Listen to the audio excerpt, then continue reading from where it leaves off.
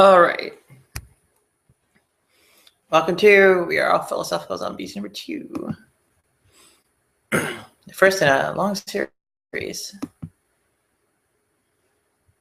Because, well, we are all philosophical zombies, and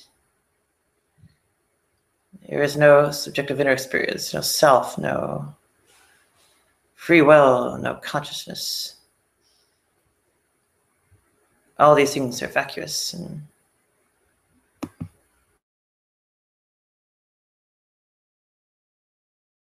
and well, at best, what we have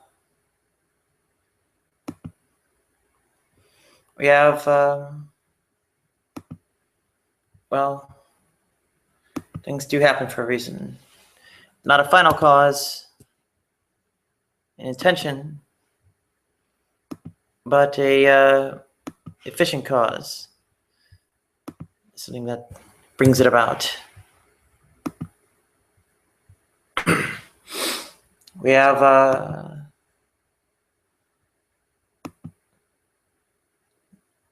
that actual responsibility we achieve when we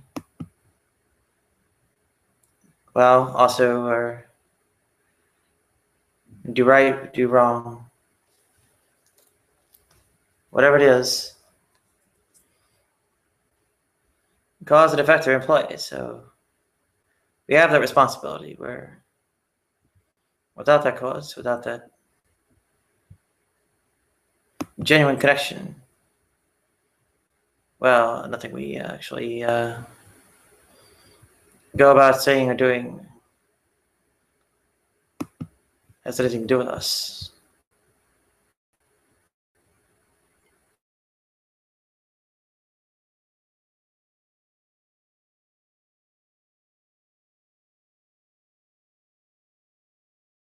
That there's things that do or determine.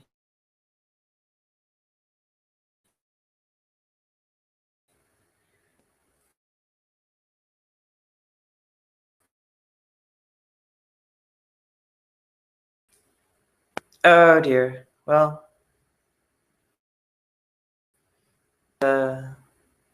pretty far out, pretty wobbly, and so on. I'll tell you how.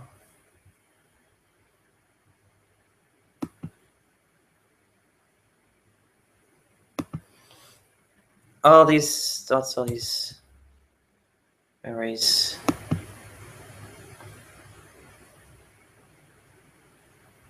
I'll be Audio. lost in time like you. Oh, hi there. Oh, you're Who's under there? your body account. This is your mean. Oh, hi, Armin. Oh, sorry, I wasn't on my headset. Sorry, I've head back. Welcome to the next edition of We Are All Philosophical Zombies.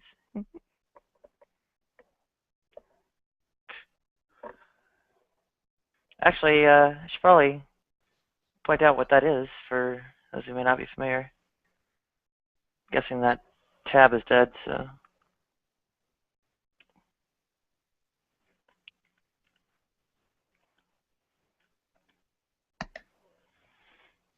Let me guess, my own things will come up as one of the top hits or something. Apparently not. Okay. So, start off with Stanford. And I'll go through a few others. All I'm doing is really Googling, so.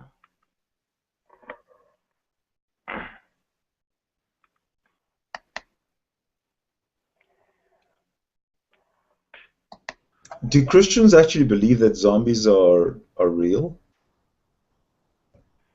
Oh, well, it's not the sort of horror movie notion of a zombie. It's kind of a technical thing where, like, it looks and acts and so on like a person, but it doesn't have any subjective inner experience. So, like, when it, it sees red. It doesn't have like the raw feeling of red or something on that order.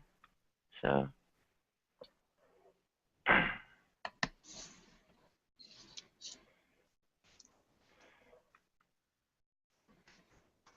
something connected to it basically is qualia, the notion of like the raw feeling, what it's like to see red. Yeah, that's the qualia behind red.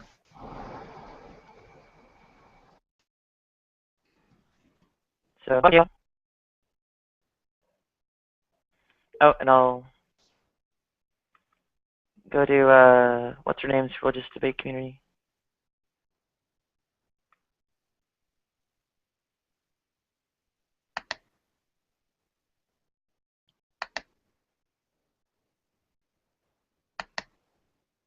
Go might have some interesting points of view. I believe you're also a Christian, aren't you, Neo? Oh, oh, I'm sorry. I just woke up and I'm taking out my garbage and stuff. No worries. Whoops. Oh, philosophical zombies. Awesome topic. Yeah. Well, it's a response to an alternative formulation of the hard problem of consciousness. And that alternative formulation is, why aren't we all philosophical zombies? And my response is, we are all philosophical zombies. Daniel Dennett says likewise, page 408 of... That's a paradox. No, that's a paradox? How? Well, I mean, it kind of is. It just sounds like it. It's like you're saying. People say we're not philosophical zombies, but we are. We don't know that we are.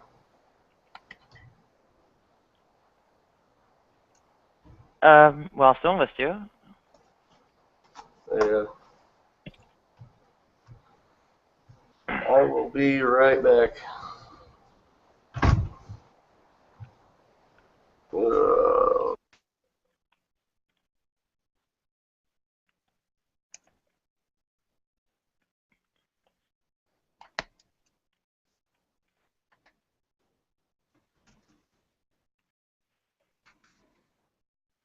So I hope that's linked to this thing up, but anyway.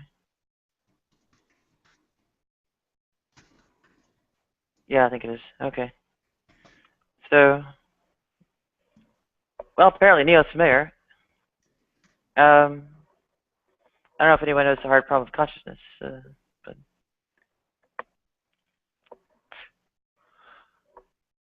I'd actually argue against consciousness entirely.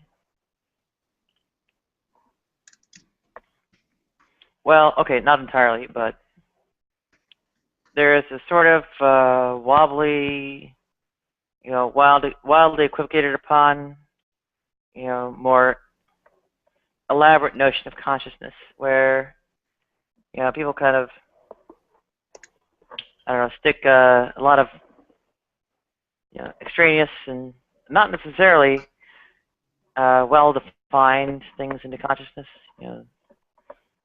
Basically kind of have like, maybe not even, directly articulated, but, oh welcome back, Sid. Maybe they don't even directly articulate it, but they almost have like a mystical or maybe spiritual sort of, extra component or something like that to consciousness, or attached to the idea of it. And, I basically trim consciousness down to nothing but like a totally medical definition, right? Like wakefulness, responsiveness, and awareness. Something on that order, instead of well, all the extra baggage and such that people typically stick on it. So.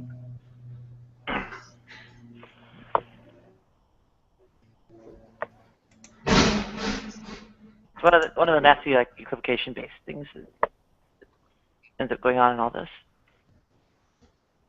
Ooh.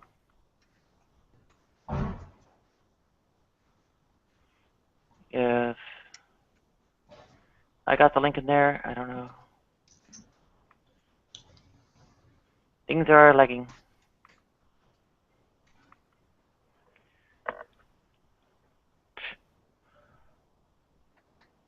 So,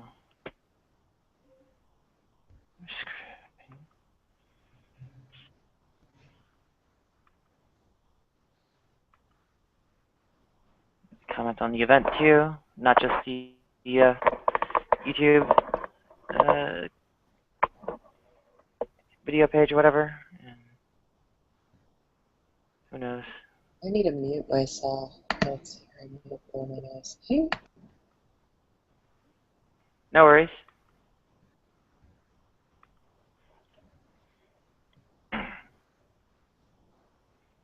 Well, I think when Neo gets back, he might have commentary about philosophical zombies.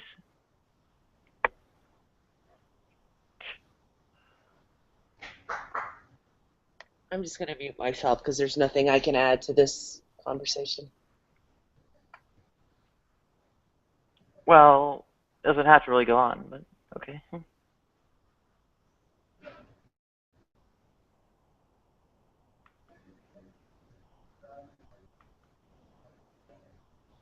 I don't know. Sid, what do you think about philosophical zombies?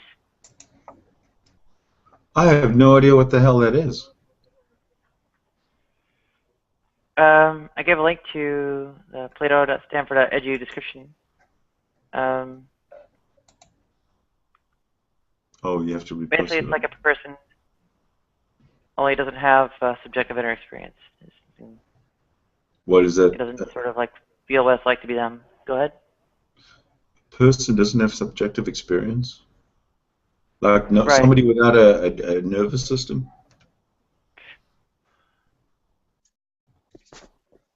Well, oh, welcome, Fritz. Hey. Well, not without a nervous system, but maybe without sort of like the, well, sort of like feeling or experience of what it's like to be read, or what it's like to see read. Nadia, I only have a minute. Fritz, I just wanted to just jump in quick and let you know you're not actually a philosophical zombie. That's just the raisin bran that you had for breakfast, making you think that. Well, it's Honey Nut Cheerios for today. Or Cheerios. It's the BTHQ in the Cheerios that's causing that belief. Oh, potassium, magnesium, phosphorus. All the essential vitamins and minerals. Hopefully you can hop in at some point today.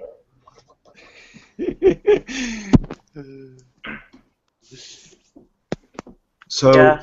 Neo, I don't think I've ever met you. Where do you stand? Oh, he's taking out the garbage, so. Is Might he, be is he an atheist taking out the garbage or a theist taking out the garbage? Oh, he's a Christian.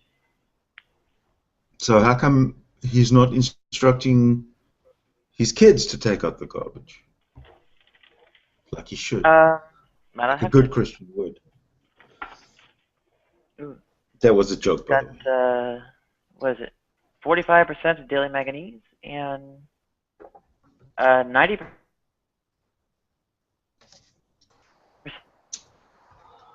of.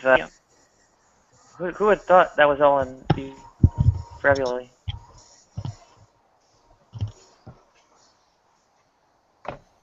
Everything the body needs, right? Well, not everything, but I do have a lot of issues with malnutrition or whatever. So, welcome, Xbox. Good to have you on. Hey, good morning. We are all philosophical. You were saying? Oh, you froze up for me for a second. Oh, I was saying we are all philosophical zombies, and getting the daily allowance of selenium, manganese, and folic acid and such. But I gotta have some riboflavin and high fructose and corn syrup too, though. Girl, Oh, excellent, excellent. Watch out for that high fructose. That's deadly. Somewhere there is a consumer packaged goods company that is absolutely in love with Nadia because you do more advertising for Cheerios, Jeff Boyardee, what's it, Coca-Cola. No, you're a Pepsi and Mountain Dew girl. Yeah. I think Yeah. she must be on the payroll secretly. I know. I'm convinced.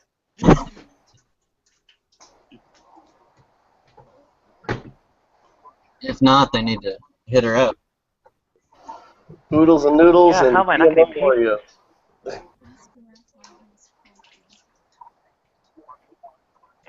You know what I'm gonna do? Well, Oh. I need to work on getting paid for it. Yeah, for sure. Now, I've heard a lot of people in Asia dislike metal canning, any kind of aluminum. They think that the aluminum is the problem in the cans. Well, you definitely taste metal. Like when I drink out of a can as opposed to a glass bottle or something. Yeah, I mean, you taste the difference. You taste the metal or not. Yeah, aluminum is like super toxic to the brain. But it has a plastic coating in it. You gotta be real. No, And I conjecture that it's actually the plastic coating in BPA Yeah. that's actually worse for you than aluminum. But I could be wrong too. I have no clue.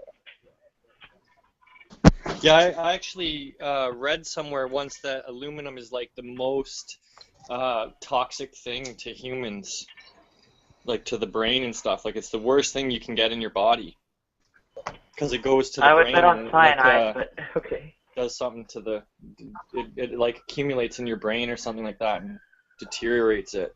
Making us philosophical zombies. Oh, bringing the subject back.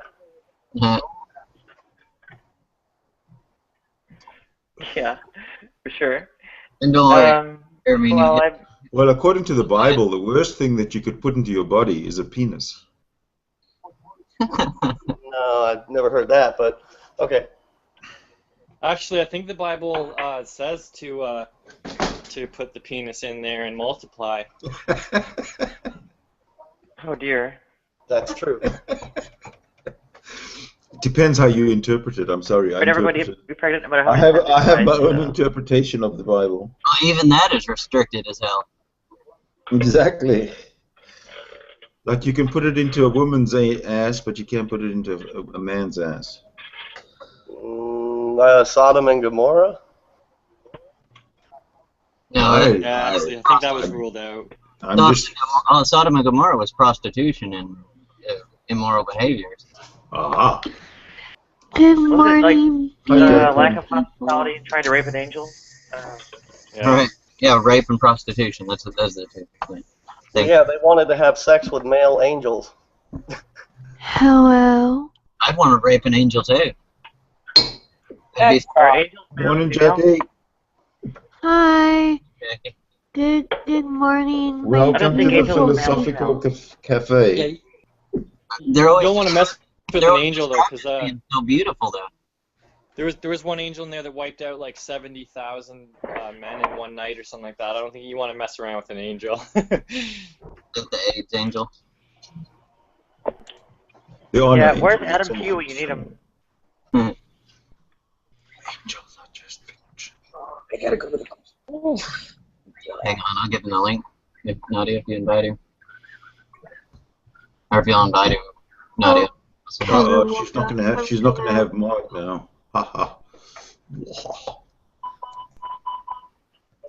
Hey Nadia, if you were a philosophical zombie, that wouldn't necessarily be true. It would just be the way that your ravioli is causing you to think, right? You wouldn't really have a good reason to believe that's true if it was true.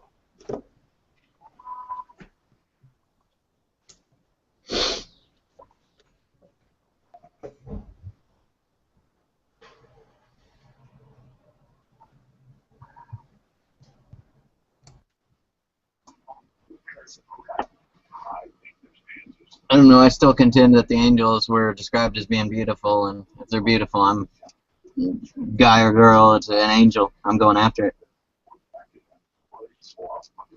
That's lust, another sin. I love my sin, though. I'm okay with that. We're all in love with sin, Christian or The not. Xbox. Don't you want to go to heaven? You can behold, millions of angels all looking beautiful, singing to the Lord, sounding great. I'd get kicked out. Obviously. Listen to me. Fuck, that sounds as boring as hell. I would want my sexual desires taken away from me, not more of them. No kidding. I would want mine enhanced. That'd just be frustrating. I would. So please, Christians, could you please pray for me to go to hell? Because I really would. I'd really appreciate that. Okay, Christopher. Please, Christians, pray very hard for me to go to hell, and I plead for that. Yeah. The first atheist Ever to since say I got that. castrated, my libido has gone down. Yeah, if I had a choice, hell it is. Come on. A penis isn't that hard to handle. I do it every day. What's that? I said, you said a penis isn't hard to handle. I do it every day. Oh, well, not every day, but I think I do pretty well when the time comes to actually do it. And how does this involve Christianity? I think the sexual ethics or something like that. I thought, but you've got to be. If you could know, if you are going to follow the book, you have to be married to every one of the guys in the gangbang. No, I don't understand that one. What kind of scripture are you pulling up now? I read the Bible, the inerrant Bible. I'll go for the Church of Nadia Islam. Hitler made up his own religion. Nice hat, by the way. Well, you know what? It's just another religion, just like all the others. Mm-hmm. Merci beaucoup. My favorite hat. Yeah.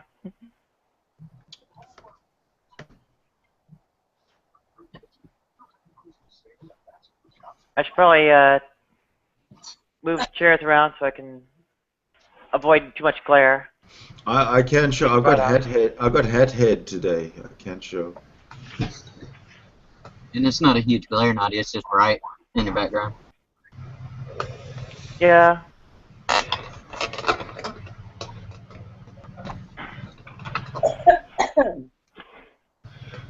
Move it around a bit. I have eggs and I have mushrooms. What should I have for breakfast? Eggs Mushroom omelet. Yeah. I got cheese too. I was about to say cheese. Oh, mushroom cheese omelet then. You saw my hair yesterday. I'm fixing to go get it cut, thankfully. I have sardines. Ooh. That's a good philosophical question. Should I love that. Don't put the sardines in there. No, I'm just kidding. I just wanted to hear a reaction, and it was perfect. Pour some salt in your omelet if that's what you're wanting to taste. Salt? Yuck! I never put salt on anything. I meant as an alternative to put in the sardines in there. I put pepper on, but not salt. Not salt. Yeah. Good pepper. I put salt, but I don't put a ton of salt. Maybe a grain or two of salt, you know. Yeah. Because I don't usually have salt, so if I put a little bit, I'll actually be able to taste it. Are you trying to pamper your heart? No, I'm trying to prepare my omelet. Philosophically. This is lining up my ducks in a row. So we've agreed on omelets. I mean, we've agreed on mushrooms and cheese. I also have some orange or yellow peppers. Zombies. Okay, I'll probably eat those raw. So.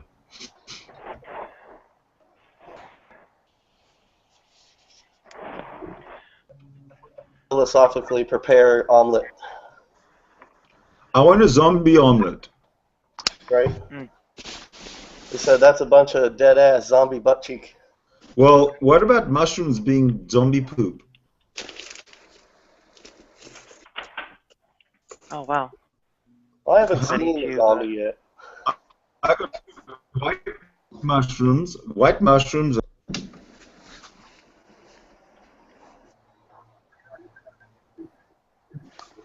Yeah?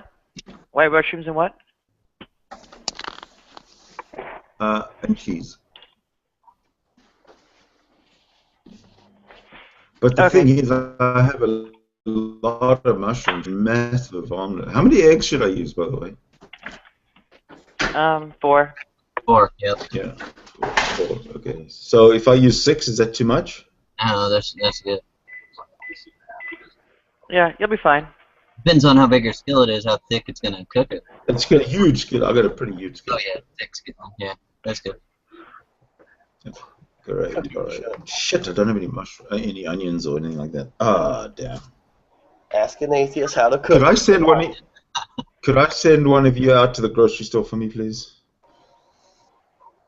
Yeah, you gotta break some eggs if you're gonna make an omelet. Yeah. Well, I've got a little Yorkie on my lap, and I'm not too sure how to get rid of her. She's kind of tied Got to a my little what hip. on your lap? A little Yorkie. Yorkie, okay. Yeah, he had it up in the camera the other night. Yeah. I've got 3 dogs in my apartment right now. One big, huge Bernese Mountain dog, and then the couple of smaller ones.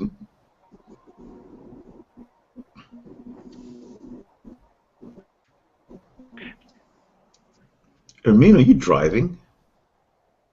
I am. I'm taking you guys to the grocery store. Yes! Oh, could you give me some onions? I actually am going to. I'm getting, well, not you, but they do my bed a couple times a week, and I got $20 to $30 to spend. That's it. I'll tell you what. Get me one huge onion. Take it straight to Federal Express, and I ask for rush delivery. And it'll be rotten. And I should have it in about an hour. I used to love going I do to not the own store. a drone. I used to take people on like tours of Harlem with my just carrying my cell phone around. Yeah, I've only seen small parts when you've walked around. I remember you doing No, that. not a Harlem, but where you are now. I've only seen small part. Yeah, yeah. Sid remembers me in Harlem. Yeah. Oh, I'm going to take my dogs for a walk in a while, and I wouldn't mind taking you guys out for a walk. I just don't know what I would do with a phone and 3 dogs and 2 hands. Tape it to your arm. Tape the phone to my arm. Yeah, that little Well, arm holder thing that everybody has. Oh, I don't have that.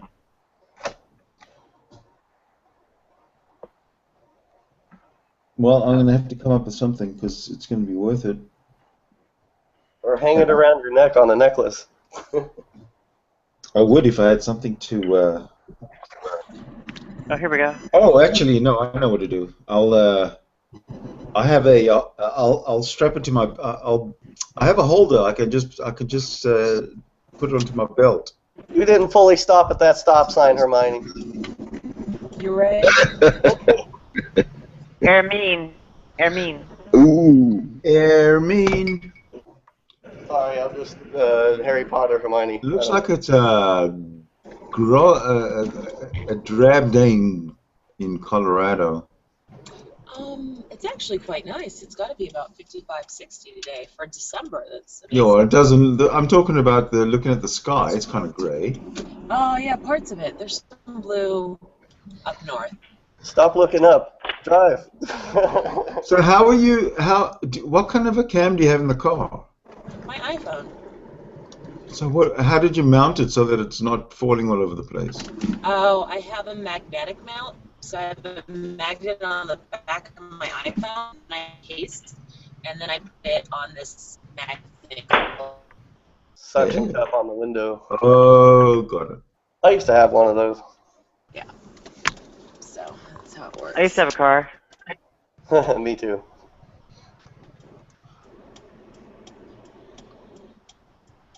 Yeah. I'll never have one again. The cars they're great. I love them, but they're expensive. Yeah, here, I'll help you guys out a second. Yeah, I'll never get back to New York either, so Is it raining? it'll hurt. That was windshield washer fluid, because the windshield was kind of dirty. Okay. You guys have the same type of bike lanes that we have. We have we have the same sort of municipal setup as you. Well, yeah, this is Boulder County. The only place with more bikes per capita is probably Portland, Oregon. Oh, come here and you'll see. Yeah, we're probably third then. Right. Yeah, No, I used to be in Portland, Oregon. Yeah, I should say in the United States. Yeah, What brand gas is that on the other side there? it looks like Conoco's. Conoco. We don't get Conoco here. Hmm. We have a gas station that looks. If I were driving in Canada and I saw those awnings and the colors and everything, I'd say, oh, there's a Petro Canada.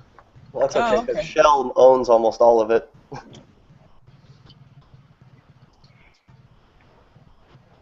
There's only a couple of companies that own gas. Shell owns mostly all of it, no matter what company it is. You mean like retail gas stations? I remember Shell from Cape Town. We had Shell back in the day. Royal Dutch Shell? Yeah. Yeah, the same with the Shell, you know, with a yellow Shell Yeah, logo. Shell owns everything. Yeah, and I'm talking, 40-odd years ago, 50-odd years ago. Yeah, no matter what the gas station's called, it's probably owned by Shell Incorporated anyway. How about BP?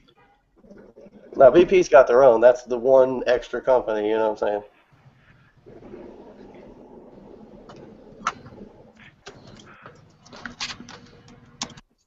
Well, it's not China itself. What's it called? CNOOC? Yeah. Something like that? Are you running? Are you running it? Can you guys see the mountains in the background? No, it's kind of not tilted far enough up. Yeah, tilted far down. Yeah. We can kind of, but... It's beautiful. Cool. I want to go crawl up there. I want to come down from there. Kind of not really... Yeah, not really enough resolution along the skyline. There we go.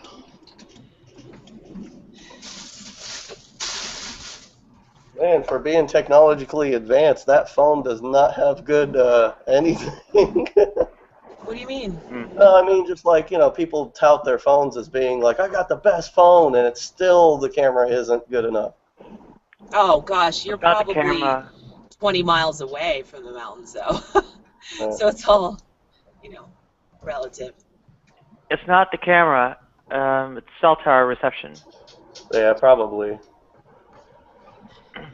The resolution is automatically tuned down to adapt to bandwidth. Yeah. And the cell tower reception is a bottleneck here. You'd expect it to be a little bit better. That looks like, my old phone. Hello, everyone. On a cell tower. Well, it is an iPhone 5. I skipped the 5S and 6. Yeah. So it is a bit older. Oh, it might be, but still betting on the cell tower. Yeah, I agree. I mean, something to amplify or the signal, that might be better. Yeah. Crappy phone. What's the reading on the signal anyway?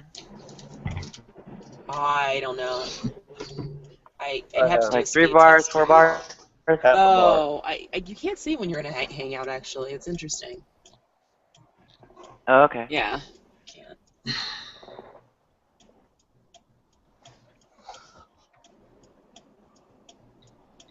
So explain to me again, Nadia, what you said when you're done eating, or whatever, is the philosophical zombie thing.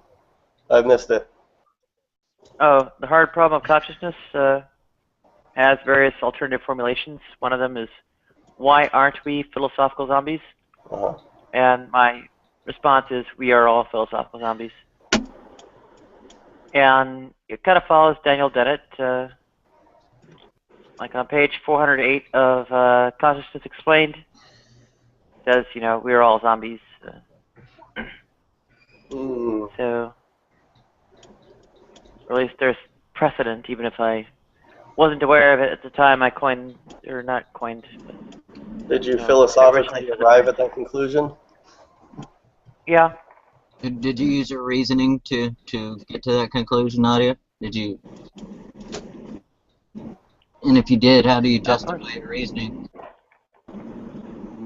Evolutionary reliabilism. Yeah, see, that didn't work. You gotta have God in there. You're missing that. Brandly or limited reliability process. So one can kind of sort of use it the way you use a calculator. Go ahead. Did you use your reasoning to get to that conclusion? Well, I invoke the external justification of the brain as a calculator. How do you know that? Again, external justification. Eric Hovind over here.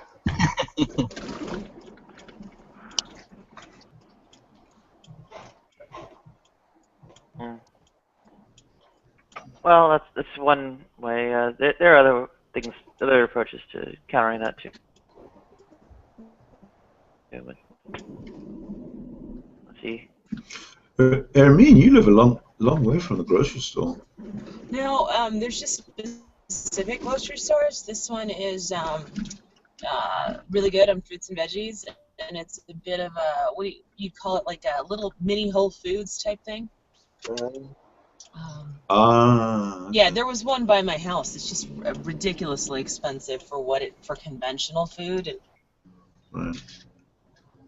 I'm not GMOs and all that stuff, so I do drive a little ways. The sad thing is everything has GMOs in it nowadays. Tell them it's a parking lot, not a walking lot. Get the fuck out the way.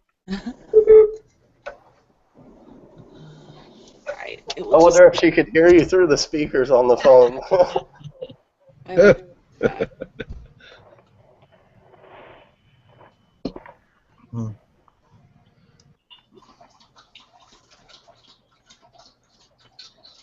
So there's a list of other formulations to hard problem consciousness, and I guess my responses or whatever are deflationary, in a way. So how is it that some organisms are subjects of experience? I say, well, none are. Why does awareness of sensory information exist at all? It doesn't. Why do qualia exist? They don't. Why is there a subjective component to experience? There isn't. And why aren't we all philosophical zombies? We are all philosophical zombies. Alright. Right, that's kind of where my formulation came from. I think I agreed with you on every point there. Yeah. I don't think I'm philosophical. You don't have to think you are, but that you're philosophically thinking as you come up with that. I can't think. Therefore, how do I know that I'm a philosophical zombie? Thinking implies it. I can't think, though. I'm unable to think. The impossibility of the contrary. Translate. Just precepting again. No, precept doesn't work. Sorry. Well, Adam Lohr, for instance, basically had like an emotional argument, saying, you know, that's totally impossible. I mean, you just perceive it, don't you? And I'm like, well, no, I don't. And I recently brought up things like depersonalization and derealization, you know, toward say free will. But in various ways, I guess they also apply to, you know, things like qualia.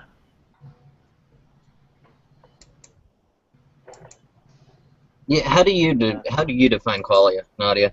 Every time I've heard it defined, it's almost like an essence. Like I don't see any credence to even to come up with it. Well, there is no credence, but I mean, the stuff I picked up or whatever from, I guess, discussions of it is the sort of raw feels, what it is like to experience something.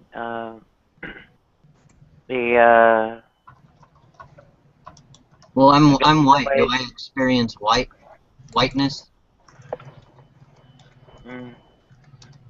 No, they're actually referring to something that you would perceive. So you wouldn't say perceive, or you wouldn't say have qualia about maybe.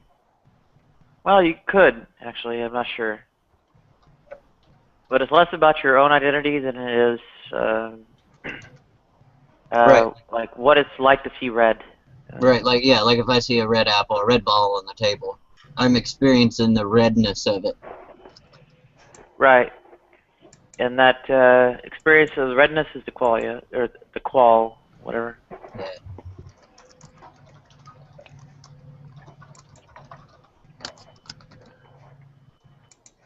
And I don't know, maybe my brain's just not big enough to understand how I'm experiencing the redness of it.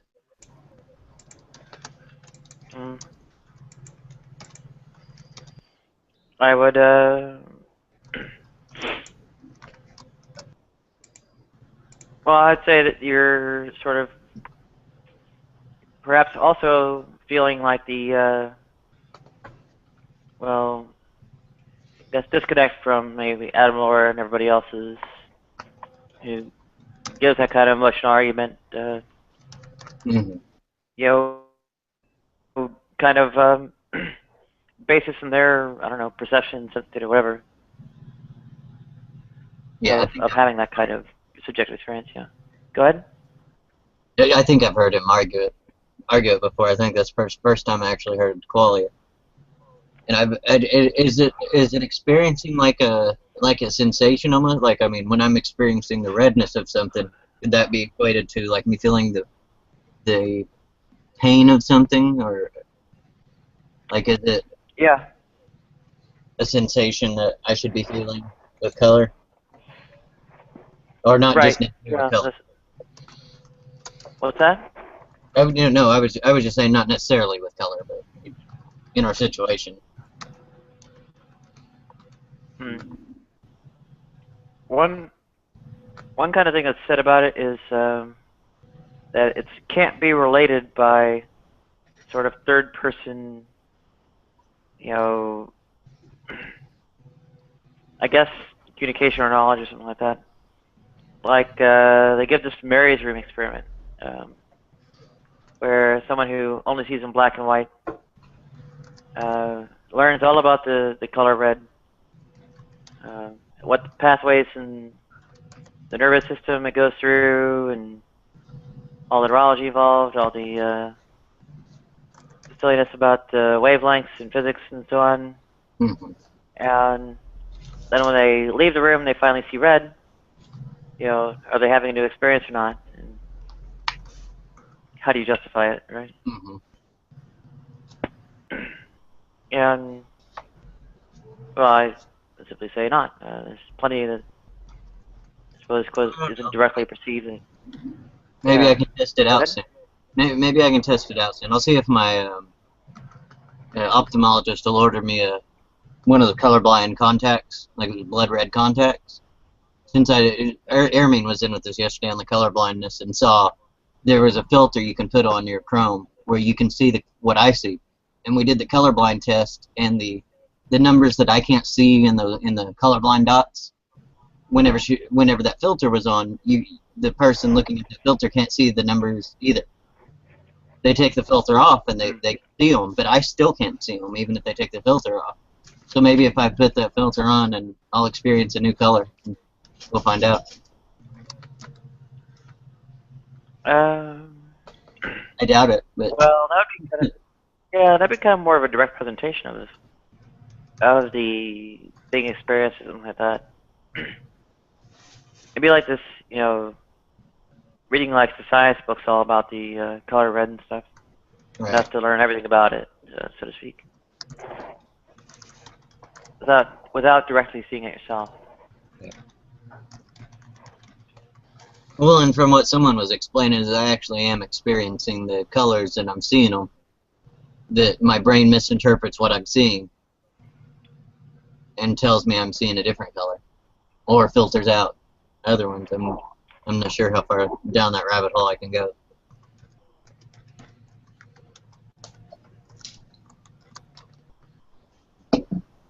That there's a separate connect from where the input's coming in right. Neuroscience of color. Yeah. Yeah, the input's coming in right. My brain's just not processing it the same way. Say much. Oh, what's that again? The input's coming in. Like when I look at something that's red and all I see is a brown, I'm actually seeing a red. The input into me is red, but there's a processing error somewhere that tells me I'm only seeing brown. So in my visual cortex or whatever, I'm not getting the right signals. Right, right. So I'm mentally handicapped in a turn of phrase, like in a simple way to put it. I don't know. Not in the colloquial sense, just. I don't know. From my point of view, well, to the extent I really acknowledge, subjective experience, there's nothing really raw about these fields. أهلا بيك صباح. ما عمرتش يعني ما كملتش عمرت. Yeah, Alex said it. Malek, يعني ليه ريفيزيون واحد مع أصحابي. Yeah, I think Malek's having داني قتلك عاد والله ليه. conversation.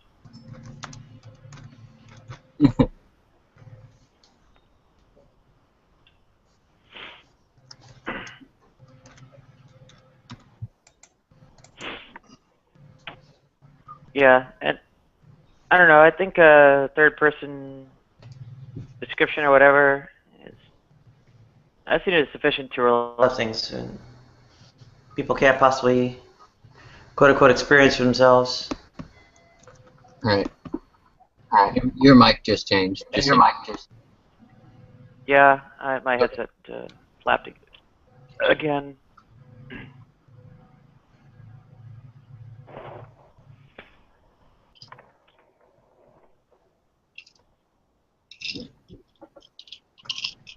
Yeah, the headset's probably dying, but I could never replace it, so. Hey, Tommy. Hey. Tommy! Hey, Nadia. Hi, Apotheosis. Yeah.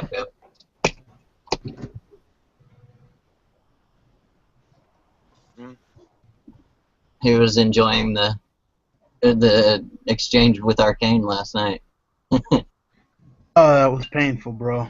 No. I think I must have jumped in after Arcane left. Yeah, he was in almost at the first. The room came in almost full because we moved from another room, so it filled up real quick. Everybody's stuck on Hermione's screen. No, it's I'm presenting her to everybody. But it looks like she's left her phone in the car, so. There we go. Didn't want us yelling at people.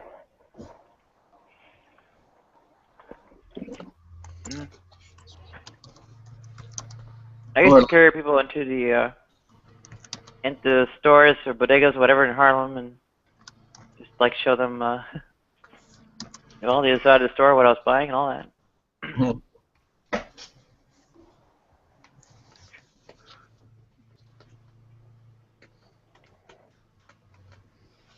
Yeah, I agree with you over there, St. Tommy.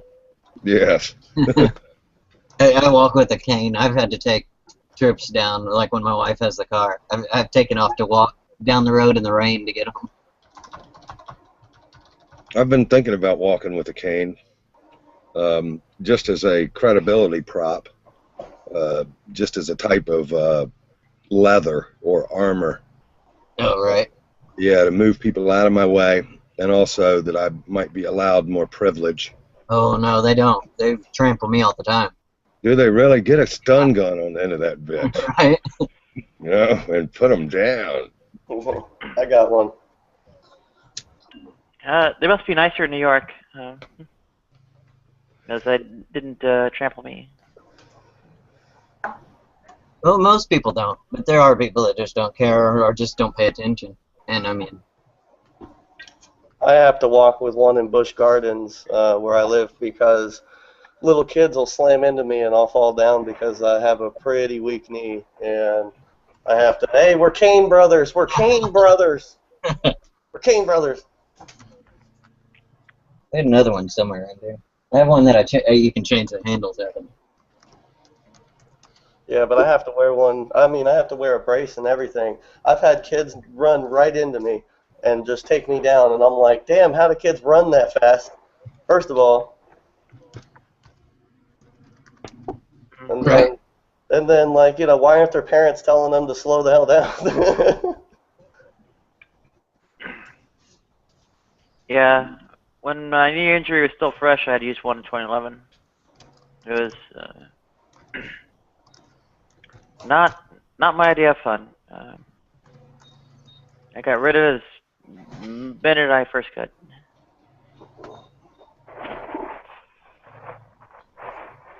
I got in a motorcycle accident and I shattered my leg and then I dislocated my knee right after that. Ouch. So I've been in a wheelchair for quite a long time in my life, and you know, and that's one of the reasons why I have my position. That's all I got to say about that. Right. What position? Oh, the position. You know my position. Come on. Oh, your religious position? Yes. I have to wear a hip brace a lot of the time, so a screen share. If I pick it up, you won't be able to tell what it is. It's like that. So I get to look like a bio person. It's my hip on mine. They did surgery, removed a ton of scar tissue from between the socket, and removed so much that now it's bone on bone in there. Ow. Yeah. Oh, here's my lovely yuck. That's my leg. Ouch. Tore up. You got this nice, nasty stitching they did on me. Yeah, there you go. Ow. That hole opened up a lot. And then my arm isn't even any better. I've got 2 of these on my arm. Ouch. So I shattered my arm and my leg. They had to put 2 plates in both. They had to fuse both lower bones together in my leg because it was so bad. So I only have 1 bone down there. So yeah, I have a problem with kids slamming into me in Busch Gardens. Yeah. Fibula. What is it? Fibula and tibula, right? Yeah, fibula tibia.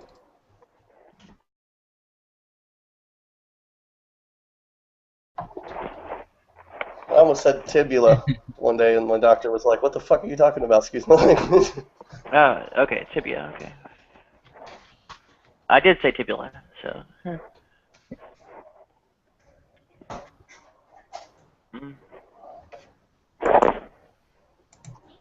Should know better than that.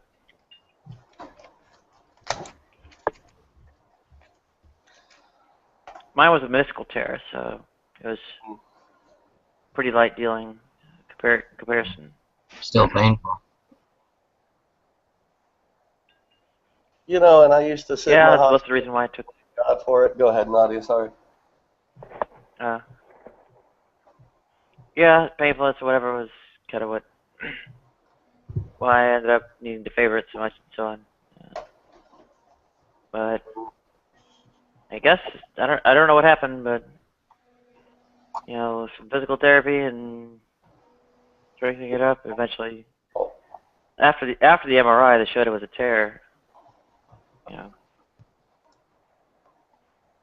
at least able to walk on it. It's still kind of weak. Oh, no problem, Xbox. Didn't want to interrupt you. Skylar's supposed to be calling here in just a little bit.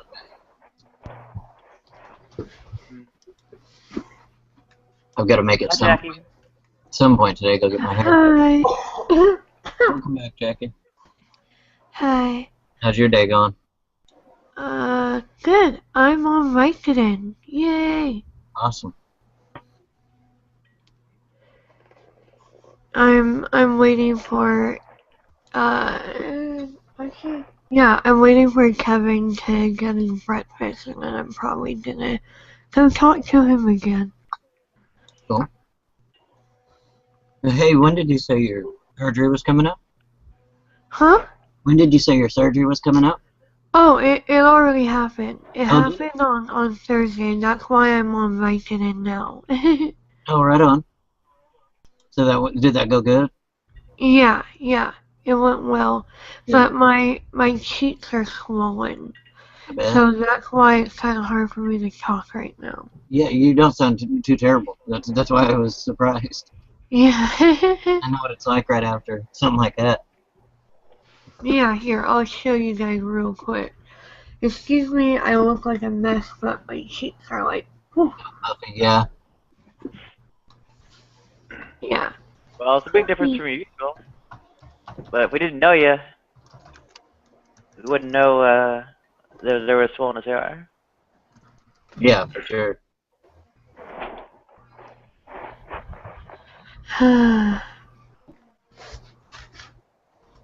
So yeah, what's going on? I'm very happy and kind of energetic right now. It's probably because of the Vicodin. I forgot what Vicodin does to you. I almost forgot, so now I'm like kind of all over the place with my thoughts. Oh yeah, no, I get accused of that if I've taken too much throughout the day. It rarely has that effect on me, but later in the day, if I've had too many, people say that I'm all over the place. Yeah, I've only had one pill, and this is my first Vicodin pill since the summer. Over the summer I had another surgery, but yeah. But yeah, this is after one Vicodin pill. Yeah, it makes my mind race. I can think clear. Well, I'm just on subject to subject to subject. I wonder where my puppies are. Where are my puppies?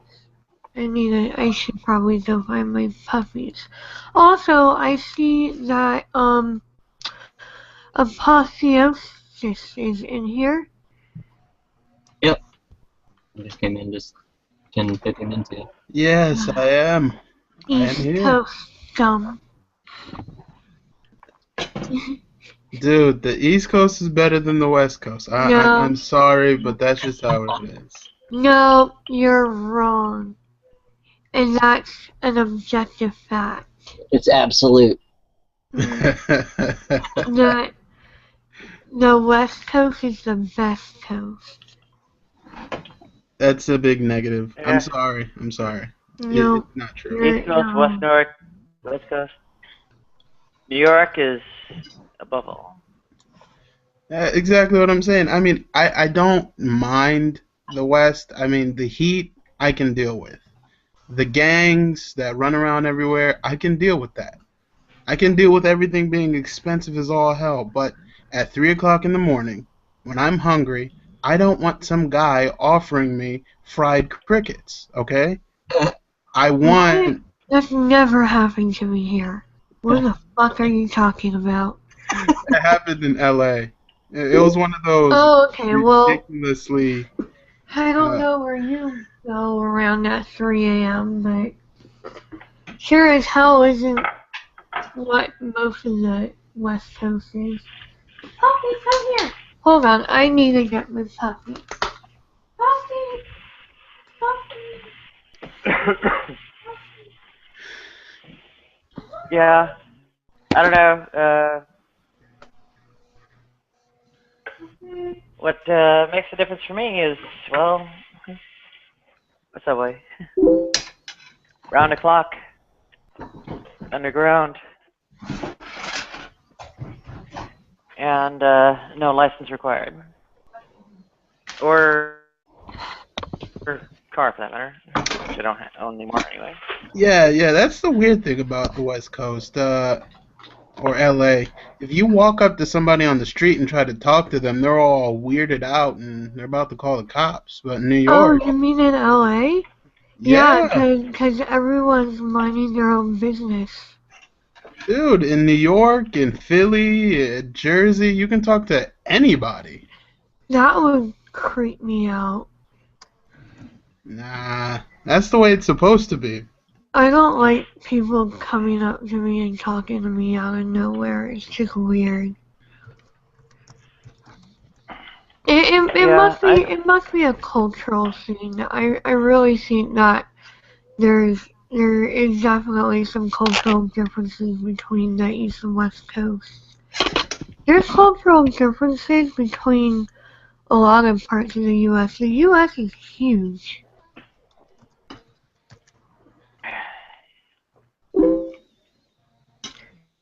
Can we just forget that the whole southern part of the U.S. exists? Please do. Yeah, Yeah. I can live without that. Unfortunately, Especially never be forced to go anywhere near it. Oh, Nadia, I go to school. I go to school in the Bible. I go to school in the Bible Belt.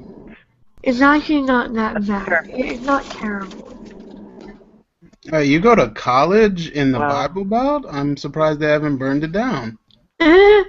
It's actually in a fairly, I mean, it's a Republican city, but compared to the rest of the Bible Belt, it's fairly democratic and open-minded.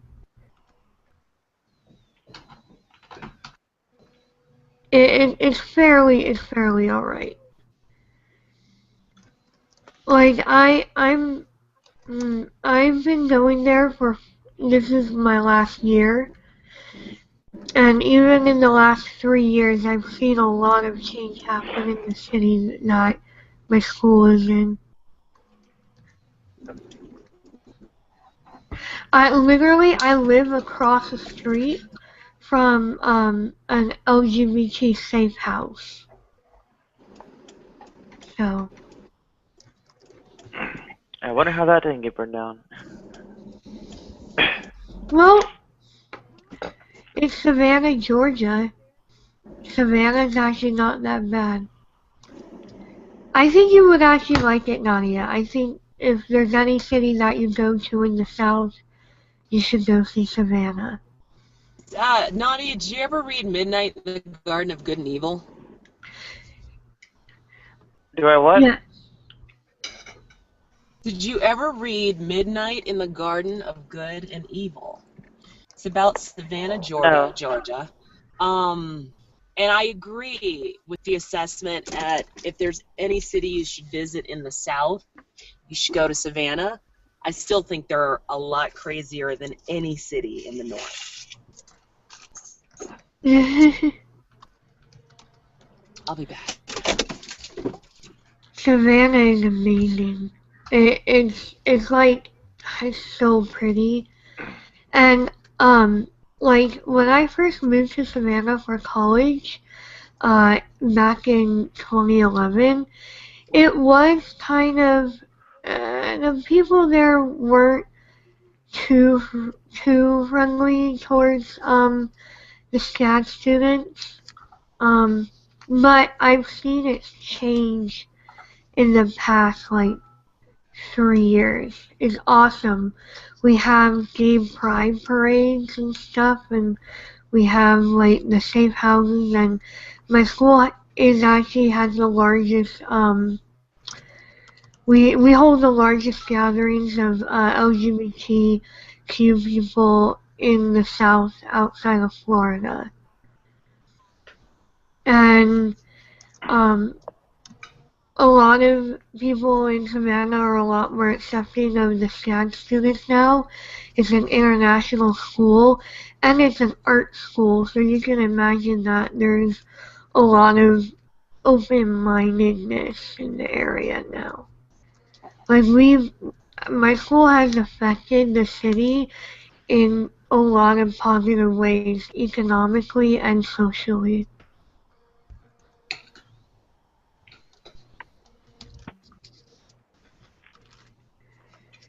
And that's it. My mouth is starting to hurt a little bit, so someone else should talk. Yeah, well, one of the big differences is innate visibility. I am routinely getting clocked from blocks away, and, well,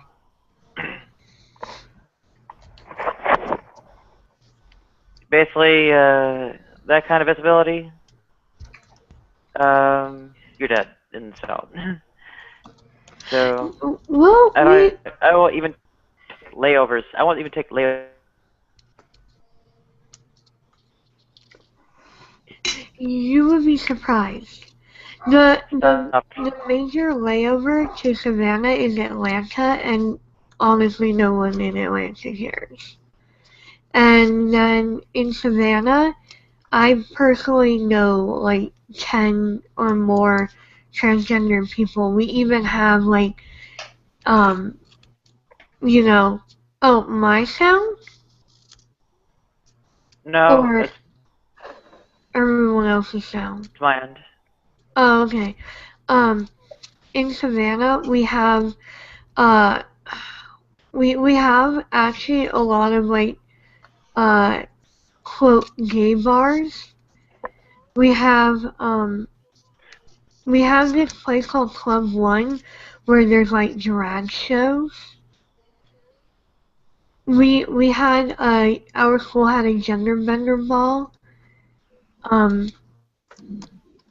And yeah, people walk around downtown all the time, cross-dressed.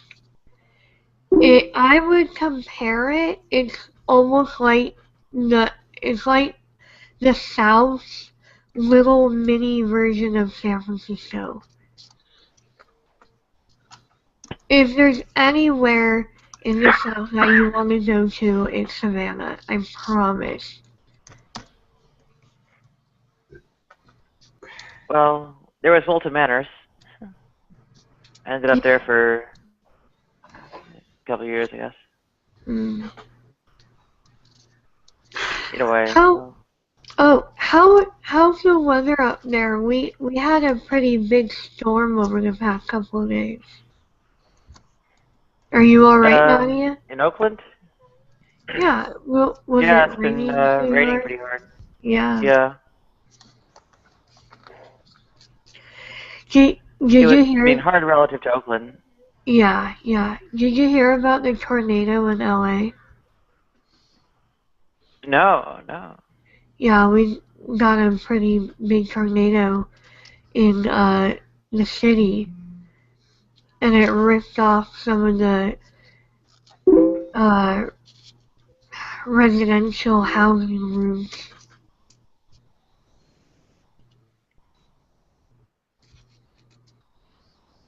We also, I think all the way up and down the coast of California and Oregon and Washington, we've been having like major landslides.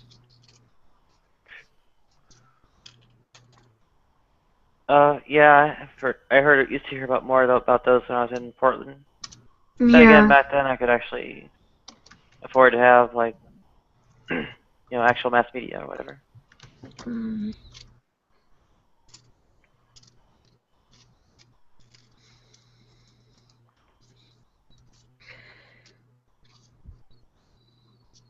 Yeah.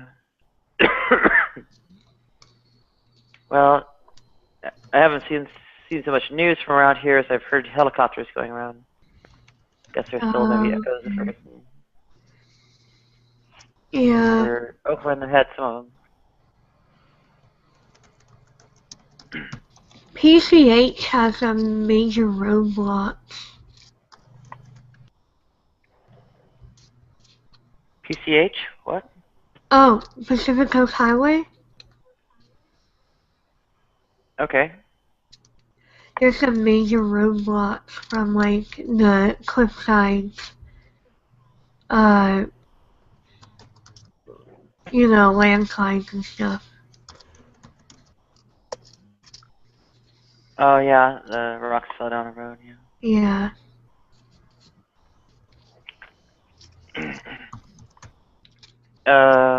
So like I-5, I think. Yeah. I was actually in Northridge Hospital for a couple days, Thursday and yesterday, because of my surgery, and it was pouring like mad crazy. And in the morning yesterday, like all the streets were flooded. It was crazy. Oh yeah, I was in Mount Sinai during Hurricane Sandy. It was something like that, yeah.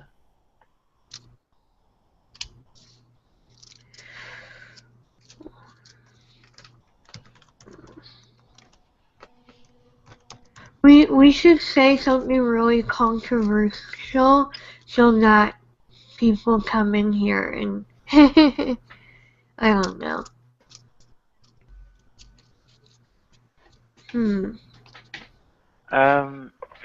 I need to think of something very everybody. controversial to say. Alright, abort the second coming of Christ. Good God! What? Thought I'd never hear that.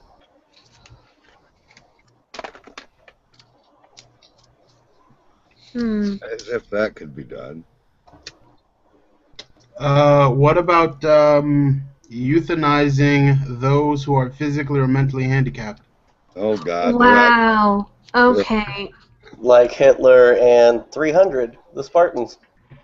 And me. Wow. No, not doing that here. I'm physically handicapped. Not gonna have that. Me too. As am I. I think we all are. I'm mentally handicapped. Well, I'm mentally imperfect. Yeah. That makes sense. I guess in a way we're all mentally handicapped. Hey, look, we're saying controversial things and more people are showing up. Awesome. Well, yeah, Nadia's saying we're all philosophical zombies, so no, I'm just messing with you. Because I was trolling around Richard Dawkins' Twitter account, which he shouldn't have, and he was, someone asked him about aborting children that will have problems like spina bifida, and he got to the point where he said you should abort children that are going to have Down syndrome. And Bill Gates said the same thing. Wow. Yeah, and I want to know where he draws the line, because when I was 2 years old, I got meningitis, and they had to amputate both my legs and many of my fingers, and I know, when does the euthanasia and murder stop? I mean, are we going to euthanize all of our veterans? Anybody who's been in a car accident? Yeah, I was born with ectodermal ectodacial cleft dysplasia syndrome. So I have 2 fingers on each hand and 2 toes on each foot. And I mean, yeah, if my mom knew and she had the choice to abort me, I have no idea if she would or not. I never bothered asking. Is that missing genetic information? That's a good question. I think it's a mutated gene. Mm-hmm. I don't know if that's necessarily missing genetic information. I just think, I don't know. I'd have to look into that again. But they know what genes affect it. So. Yeah. I wouldn't necessarily say it's missing genetic information. I would just say it's like a mutation? Well, mutations to me and some scientists are, either it's missing some. You can't add genetic information. There is Yeah. no adding genetics, so it's either missing or something happened to it. Or something switched. Yeah. Like can't certain like I'm not a scientist at all, Yeah. but can't like some DNA things like switch like the proteins? Yeah, you're exactly right. Yeah. Yeah, every switch in DNA is filled with more switches and more switches that we don't even know about yet. So, we've got some pretty good idea about it, but I don't think we're far enough into DNA. I think they're like, okay, let's say there's 24 chromosomes, whatever. Each one, I'm just saying hypothetically, each one represents a switch. Inside of that switch, there's also more switches, and inside of those Yeah. switches, there's more switches, and so on and so on. And I think it goes on for. And to say that that's kind of an argument for intelligent design, but it's also to say these things can't just mutate because mutations don't cause added genetic information. Uh-huh. You are pretty they can. close. You're pretty close, Neo, on that. And I was reading about homosexuality, and I learned about this thing over there, that a lot of people say that homosexuality, you're born homosexual, and their explanation. Some scientists explain it in a way that uh, uh, a body copies genes, and it copies much better than any photocopy machine that we have, any Xerox machine, but it still manages to copy wrong genes. So a male ends up copying. A DNA is a very complicated molecule. It's like almost 5 feet long, and we get like half our qualities from a female body, and we get half from the female part of the DNA, and we get half of it from the male part. So 23 and 23 put together 46. And we just end up copying a wrong genes to a body is what he was again. I'm not a science guy or something. I'm just I'm not arguing repeating. with you. Yeah. I wanted to bring You're right. up when you said it was 5 feet long. I'm saying according to whose standard, because you can stretch this out as far or as long as you want or as short as you want, and it's really about whose standard and who is stretching it out, because it's how we measure it. Really, it's a observation, not like a fact. Not a fact, as till now it's not a fact. Yeah. Observations are facts. Anyways, I kind of wanted to get back to the idea that people are like allowed to abort on the premise that their child is gonna have a problem, because that's something that I'm kind of worried about, given that I don't know. I just think that anyone who aborts just because their child has some genetic problems or something is just so selfish. Okay. I can understand. I wish my mom would have aborted me. Like, I can understand that if someone decides to abort on the premise that their child has a very low survival rate or something like that, like there's syndrome or condition, there's no way that the child is gonna survive like past a few months. Like there's a certain line there. But I've been hearing about people who will abort just because their child has like a cleft palate, which is nothing. Like, are you kidding me? That's what makes me angry, is all the cleft palate abortions that have been happening. Because I have cleft palate, and it doesn't, it hardly affects me at all. Like, yeah, I've had to go through surgeries to correct it, and the surgery that I just had was my very last cleft palate surgery. Very last one. But, like, fuck, people need to reevaluate, like, I don't know, I'm on Vicodin, so my words are a bit jumbled, but aborting for a cleft palate? Are you kidding me?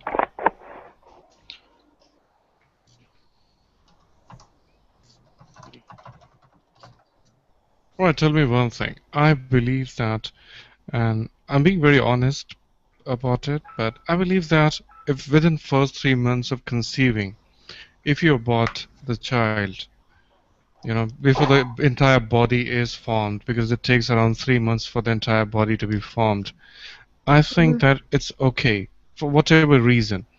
But after 3 months, when the body is formed and the child is in existence, after that, regardless of whatever reason, you should not abort. See, I kind So, of disagree with that a little bit because I brought this okay. up before, is that when the baby is conceived, it already has its DNA code. This is a unique DNA code that nobody else has on the planet. Mm-hmm. So to abort, no matter what time, how far you are along in your pregnancy, it's still a unique DNA code that you're killing. It has nothing to do with how formed the baby is or if it has feelings or a brain and all that stuff. It's the code that matters to me, personally. Personally, I would never get an abortion, but I think people should be allowed to have that choice. But I think people should be more educated about that choice. Yeah, I believe, I Yeah, personally I really think wish. that, yeah. Please go I ahead. really wish my parents would have aborted me. Oh, Nadia, don't No, say that. that is negative thinking. That's totally wrong. And you have Nadia, hold such on, a wonderful Nadia. opportunity. Nadia, you're freaking amazing. Come on, why would anyone want to abort you? You're so beautiful, I would Nadia. keep you around. My own suffering count for anything? I'm sorry, I didn't hear you. What? Doesn't my suffering count for anything? Yes. Yes. I sorta agree with Nadia. There were times in life that, man, if my shoe was untied at a specific point, I would have just jumped in front of the nearest bus. Because I went to public school my entire life, and it was brutal. Those kids are brutal. Vicious. But who Absolutely is happy in vicious. life? Who is not suffering? Tell me one thing. Who is perfectly happy in life? For God's sake, I mean, Robin Williams Oh, killed the life himself, appropriate. Even Jesus was not happy in his life. Exactly. No one can. I mean, happiness is just a moment, a long experience. Otherwise, everyone is suffering in life. Who is not suffering in life? Yeah, I mean, Jesus Christ, Son of God, suffering is a part of life, Well, you and happiness should is be a an part of anti-natalist life. then. Well, anti-natalism for the win then. If everyone's suffering in life, but I don't think everyone is. I think there are some perfectly healthy, totally uninjured billionaires floating around who are having a great time of it, and well, they can go on without me. At that part, right? They make decisions that kill people, so that's suffering. You're suffering because you have to decide whether somebody lives or dies. You got billions of dollars. I don't know. I think everyone. Well, they might be, and if they are, then in that case, well, then they're out of the pool of people who can, I guess, have happy lives. But if you're not going to have a happy life, why live it? I would say that happiness is never permanent. You can just enjoy a particular moment. You cannot be happy 24/7. If you are, then people will call you crazy. Happiness is just a moment that you enjoy after struggling a lot for something. And it only comes after a struggle. It cannot just come easily, because if it's easy, it cannot make you happy, unfortunately. I wouldn't. I agree with Nadia, but just a little bit less. I think if you can't live contently, why live at all? No, I'll tell you one thing. No, I totally disagree with that thing. It's a point of view which I just cannot accept, because no one gets a perfect life. Life is not supposed to be perfect, because grass will always be greener on the other side. You will always have something that you will, desire. Desires are endless. You will always have something that you would like to have in your life. That one thing, I mean. Yes, right. Then why is life worth living? I love everybody. I just may not like your opinion. That's true. That's totally fine. I mean. Like, everyone's gonna have their ups and downs in life. I mean, I went through a lot of crap in my life, but I'm so glad that I decided not to give up, because here I am now. And when's my upcoming? See, I mean, I'm on the verge of almost this and death and agony. So when is my upcoming? I'm sorry? I've been miserable my whole life. I'm on the verge of dying, homeless in agony. And when is my upcoming, if there's ups and downs in life? Death is the ultimate release. No, that's a negative thought. Okay, here's the thing. I'll give you an example, and you tell me what you think about it. I was in love with a girl, okay, and I eventually married her.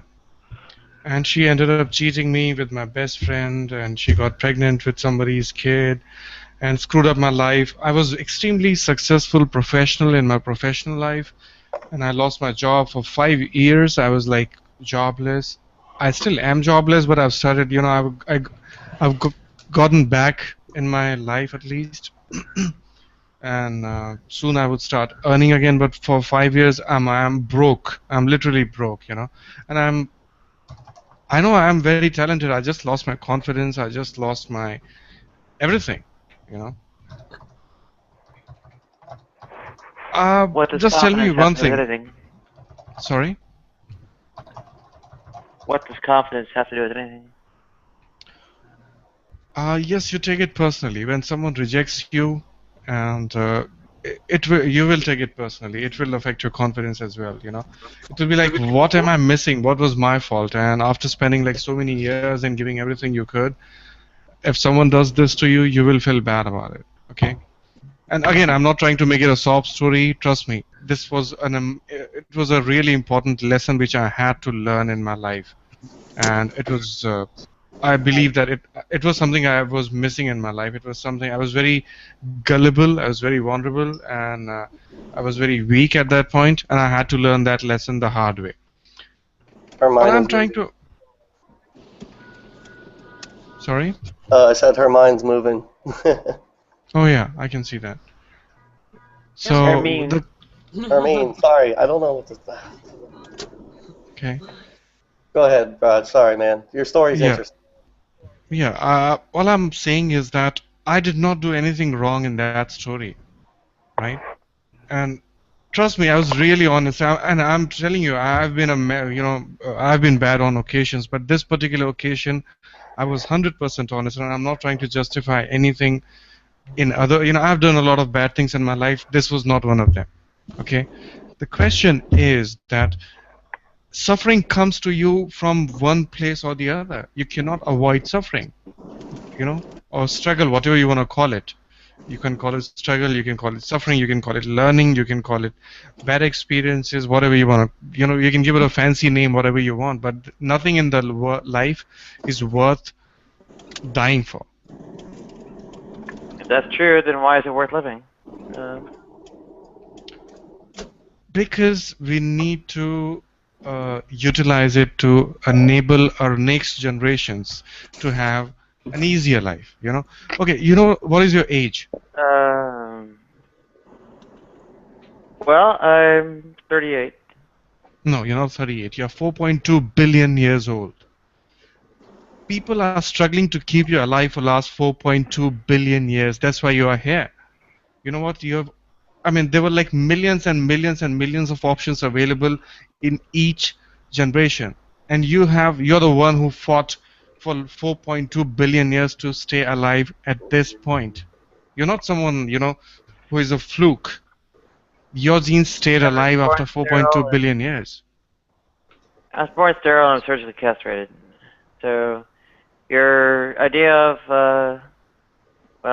why to live is to reproduce, and it's very important. Reproduction is not a joke. It's really important. Well, I was born sterile and I'm surgically castrated, so. Bible talks about eunuchs. Okay. Matthew chapter 19, verse 12. Yes. Yes.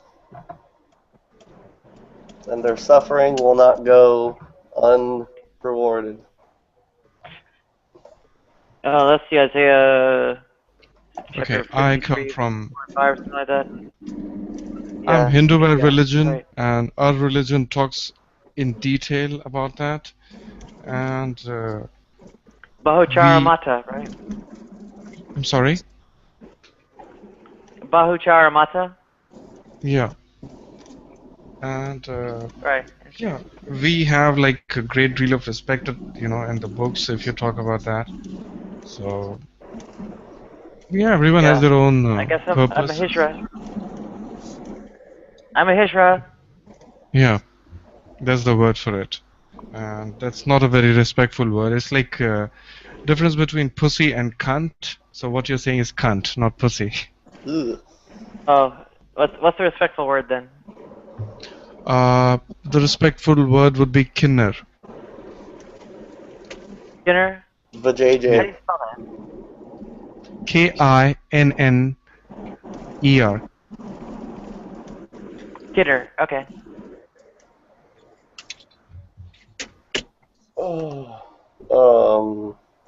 No, I had a friend just like you, almost. He was born like that. He had everything cut out, and he was gay. And he'd walk around with high heels all the time, and everything, and try to say, "Do I look cute?" And I'm like, "No, I'm sorry, I'm just not into that, bro." Mm-hmm. And I really did feel sorry for him, though. And he broke down to me one day and said, "I don't want to be like this. I was born like this, and just, what do I do?" And I'm like, you see what I'm doing. I don't let it bother me. I know it's going to be paid for somehow. Hey guys, I've got to go, so I'll catch you later. And pleasure talking to all of you. Thank you, Raj. See you. Okay. 1 a.m. in India, so I'll talk to you later, guys. Bye. See ya. Absolutely. Bye. Bye. Bye-bye.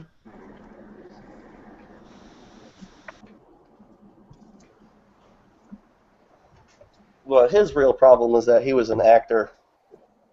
That, and he didn't really know who he was. He had been playing a part all of his life. I think most people are.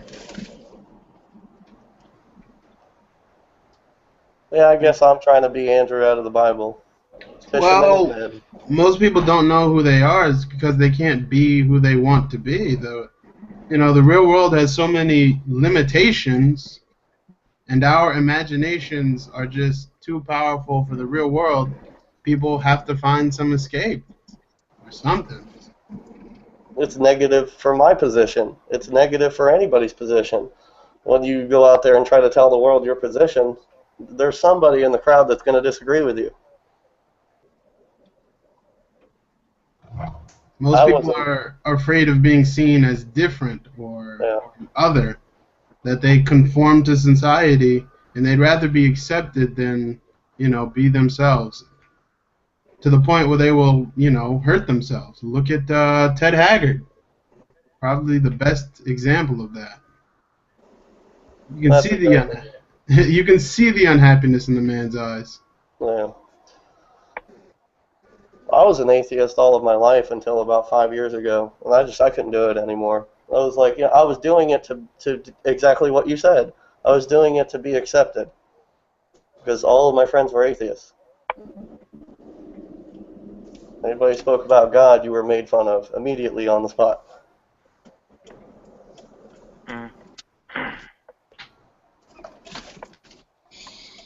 No, not what I see around, but okay. Where are you that there would be that kind of atheist environment? Maybe I should move there. Huh. What is happening? Where do I go for an environment like that? My apartment? What did you say? Where do you go? Yeah, where in the country do I go for an environment like that? Oh. In your mind. In your mind. Yeah. Just hole up in here. Is here. that where atheists are like so prevalent that you'd be rejected for being a Christian? I am. Every day. Okay, where is this happening? The grocery store. I say God bless to the register people, and next thing you know, somebody behind it says cracks is like a joke, like there's no God. What city, what state? Virginia. I highly doubt that, bro. It's what? one of those southern states, man. You can't. I know, you must not live in Lynchburg. I can tell you that. Because that was the Bible capital of the world. I can see it maybe in Arlington, D.C., like Northern Virginia. It's a little bit. Well, you know, that's an argument from, you know, Richard Dawkins tried to say that about John Lennox once. It's like, you were born in Ireland, so there's no chance for you ever becoming an atheist. Ha ha ha ha, because all of Ireland is Christian. Most of it. Catholic. Would you actually claim Catholics as Christians? Yeah, Catholic, whatever. I don't, you know how I feel about that. The way you feel is that Catholics aren't true Christians, right? No, I don't say that they're not Christians. I just say they're a little misled. Why? Because of the Apocrypha? Okay. No, I mean, raising a man to be king, the Pope, you know, that's kind of, we did away with that. The only person I put up as king is Jesus, and there's no reason to put a Pope up there and to say that he's more holy than everybody else. This is all Catholic stuff. No other Christians ever did stuff like this before Catholics started it with Constantine. I don't think that's what they're. Well, think about the Pope or whatever it is. Are you sure? Are you sure you've got that right? What, Constantine? No. There are ideas about what the Pope is. Yeah, that he doesn't sin. Yeah, the Pope is the head of the church on earth. What? That he doesn't sin. I thought he was just like the Bishop of Rome. Yeah, he's the grand vicar of Christ on earth. You know, he's the head of the church on earth, and Jesus is the head of the church in heaven. And they have some sort of relationship. We all do. They higher than us. The thing that always rubbed me the wrong way about the Pope is that how could you be chosen by God if there was a democratic vote to put you in, you know? Right.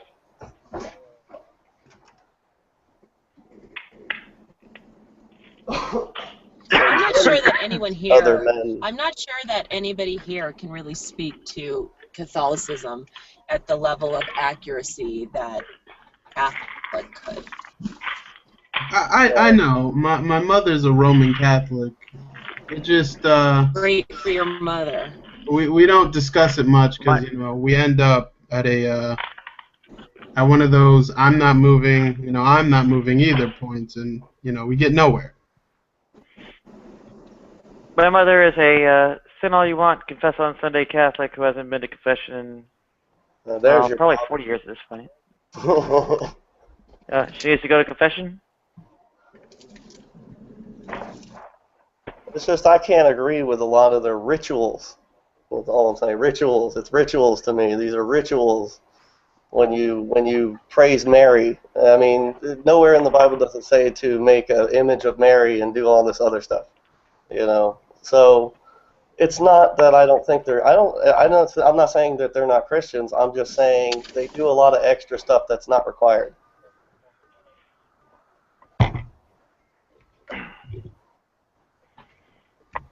Well, I hope the Pope eventually just says, hey, Episcopalian Church is right. Let's do like they do. Yeah. Oh, sorry for Episcopalians, by the way. And it's all about one word being changed here and there. Instead of he and she, or him and her, or him, then they say there.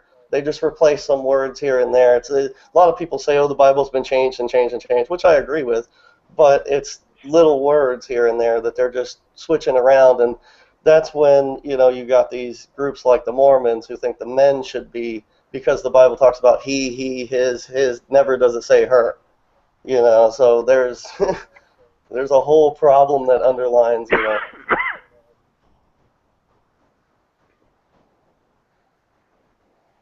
I don't know. I just like the Episcopalians because they're pro LGBT and stuff. Yeah. The climate change stuff helps too. But anyway. Well, that's why I don't agree with the Pope. But because the Pope hasn't turned around yet on LGBT issues? It's just that, he shouldn't be changing anything. Who is he to change anything in the Bible? Say, oh, it's okay now. Sorry, I don't believe men. Well, it's not in the Bible. Oh. Or the stuff he does isn't the Bible. Oh, of course not. I think they have a catechism and congregation, doctrine of the faith and stuff like that. Yeah. Right? I don't know. It's kind of weird for me. It feels like a cult. You walk in there. I've seen them dressed in red and black robes. What is that? Is this Star Wars? Stylish. Yeah, it's like we were just talking about, that they're trying to conform to society so that they're accepted more and more. They did the same thing with Hitler. Hey, we'll accept you, Hitler. I'm the exact opposite. I kind of like the ritual stuff. It makes it more interesting than all these other churches, where you go in, you sit down, you hear a guy talk for 30 minutes, then you sing a bunch of songs, and then everybody, shares apple pie recipes, and you all go home. I guess when you get older, kind of like, I don't want to go and look at all this crap. I don't know. Well, that's not all churches. I'm not blanketing all churches, because there are some rather interesting churches, and then there are those that are just weird. Got people running laps around the church, full of the Holy Ghost, having seizures and whatnot on the floor. Joel Osteen, or somebody, I don't know. Or Benny, what's his name? Benny Hinn? Yeah. I do not believe in any of that. I personally think Joel Osteen is the smarmiest guy on the friggin' planet. I hate his guts, man. Yeah. Everybody's like, oh, he's so awesome, he's so nice. I just think he's a con, man. Something about the dude rubs me the wrong way. He sounds like he's got a good heart, but I don't think he's got a good, I don't know. For me personally, we were talking about billionaires. If I had $1 billion, I would feel so guilty having it. I wouldn't want it. And for him to sit there and I'm helping people, so that, gives me billions of dollars. Like, man, prosperity gospel. Yeah. Give me all your money and God will give you some more. Right. I think that kind of gospel is actually doing more harm to the church than atheists ever could. Did you ever see the Book of Eli? A movie? The movie? Yeah. No, I haven't. Oh, they have this. The guy's trying to get the Bible through the whole thing so he can change it. You know what I'm saying? And Yeah. make a whole race of religion about it. Oh, that's interesting. That just goes along with what Hitler said. Let me control the textbooks and I'll control the world.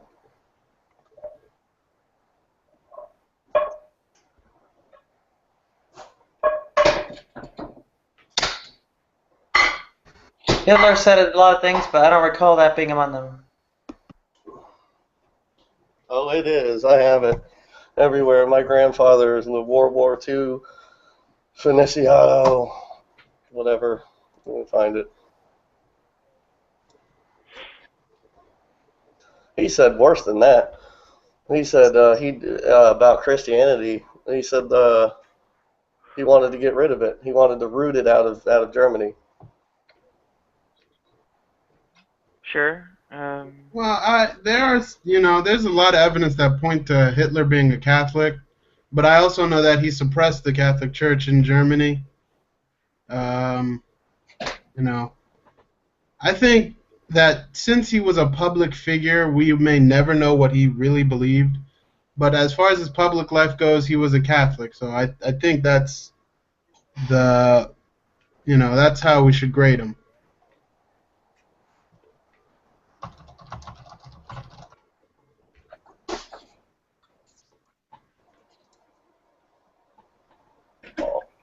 Oh, let me see. Where do I got this at? Well, do you have a reference on that? Yeah, I'm looking for it because I forgot where I saved it at. It was from writings that he had written down and for speeches that he was Table going talk. to make.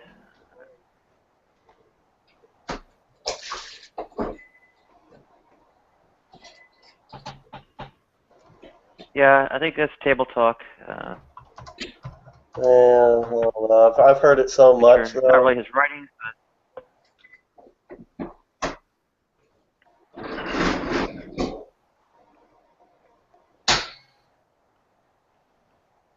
The books were in the main conduit of information in the 1930s, and information. Let me find where the actual reference is. I have it somewhere. I just forget where it is because I haven't looked it up for a while. Oh, historians. You know, I track historians all day. What I do.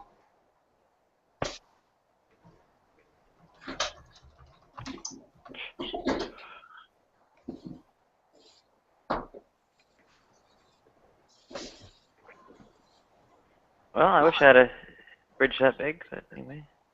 Isn't it crazy? Yeah, tell me about it.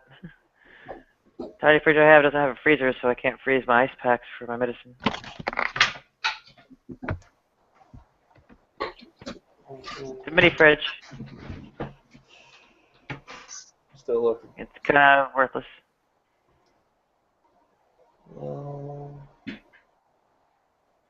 Welcome back, Malek.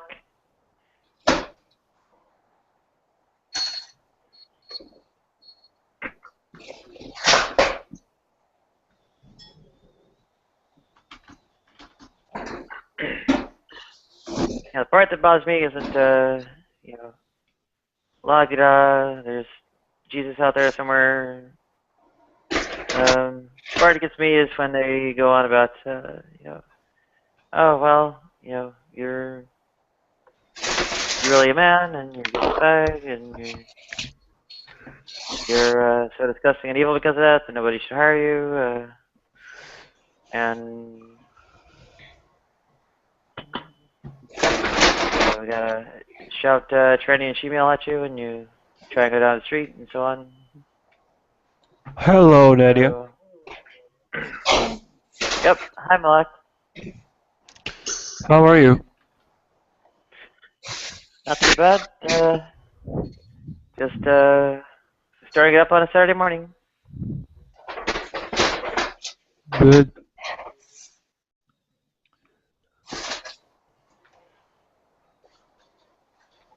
Yeah, we had a Hindu in here earlier. Don't have that very often.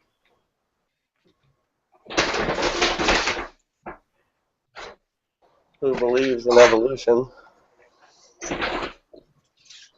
Hindu who believes in evolution? Yeah, he believed in evolution.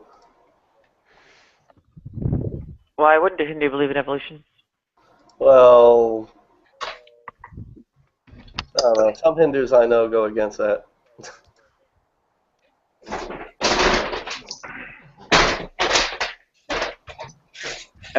Pretty good rational reasons why they don't believe in it. What, reincarnation? Or... Yeah. I mean, that's like saying I believe in this, but I, like the Bible, you know, I disregard the whole first account of Genesis, that God made us the way we are. So, it goes against evolution. Yeah, they're not mutually exclusive, in my opinion.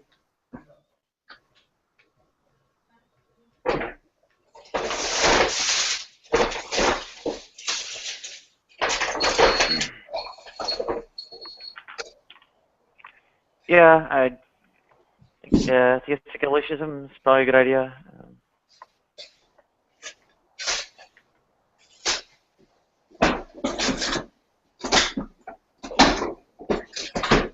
It kind of lines up everything with reality. You don't get too far off here. Anyway.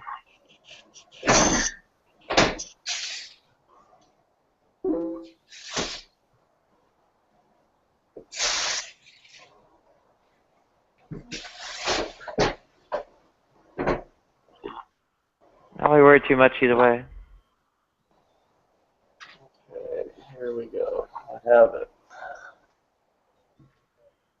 I guess it's what people want to engage about, then I'll engage about it, but yeah, I can't really get that invested with it. I mean, we could talk about how the Republican Party is losing its base.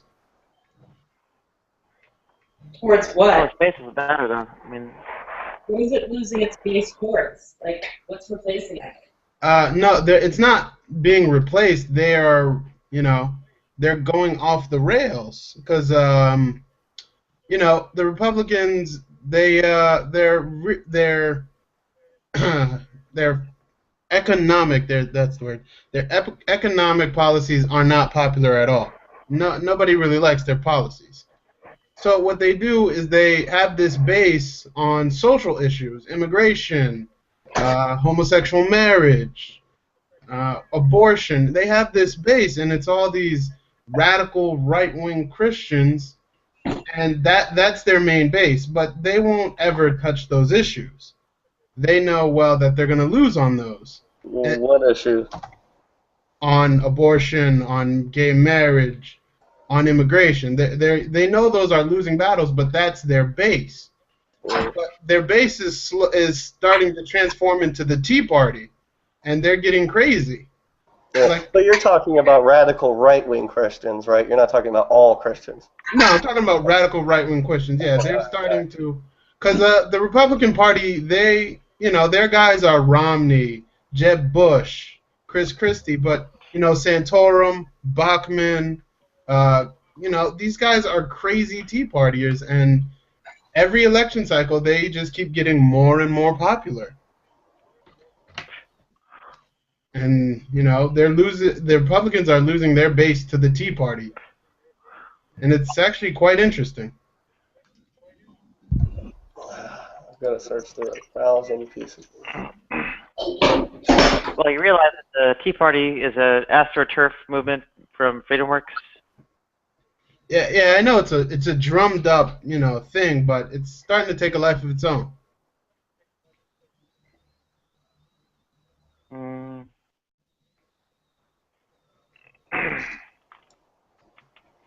You realize that they're actually numerically losing, right? Yes, but the way they've rigged it all is well described in a Rolling Stone article.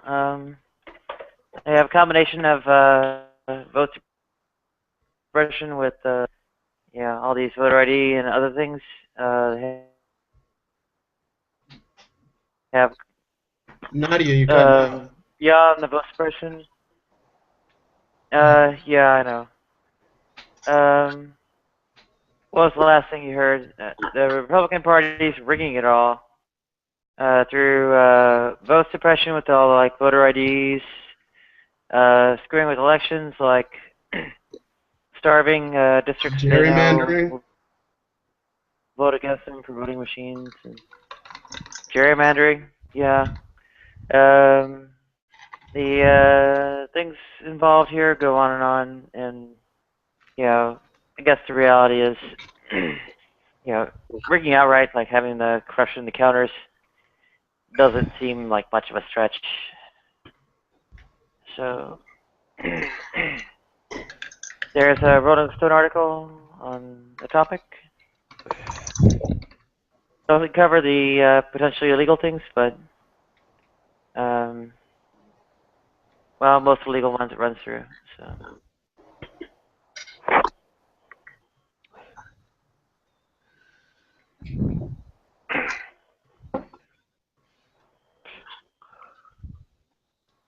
Yeah, they got everything gerrymandered top to bottom. You got all the states, individual states gerrymandered. They got the entire House of Representatives gerrymandered. They got, you know, so many states with voter ID laws and so on. They're actually, frankly, outright discriminatory on a racial basis. One thing they know is that blacks vote like in the upper 90% Democrat because of the, well, Democrats did civil rights, right? So, yeah, if they want to suppress any vote, guarantee they're suppressing a Democratic vote, they go after blacks. And they're actually probably actual racists amongst them. They're certainly appealing to racist base. So, yeah, it goes on.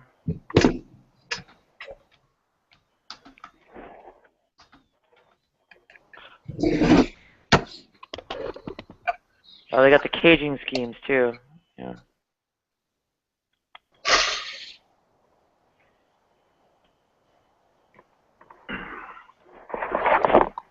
Yeah, the caging lists are one. I think they're still trying to do felon disenfranchisement. I remember across a number of states. I remember a story from last, I think it was 2008, but I'm pretty sure it was 2012, where they had flyers for, you know, when to go vote and where. And on the English side, there was the correct voting date, but on the Spanish side, there was a day late. I remember that. It wasn't too popular a story, but I just thought it was interesting.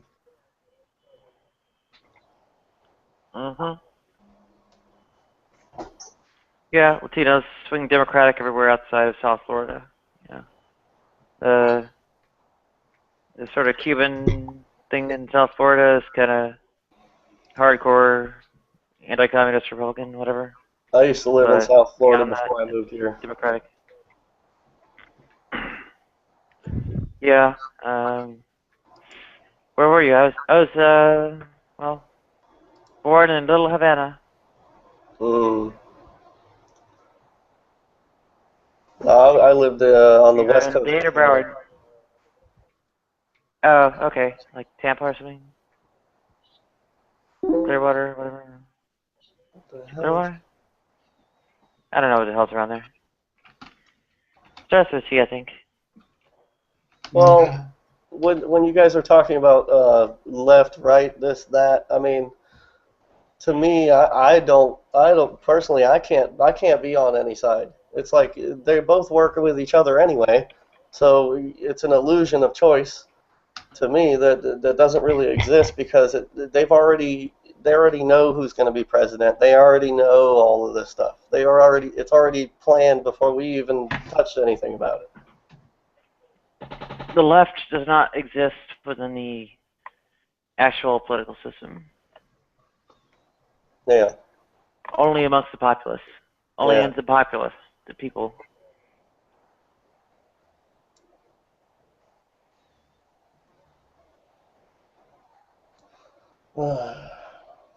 It's not an innate. It's if they've been shut out.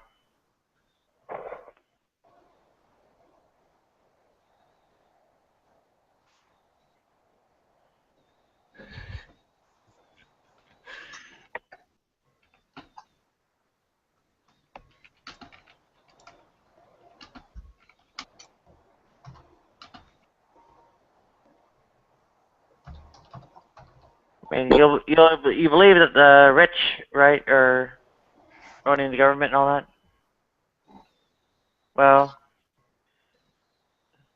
so nobody who's against the rich will get in, right? The left means they're against the rich.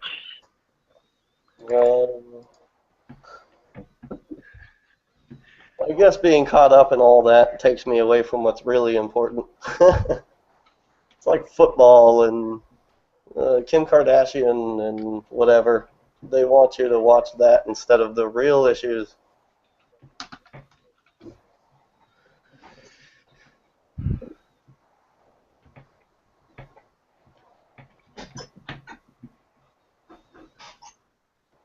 Now watch Kim and Kanye live.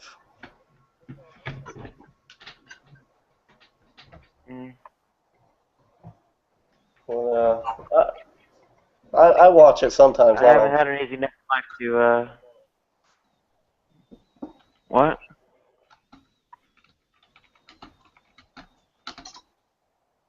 You know, this is completely off topic, but I think Kim Kardashian is unattractive as hell. Me too. I mean, physically she's beautiful, but just knowing how dumb she is and how just knowing who she is for what she's portrayed as, it's just she just doesn't appeal to me. I don't know how people can still think she's beautiful. Once I know who someone is, if I'm not attracted to who you are, I don't think I could be with you. I don't know. In my secular atheist days, watching Reggie Bush or whoever rape her was not good. He didn't rape her. It was Ray J, her She boyfriend. looked like she was being raped. Oh no. Sex. It was consensual. I think we should be very careful with the words we use. I was joking. Okay. Sorry, I didn't understand that.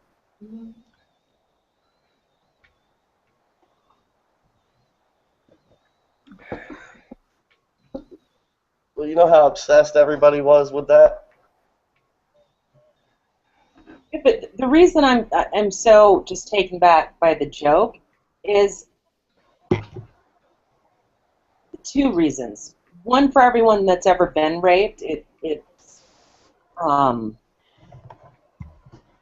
can be viewed as inappropriate. And two is for anyone who's ever been accused of it and hasn't done it. It again is inappropriate. Again, I'm sorry for using the word rape.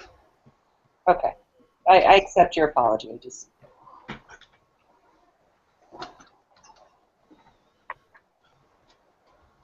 I bet some comedian could make a huge thing out of it.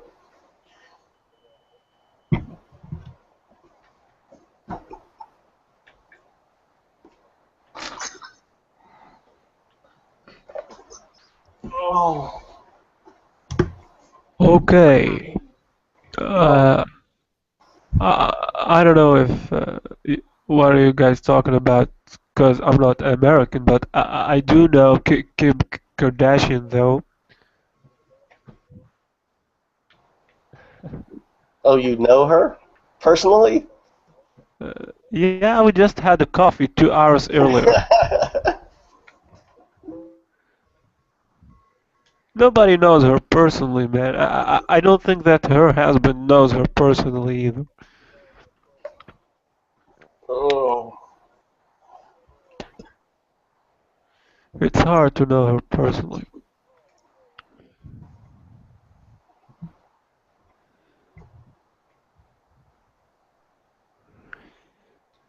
You'll find everybody in Hard to Dubai. get back in the conversation after that one. Philosophical zombies. We're zombies right now. We're zombies. Arr. It's a little bit hard to get back at the conversation after that one, but even so, for those who don't get exposed to pop culture or otherwise don't lead quite as luxurious lives, this is just totally alien. I don't know.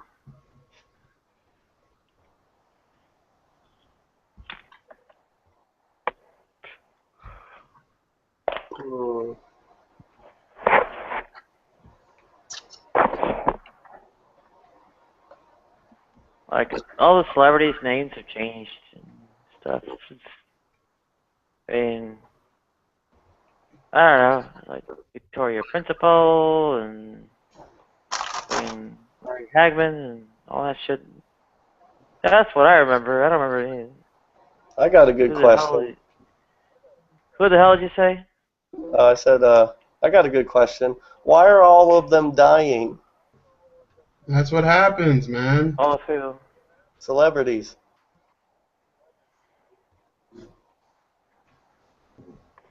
I don't know of any dying, but okay. A lot of them have died recently. Is that not what happens with old age? Who? Yeah, but they're all like 25 and somewhere around that age.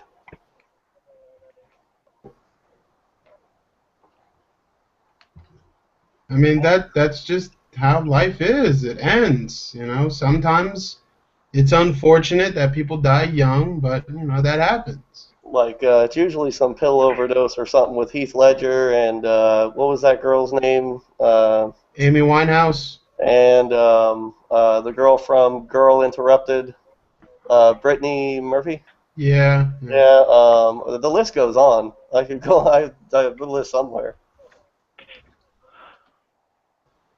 I mean, why can't mine end? I mean, I've got a friggin' DNR order on file. You know, don't they get the point? Oh, come on, Nadia. You don't mean that. My neighbor has. No, I got a DNR order on file. I know that, but Yeah. you don't want it to end. Well, here's a nice story for you. My uncle caught swine flu. You think I wanna be around to see myself get thrown out on the street, homeless and stuff? Gotta fight. Or to be staring at the walls after the internet gets cut off because, well, there's nowhere to go.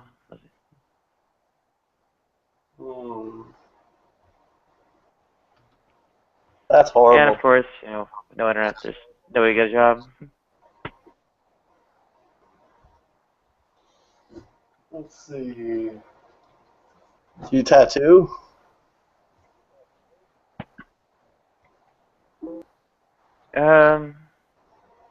You looking at it?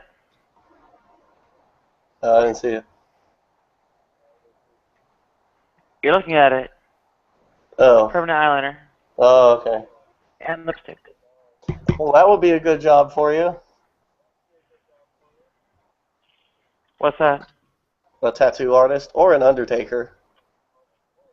Just joking.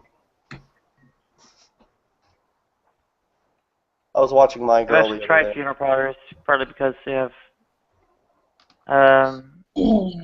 like live-in arrangements sometimes, because they're like quasi-residential. I was like, oh, I can get free rent with this shit. Yeah, sign me up for whatever kind of funeral home stuff. I don't think they really no judge. dice. I don't really, I don't like being around dead bodies, you know. I don't believe in dead people coming back from life, but man, just something about a dead guy, you know, 2 stories underneath where I lay my head bugs the hell out of me.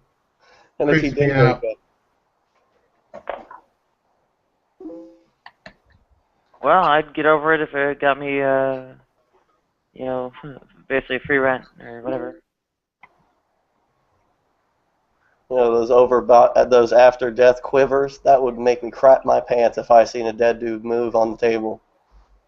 Oh yeah, or sometimes they fart. Oh man. Well, they don't really fart. It's the air escaping their body. Uh, Oh, hell no. I'd bug out, man. Wasn't that a South Park episode? The last thing you do before you die is you crap your pants. Yeah, that's true. Well, not the last thing, but it can happen. You know. Don't you do it kind of after you die? I don't know.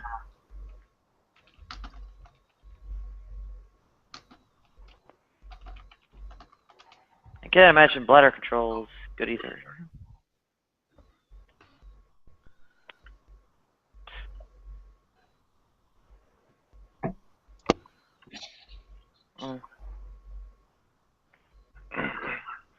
Yeah, I did sign up for, I forget what they call it, but it was something at a funeral home.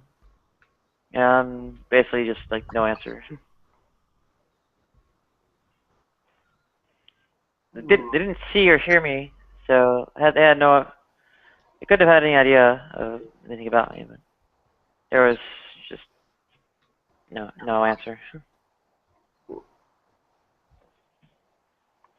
Well, He wanted like mortuary cosmetologist or something like that. It doesn't matter. Kind of, it doesn't matter what your position is or whatever. It's hard to find a job no matter who you are.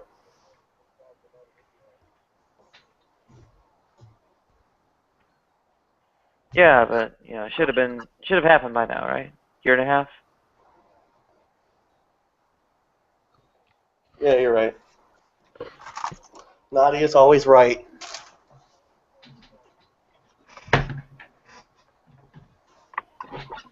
Not always, but often. Well, most of us are pretty often.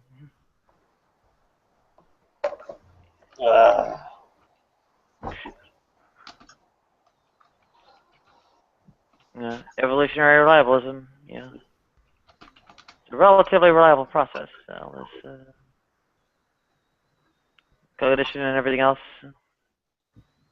The brains are kind of like calculators, only a little bit fuzzier. Well, a computer is designed after the human brain. No, it's not. I have a couple instructors that would disagree. So I guess you're not always right. One, the brain is more akin to plugboard programming than transistorized logic gates and all that kind of thing. Right, it holds memory. It holds data. Yeah. No, there's more than that. There's no real distinction between computation and data in the brain, where they are rather separate. And von Neumann stock computers. We can calculate like a computer.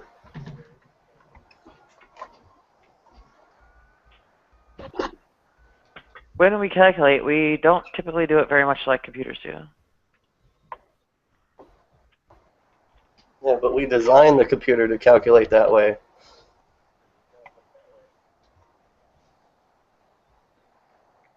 Well, we designed a computer to calculate very differently from how mental arithmetic is done.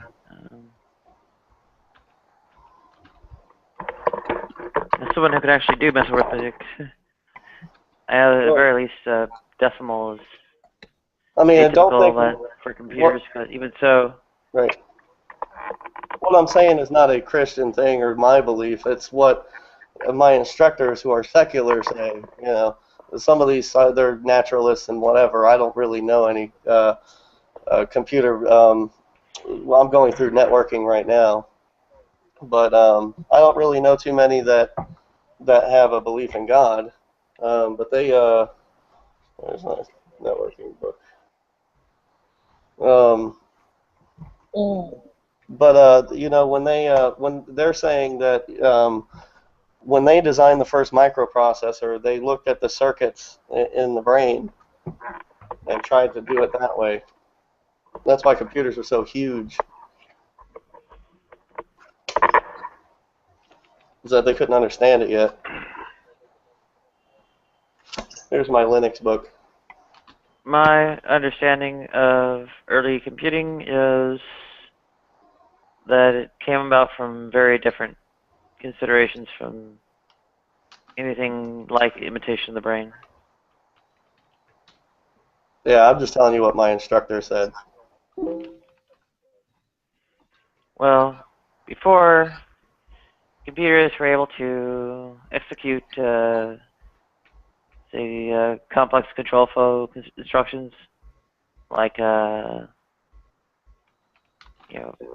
SSE. various branches, and no, not SSE. I'm talking about the 1920s. Oh, okay. There wasn't SSE yet. Yeah. Yeah, not by 80, 90 years. What's that? So, IBM instructions then? there was a lot more than IBM at the time, but they all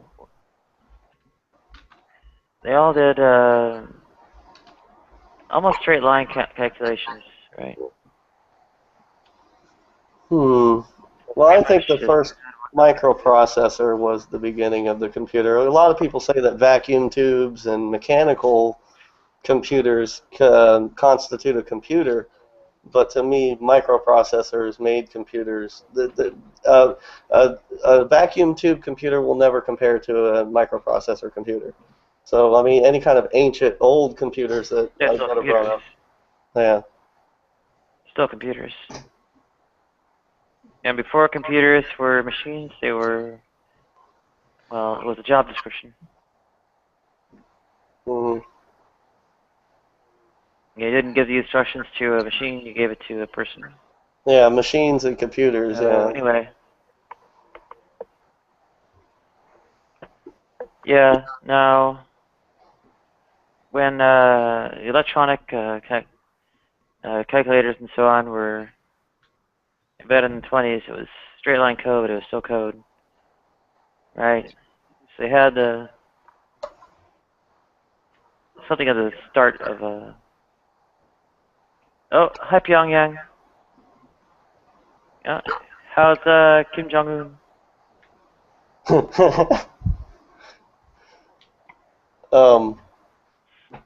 I was going to say, wouldn't that be really cool if you had like an old 1920s steampunk works computer that could play Black Ops 2 or something? Well, they didn't have the control flow instructions like we do for modern day ones. You couldn't like do loops and things. Yeah. Well, they're trying to make a quantum computer now, and the quantum computer is bigger than the old computer.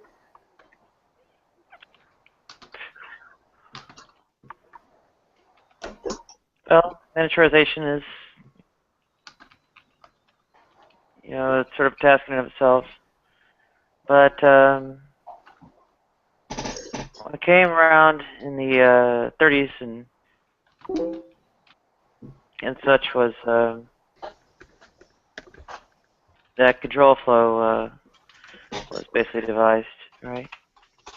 I think Conrad Souza's affair and a few others were done in the 30s.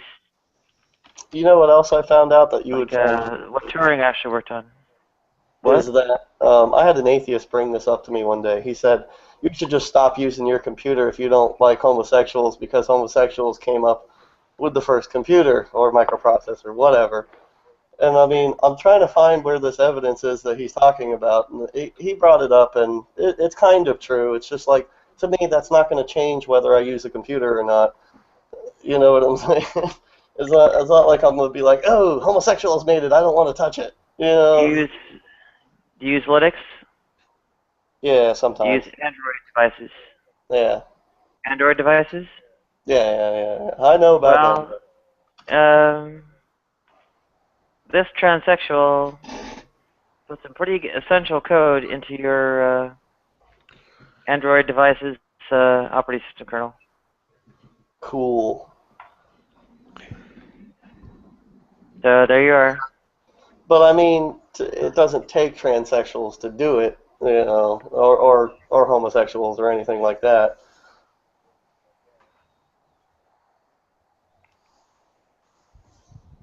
Could anyone else have done it?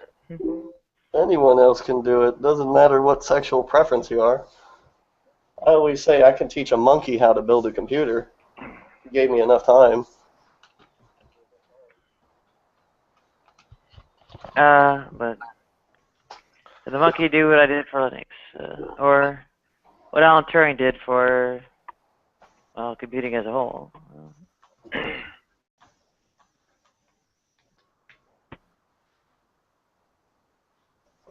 Oh, excuse me. I don't know. What's up, everybody? Could How you anyone doing? else have done it? Oh, welcome, Pyongyang. How's Kim Jong-un? I haven't checked. I'm not sure. I'm sure he's fine. Unlike everybody else. How you been? Well, it's a little bit of a slow start to the day, but getting a day rolling. You have any good highlights? You have any good highlights from the last couple of days that you enjoyed? There are a bunch. I mean, you run for 8 hours and something spicy always happens.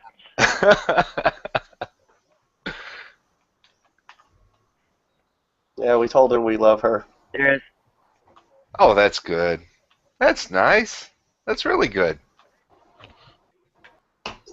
Yeah, they asked me to say something controversial, so I, well, commanded people to abort the second coming of Christ. That'll do it.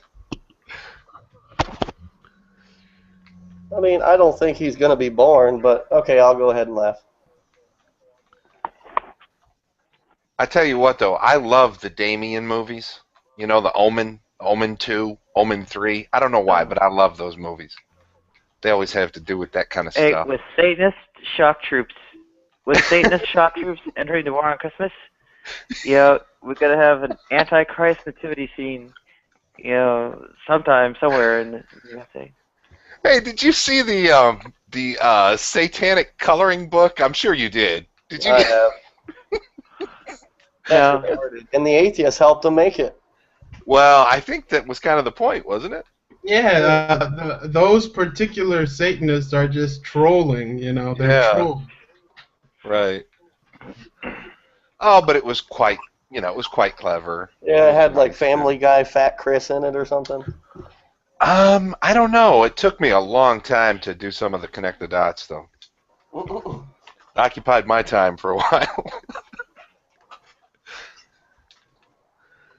Or the Satanist nativity billboard that they put up somewhere in the South. Yeah, but it's basically a picture of Lucifer falling from heaven, and the Christians were all up in a rage. Somewhere in Florida. Yeah, somewhere in Florida. They were all up in a rage, and you know how they get. Yeah. I mean, if they can't recognize what a troll is, you know, they're doomed, man. They're doomed. Well, that's like the one where they have the little girl writing, "All I want for Christmas is to skip church." No, that's the American Atheist billboard. Seen that one? I was like, well, she says, "Dear Santa," so you know why you want to skip church, but you're talking to Santa. That is I don't mean to change the subject. That is a really cool effect you have on your camera. What is that? Oh, it's a negativity. I have one of those Microsoft LifeCam things. Oh, okay. Okay, looks pretty cool. I'm on my 8-core computer. I don't even know what that is, but it sounds great. Looks good. I don't know. I was indoctrinated with religion, you know, as a young person, and I kind of liked going to church. Coming back down. I never minded it. Oh, I'm sorry, guys. I'll be right back. I got a friend.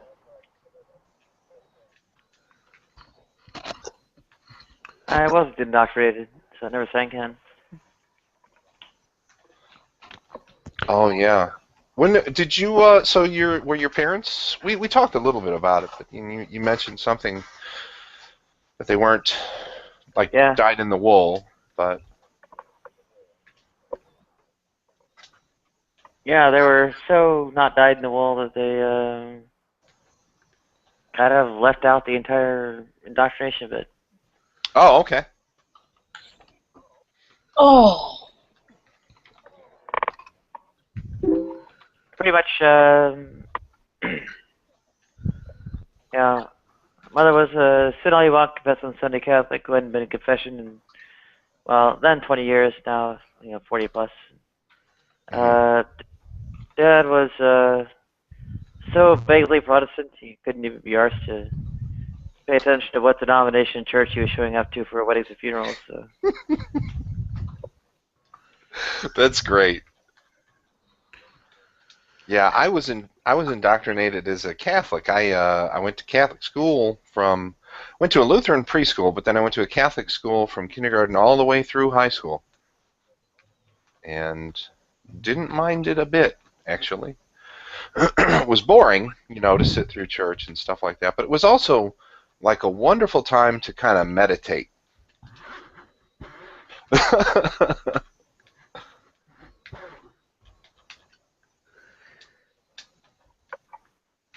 It's relaxing to know that we're gonna go to heaven.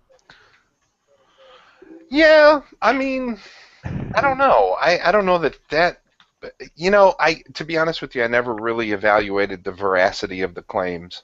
I never really thought they were true.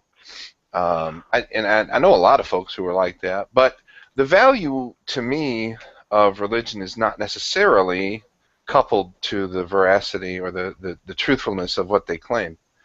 It has more to do with social connections. For me, some people are really concerned with the truth of the matter. I have to disagree, Pyongyang. Yeah. I think there are better social structures than churches. Okay. Yeah, I didn't say it's the best social structure. I just said that the value of religion. Mm-hmm. Go ahead. I know. I'm saying hi to Wyatt. Oh, okay. Hi, Wyatt.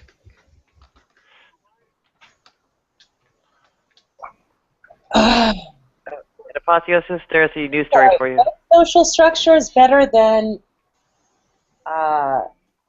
religion? And their social structures? What was that? What social structures are better than those provided by religion? I personally didn't use the word social structure, and I didn't mean to. I'm not asking you. Somebody said I read it. I think there's better social structures. That's the first I'm asking. Me, yeah. I think, yeah, there are better. I believe that there are better social structures. Like what? Further reaching. I believe, let's say, video gaming is a better social structure. It's and I know how silly it sounds. I think it's better because it's a further reaching. There are churches. There are small churches that serve usually a small community.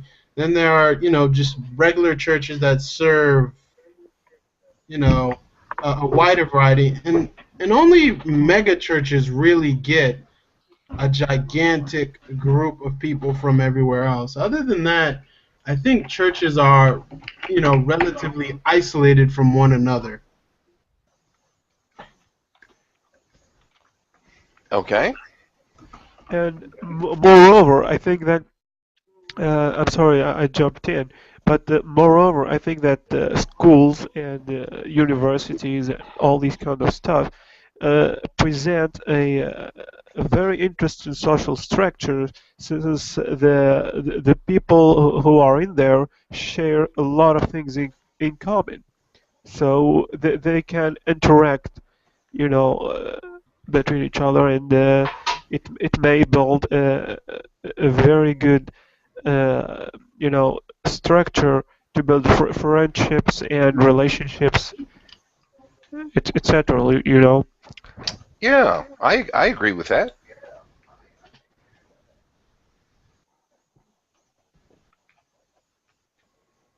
For example, go ahead, man. Yeah, go ahead. Well, I think more ad hoc type things like, things that are of common interest are probably better ways to organize and such. But go ahead.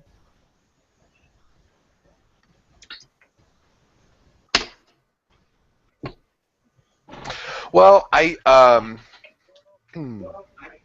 when I was talking about the value of religion being decoupled from the veracity of the claims, I wasn't necessarily talking about it as a social structure has any redeeming value, because I agree absolutely with everything that was said. Gaming, universities, ad hoc groups, that's all great. What I'm more thinking about lately is just the value it has to the social part of my mind. You know what I mean? The social cognition part of my mind. But it's similar. It's very similar.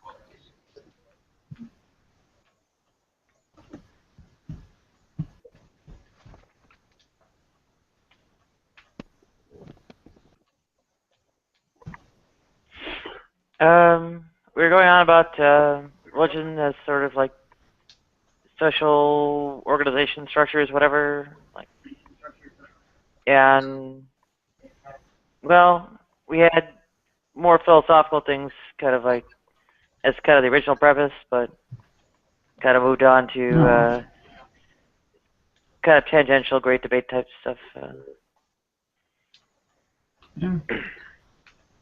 I think at one point we were joking around about the war on Christmas. How I think you saw a link right after you joined. There's something about from Breitbart about quote unquote Satanist shock troops entering the war on Christmas, putting up a display in Florida's Capitol Rotunda, I think in Jacksonville. So we pretty really much don't know thought it anything was about that. like a joke, trolling, whatever. But anyway. I really don't know anything about the subject of Christmas, because there's a whole lot I don't know. But yeah, kind of learned that out. Found that out the hard way when me and Eric were talking. But Oh, hi, Will. Howdy. Good to see you on again. Nice to see you too. Hey, Will, is that Michael the Archangel there, buddy? It is indeed. Yeah, he's a badass, huh? Indeed. Kicking them demons out of heaven and everything. Well, somebody's got to clean the place up, right? Yep. Can't have the bad guys running around everywhere. What is the source for all the angelology and stuff? It's a lot of stuff. A lot of it comes from like different traditional sources. Some of it comes from different scattered parts of the Bible, such as the Book of Tobit, the actions of the angels in Genesis, like in the Abraham story. There are some things about angels in Revelation and in Ezekiel, and sometimes even in Daniel. Enoch. Yeah, but Enoch is mostly. Enoch's pretty big. Yeah. So like fan fiction. Yeah. Yeah, that's cool. Good stuff. I think some take Tobit as actual canon. Not sure exactly who though. Normally Catholic and Orthodox churches do. Okay, yeah. They call it something different too, like Second Ezra or something like that. Oh no. Like Ezra and Nehemiah, those and Esdras 1 and Esdras 2, those are essentially the same books. Tobit is something different. It's about this one person named Tobias who essentially his father goes blind from bird poop. I'm not joking. That's what happens. And he, like his son, Tobit, wants to marry this one girl, and he's guided by an angel named Raphael to help him with succeeding. And it's a cute little story, I think. They manage a demon and all that sorts of stuff.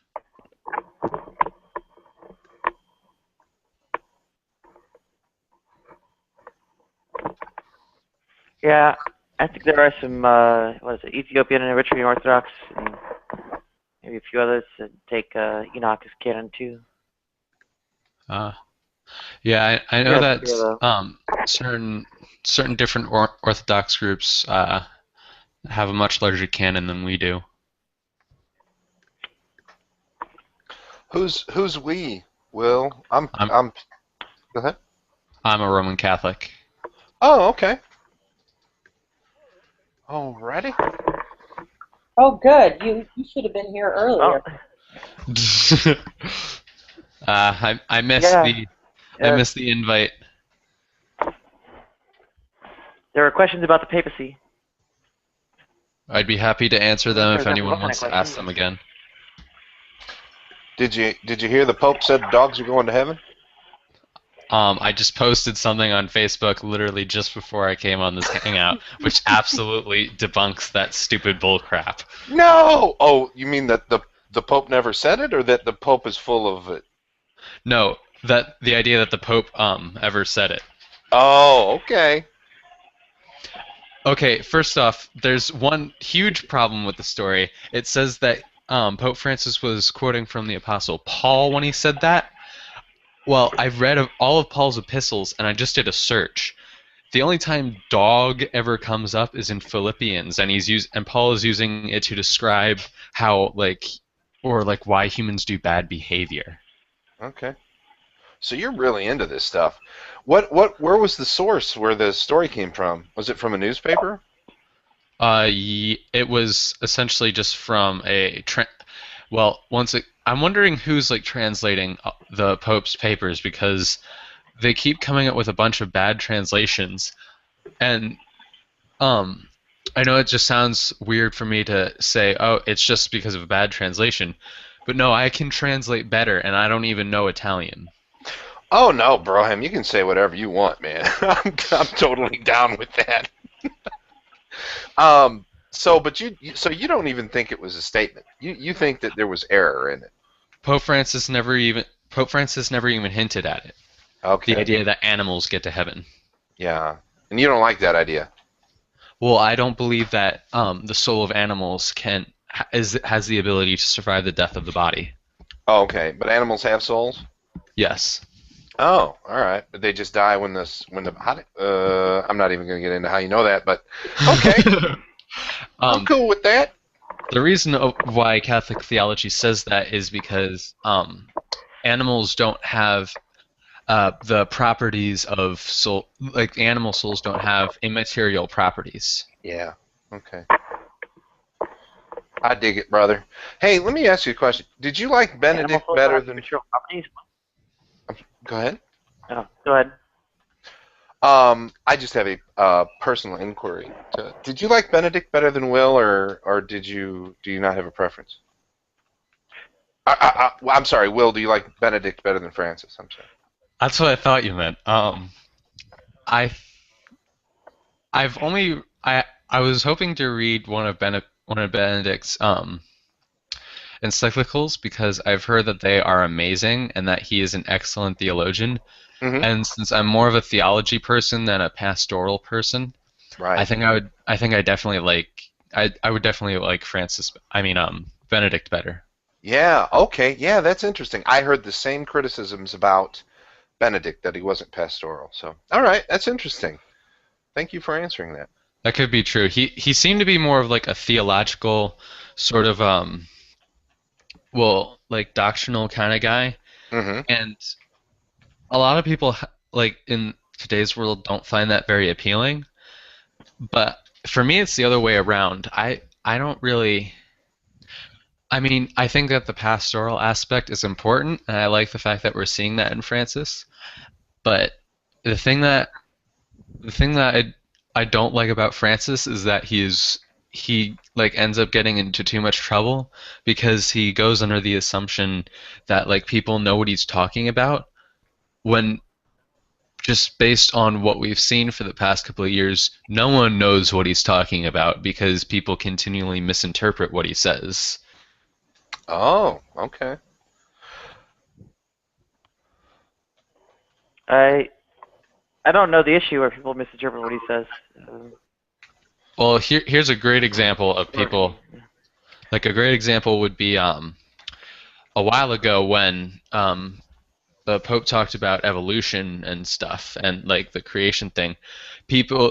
Someone actually translated. I don't know how to pronounce it, but it sort of looks like demigger or something like that in Italian, which is a word that Plato used to describe like a type of god which created matter and form like Platonic forms for the universe.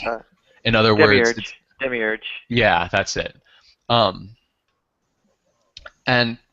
so they translated that as divine being, and Francis was denying the idea that God is a demiurge.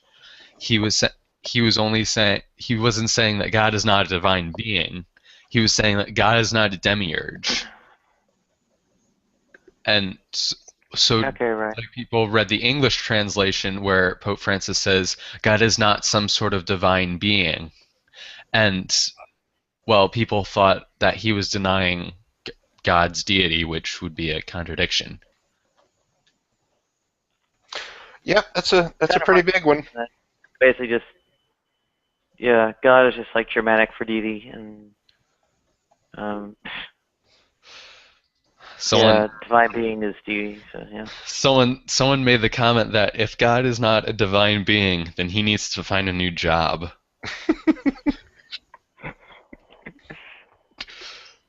There's that for sure. Now you got a lot of information in that noodle of yours. How so? I don't know. You just seem to know all the words and stuff. Yeah, demiurge is more of a Gnostic concept than anything. I mean, well, granted, it originated there, the sort of Platonic affairs, but the Gnostics were the ones who actually, went off and did something with it. Yeah, I think that Gnosticism is heavily stooped in Platonism. Like that's what its ideas are mostly based off of.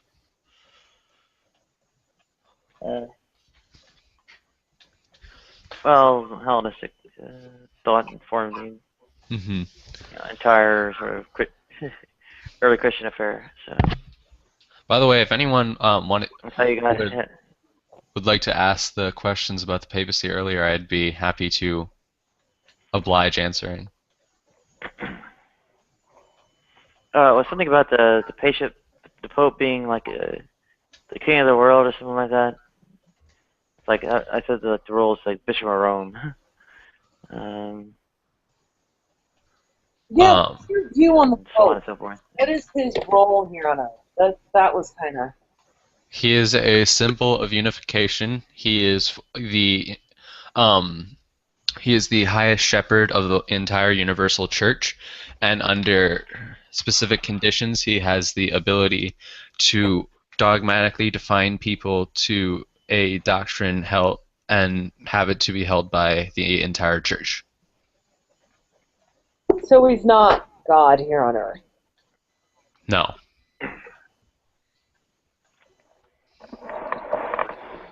Yeah, I didn't think so either. I don't. I was getting annoyed. There's the usual sort of stuff floating around, like what is it, worshiping Mary and yeah. I don't know what. Yeah, those are always fun.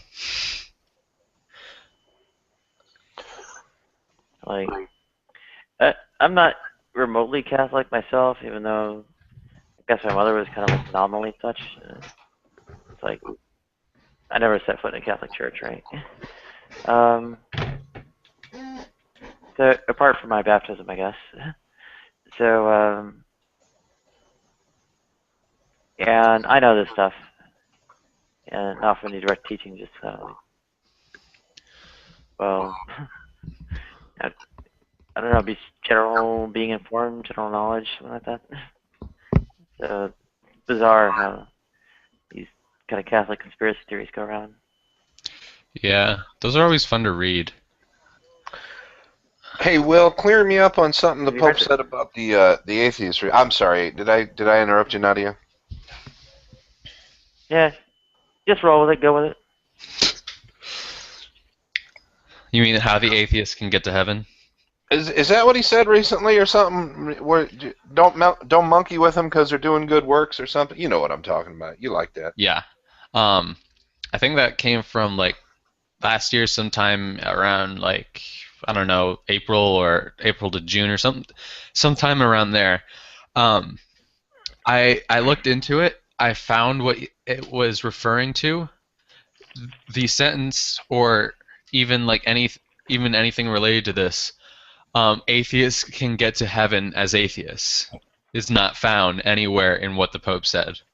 What he said is, now he was talking about how people can follow the moral law and like how it's very difficult for people nowadays.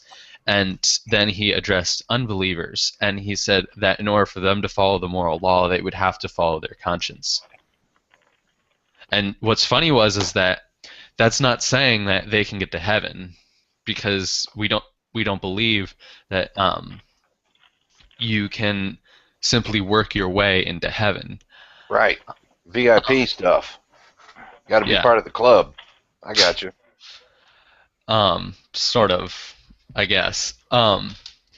So what he was saying is that like for an unbeliever to act morally, he would have to follow his conscience, but that doesn't address the issue of whether or not they can get to heaven. So another red herring prepared by people who are generating clickbait, huh? Yes. I don't understand. Actually, this raises. Go ahead. I don't know why.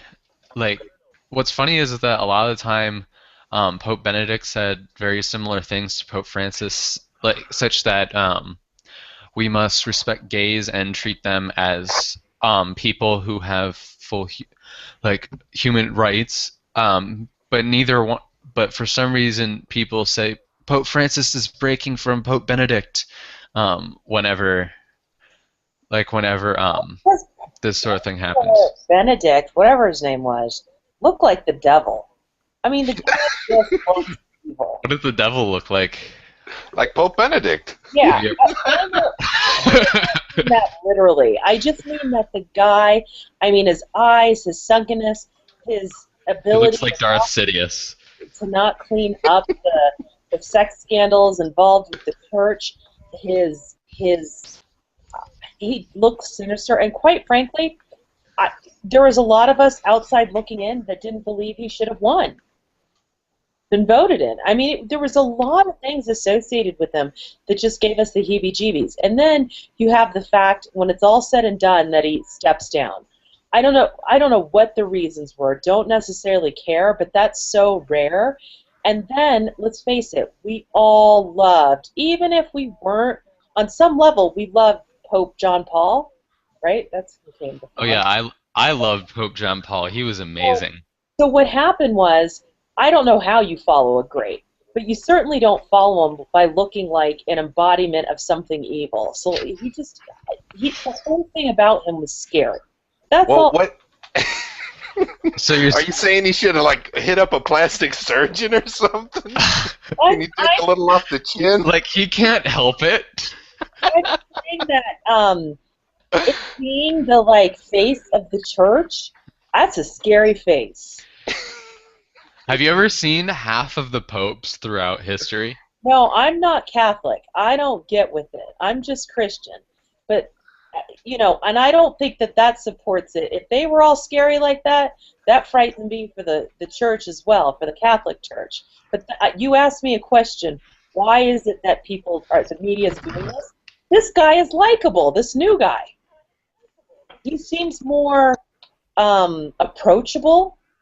He seems less political. Like when he came out swinging. hitting things that we needed to hear from our even if we weren't Catholic, we wanted to hear for a long time from the Pope, and he addressed the issues that we had. He didn't bury it in, 6 weeks later in some mass that the rest of us will never listen to. He's like taking a stand when he gets, I don't know what they get, coronated, or I don't know any of the terms. But the guy is a rock star as in comparison to his predecessor. So Yeah, I agree. Yeah, but good point. That's not really the problem that I have with what the media is doing. The problem I have with what the media is doing is they say this is like Pope Francis said X is a complete break with Pope Francis's predecessor Benedict. But a lot of the time Benedict has said the exact same thing. And what I'm telling you is it's not what's said, it's how you look saying it. In this media age. Okay, hang on. Pope Francis is not exactly a beauty queen himself. It's not about being a beauty queen. He just looks normal. We don't need a beauty queen. We need somebody that looks like people we know, not the people we think are going to touch our kids inappropriately. That was the problem with recently. I can't even believe we're live right now, but I just got to keep it real sometimes. I'm just telling you what the general feel is for people who are not Catholic is we are so down with this Pope, even if we're not Catholic, even if we're not theists, we're just okay, so much better than your predecessor. That's why. Well, I learned a long time not to judge a book by its cover, and I know that you're just saying what the common American view is, and why Pope Francis is more likable. But the thing is that it's. I'm not saying that you're stupid, but what you're saying people believe about Pope Benedict in relation to Pope Francis is stupid. It's dumb to think that someone should be more likable not by what they say or who they are, but what their face looks like, by the fact that he had No, but I gave you 3 reasons. I said, what does face look like? The other guy came out swinging and dealing with the real issues. And but I don't think that that's true either. Elected. Yeah, well, that was the perception. And he did. The reality of it is the biggest thing going on at the Catholic Church, when I keep wanting to call him Rinsinger, that's probably disrespectful, when Pope Benedict took over, is the sex scandal. And he didn't confront it. Yes, he did. Okay, he did not publicly reveal this to every single person, right. but Francis did, and that's what people wanted to hear. That's the reason of why Francis did it. Why he's likable. Okay, but the thing is that I don't really care whether or not we have a leader who does things just because people want to hear it. I care about a leader who really wants to get things done and get them done the right way, whether or not people like what he's doing. I don't see if there's anything wrong with coming out and making a strong statement against this, and that there's going to be something that's going to be fixed. Okay, but simply saying to the public that something is going to be done doesn't do anything in and of itself. Do you think Francis isn't going to fix it? Well, to be fair, a lot of the problem was fixed by Pope Benedict, and Francis. That to be seen. Benedict I think this is popcorn worthy. Indeed. Benedict okay, I don't have an exact list, but Benedict did things such as install background checks that each and every single priest or minister needs to go through before they can actually before they can go into service. He has installed several different educational methods that are in Catholic classes in schools and such that teach people to avoid being in a room alone with an adult, which I was actually taught when I was younger. Benedict did things such as try to intervene directly with several of the cases that were happening. Benedict was traveling around and trying to fix problems, sometimes even in individual churches. He wasn't able to do that for all of them, of course. He's a busy guy. He doesn't exactly have the time. But to say that Pope Francis has addressed the problem of the sex abuse scandal more than Pope Benedict has is to flip all of what Pope Benedict has done directly on its head. No, it's not. Yes, it is. Hold on a second. Don't get offended. That's not the intent. What happens is, as leadership roles, what people are looking for is not only action in the background, but also addressing it in the foreground, and doing it in a way that means business, and also taking care of what happens in the background. Because what happens is, by not taking care of and giving a face towards it and being stern with words so that people can see, it repels people from a connection to the church and drives them further away, those that have had challenges, because it hasn't been addressed publicly.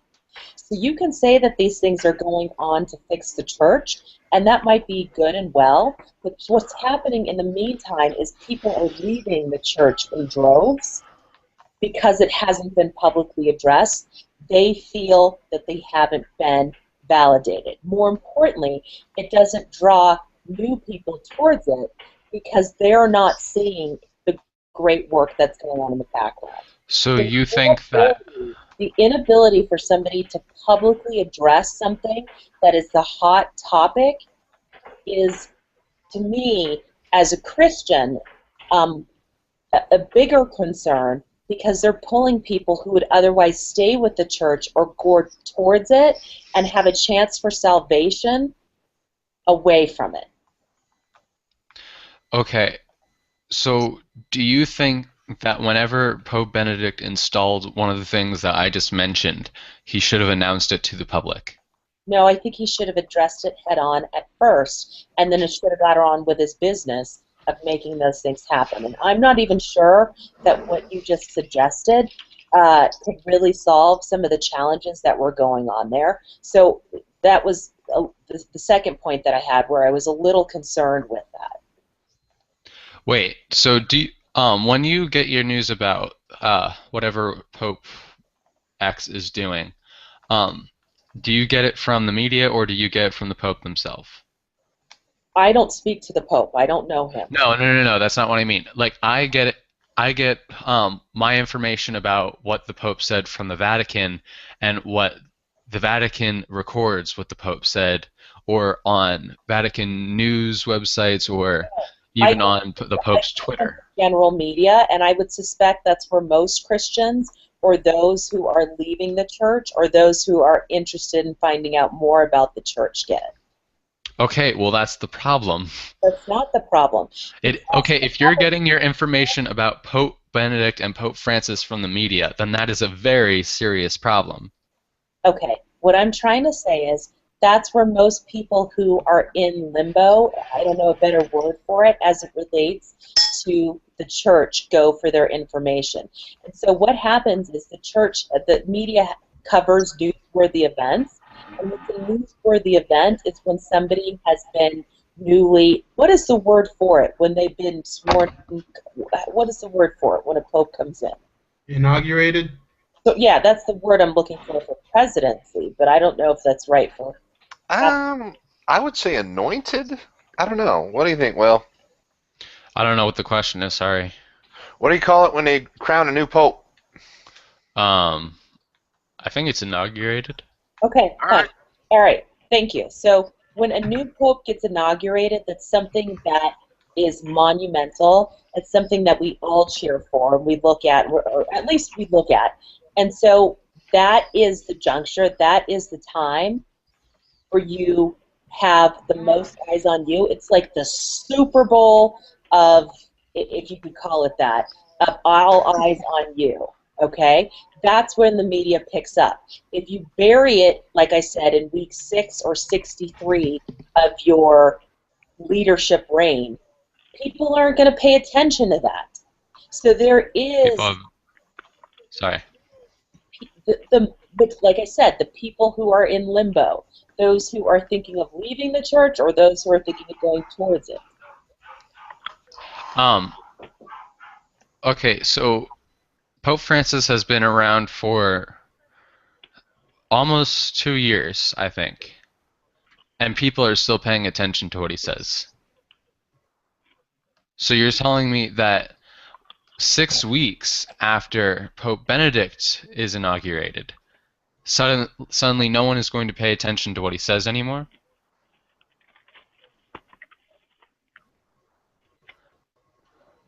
I don't think that, like, Pope Benedict did something wrong by not, like, when he did his, like, I don't know, I forget what happens when a pope gets inaugurated.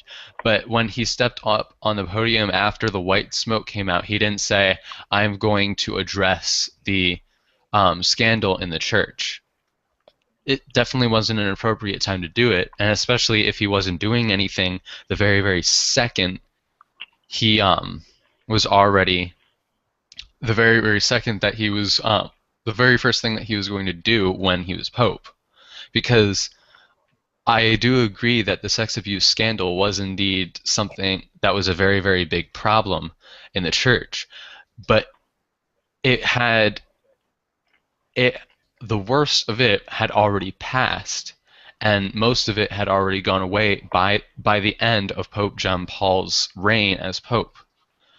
And so there were other problems when Pope Benedict first got elected. When Pope Benedict first got chosen to be pope, that needed to be taken care of as well. That, such as things like what he was going to do, things like financial, like being pope is not an easy job, and it's certainly not something that, like, he just sits around and thinks, what should I do next? So it's sort of like when everyone blames the president for not doing X, Y, and Z. Well, the president isn't exactly an absolute dictator that can just do stuff at the snap of his finger. No, here's the difference. With all due respect, here's the difference.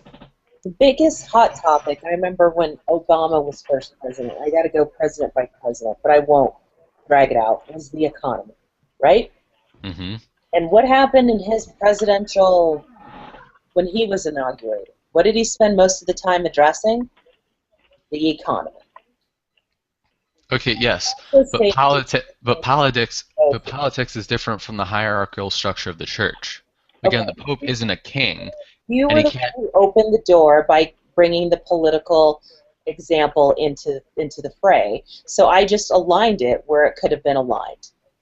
So if you knew it was considerably different, I would suggest that you not use that as an example going forward. No. That wasn't what I wasn't trying to compare politics with religion. I was saying that in the same way that the president doesn't have absolute rule over our country and can just fix things at the snap of a finger, the Pope has even less power to do that. Just because he says that bishops must do X does not mean that they will do X, or just because he wants to get something installed here, that doesn't automatically make it happen. The president actually does have more power to do something like that, and a politician saying that he's going to fix something with economics is much more effective than a theologian saying that he's going to fix problem X in the church. Like, I think that people don't really understand what what each individual bishop has the power to do. Whether or not, like, the Pope could write a letter specifically to, I don't know, like, my bishop. That doesn't mean that he has to do it.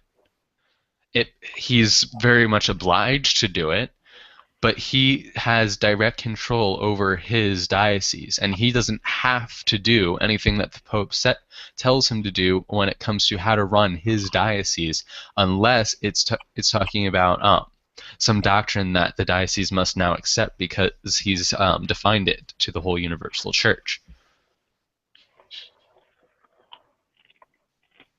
Do you get what I'm saying?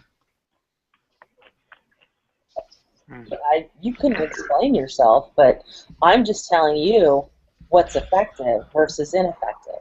What I know is I see from the church that people are leaving in droves and new people are not coming into the faith as much as they're leaving it, as quickly, excuse me, at the same rate that they're leaving it. I know financially it's been a little bit of a challenge, to say the least. I know, and some of this harks back to the challenges that were deep-seated going on. And you probably have some, a changing of the times and how people are seeing religion and its kind of role within their family. There's a lot of things that are changing. But the reality is, if you don't address the biggest issues at the biggest stage, you lose people. Okay, so do you know that, do you like Pope John Paul II? Well, except for the sex scandal stuff that happened on his watch, yeah. Okay, well, would you not say that that was like probably the biggest issue during his reign as Pope? Sure. Well, then what's wrong with liking Pope Benedict other than him not addressing the sex scandal until he could do something about it? Because he looked creepy. Okay. People, I don't know. Okay, I'm just gonna leave it at that. I'm sorry. That's fine. Let me finish. Okay. This is how people look at it. Sometimes you look at a person and you just get a particular vibe. You don't know what it is. You don't know what rubs you the wrong way, but something just does. And that is sometimes, and I think that was what was really bizarre about Benedict, is you looked at a guy, it was almost like looking at Nixon. Oops, sorry. You just didn't know, it's just something in your gut, at the seat of your soul, and it could not be explained logically. This is not the cover of a book that we're talking about. This is another human being that you just looked at and said, something smells fishy in Denmark. Something stinks in Denmark. That's all. And I feel bad for somebody who carries that aura, but frankly, that's what it was. Well, unfortunately, the Cardinals don't pick who's going to become Pope well, does this person not look attractive? No, but it's not. You know the laws of attraction and repulsion. I'm telling you, there's just something about him that wasn't right. And let me tell you what was even scarier, and this is what is kind of unsaid sometimes, but people think about him with everything that was going on. Again, this is unsaid, and this isn't even the way that I feel, was we wondered whether he was one of these popes that had maybe done something inappropriate. That's how rooted it was with people. Something just wasn't right. But I'm not like it's not through any fault of the popes. I'm assuming that people thought he was a bad guy. It was just them making assumptions. That's what people do.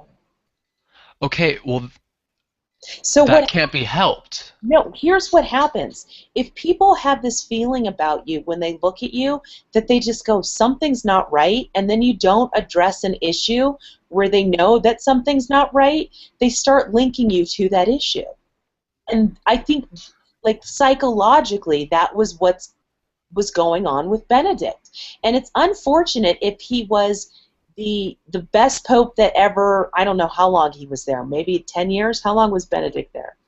Let's see, it was from around 2005 to, 2 years ago. So So 7, 8 years. Yeah. Yeah, so that's what's at the seat of it. And people, you can't even sometimes articulate it. And sometimes in the private conversations, people will make, offhand jokes and stuff like that. But that was what was really going on. Okay. I don't know how to respond to this, but you don't need to respond. You can sometimes just listen. well, yes, but it seems like you're expecting me to say something in defense of Benedict's behalf. No, you're deciding to defend Benedict. I'm just telling you perception. Okay, but like, what's the point of telling me how people perceived Benedict? Because you asked the question. I never asked how people perceive Benedict. I knew how people perceive Benedict. Ask, why is it that people will misquote Francis and then say that what Francis says is in direct contradiction with what Benedict says, when Benedict said the exact same thing. And I'm telling you why. He wasn't right.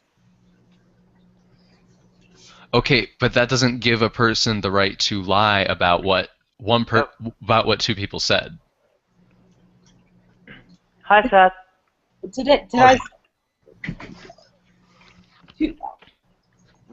I'm not even going to go there. I don't even know how to respond to that. You don't have to respond to it. Sometimes you can just listen. All right, Seth. Let's try you. What do you think of Benedict versus Francis as popes? I don't see really any difference in action. Francis surely talks much more sweetly, but he hasn't done anything substantive.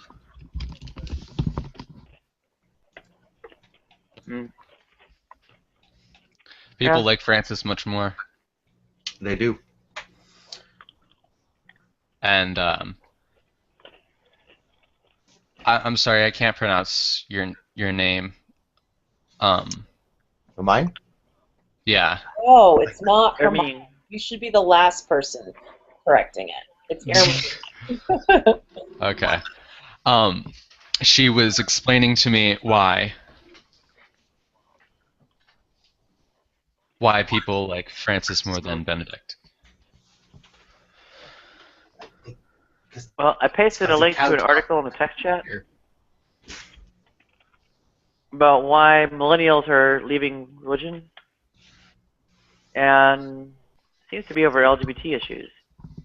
I wonder if maybe, I don't know, I guess there's been news about Francis. Oh, hi Revelation. We're going on about the Pope. Sorry for going Jesus Tourette's on you last time. I apologize. Yeah, it's what you do. Don't worry about it. You know I love you. Main thing is we're going on about popes and hoping Francis might turn around on LGBT issues somewhat. That's not going to happen. Well, it's one of the big reasons why people are leaving the faith. I agree with Nadia. Doesn't matter. It's a big reason another reason. I just think people are becoming a liberal, a little less conservative.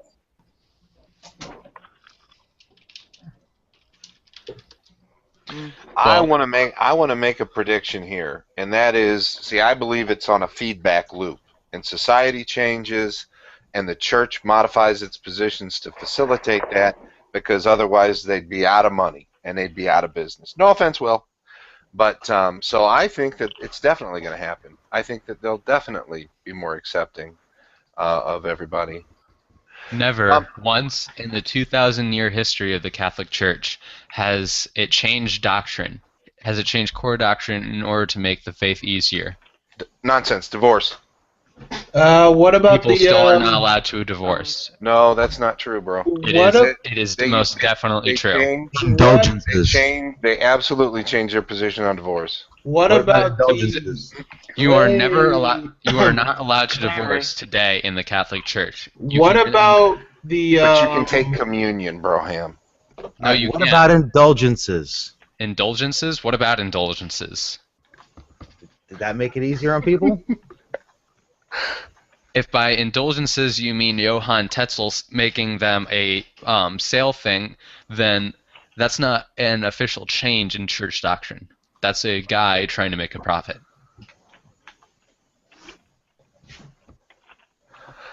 Without sidetracking too much, can I, if anybody objects to this question, please go ahead. But, Will, I wanted to ask you one thing while you were talking about the Pope there. What's your take on the abdication of Benedict? Why do you think that happened?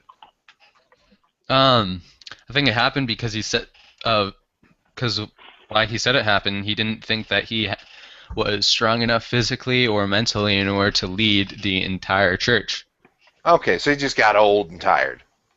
Yep, pretty much. Okay. All right. Thank you. It's not because you look like Emperor Palpatine. I'm sure that was part of it. No, not really. I highly doubt that was actually part of it. He looked like a Disney villain. I'm sorry, but that's just that was just bad visuals.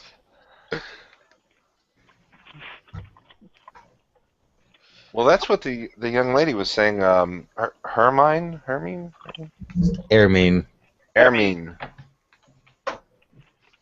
How do you pronounce your name? Oh. Ermine.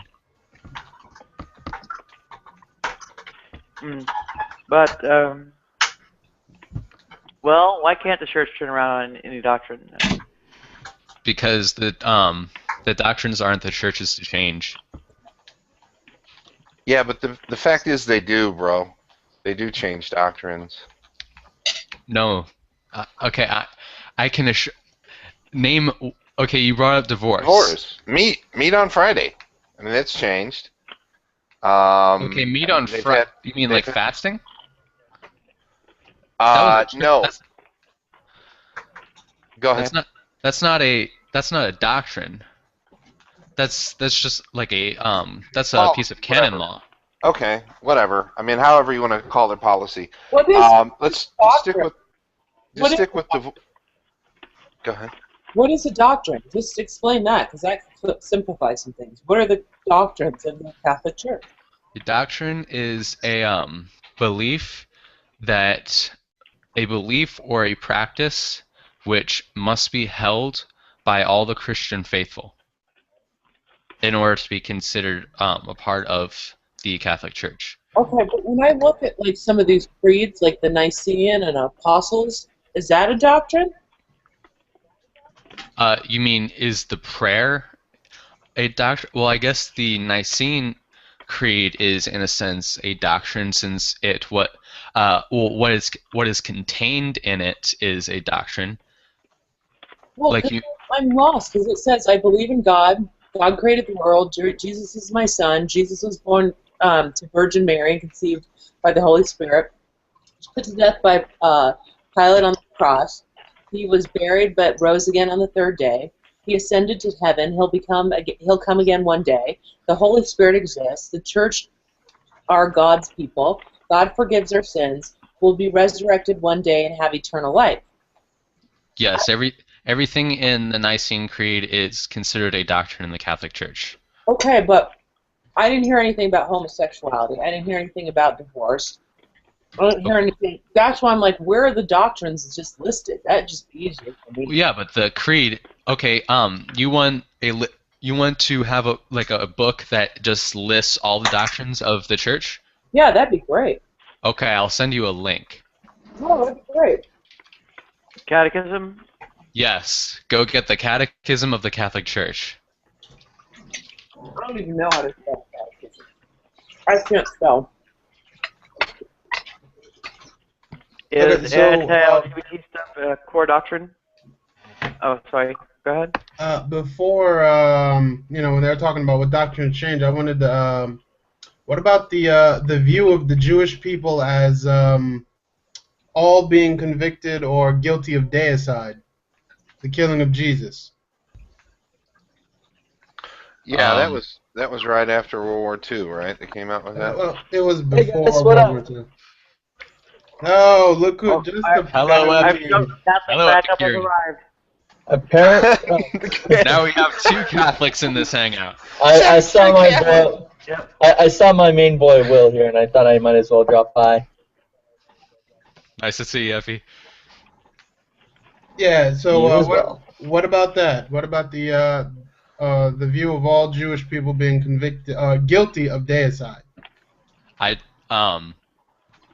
don't think that the idea that all Jewish people killed Jesus was ever a doctrine in the church. No, although it was accepted in a lot of areas, but never considered de fide or doctrine. De fide is essentially what means that which is declared by faith to be the truth of the matter. Yeah, I don't really care about that. What I'm talking about is when you get down to the street level, you're going to have churches that are more than happy to accept gay people in it as long as they're part of the community and they're giving up the donations. Anti-Semitism was never a doctrine; it was just a hobby. I guess you could say that. Well, it wasn't anti-Semitism; it was anti-Judaism. So, for example, if someone was Jewish, of course they were going to have a lot of shit thrown at them. But if they converted to Christianity, no big deal. Everyone makes mistakes. And although later on what we had was pretty much racism. There was nothing a Jew could do to be quote unquote less inferior. They were just constantly inferior. Well, hang on just a second. Wasn't that how Columbus's venture to the New World got funded, though? The converts that were Jewish that became Catholic eventually had all their property taken. So isn't that right? Wait, what does that have to do with anything I said? Well, because you said that if they convert, then anybody can make a mistake. I don't think that's right. Anyway, go ahead. Sorry. Well, you see, there was actually quite a conflict between the church and the crown over this issue. So in places, when you had Jewish converts, the church officially allowed it, but there was a problem. The crown would forbid it because they would always need a revenue stream from somebody who was able to give loans change on interest, that kind of thing. Hey, I have a question for Epi. Was it the crown? Oh, go ahead. Hey, Epi, why do people like Francis so much and considerably less fond of Benedict? Because Francis has better PR. Thank you.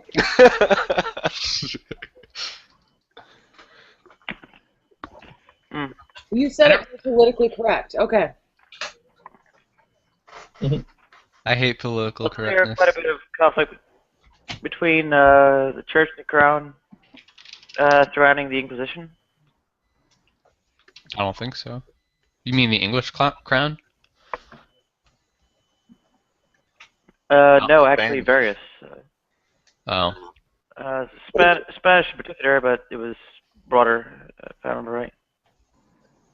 It was various kings, I think, who, or aristocracies, whatever, were, I think, the more aggressive about,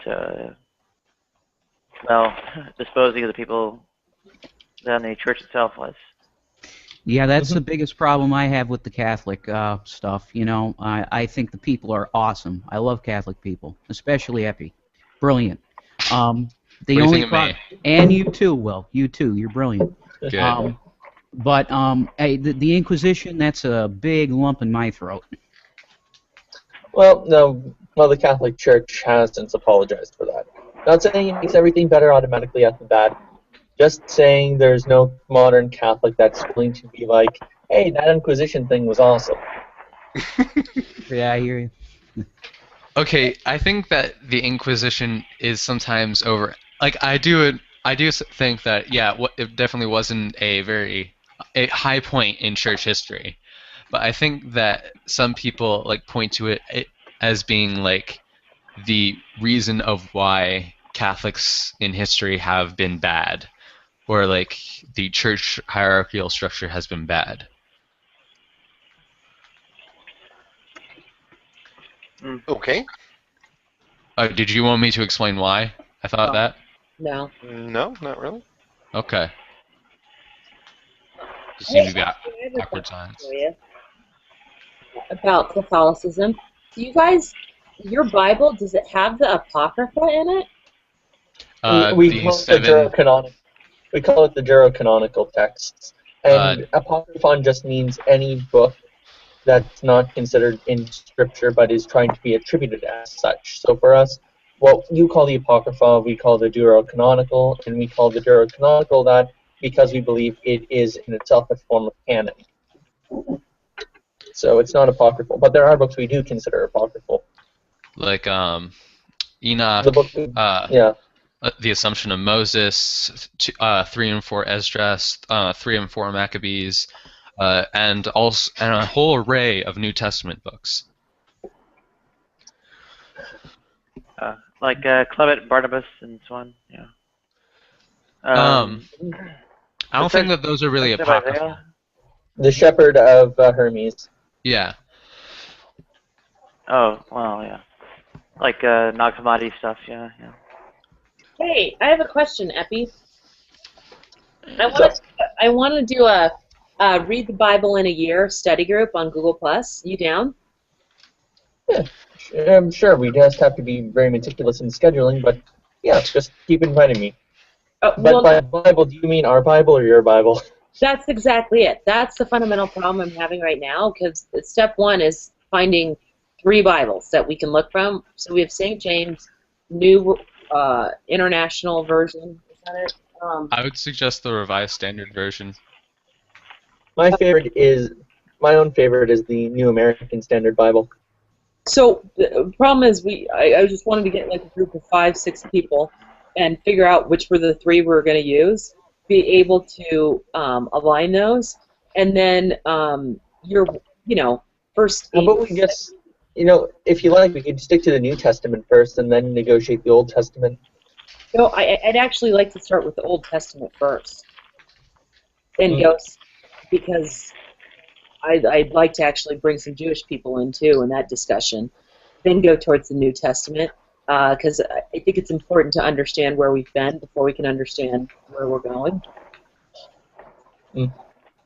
I usually if I were going to be here, I would sign on for that myself. I'm actually personally of the opinion that the best interpretation of Scripture is what's known as a Christological one, or a Christ-centric idea. Basically, it's finding the New Testament narrative about salvation and redemption in the whole text of the Bible, be it the Old or New Testament. Right, but see, since we're studying, I think the idea came yesterday when I was listening to a guy named Rancam, and Campbell?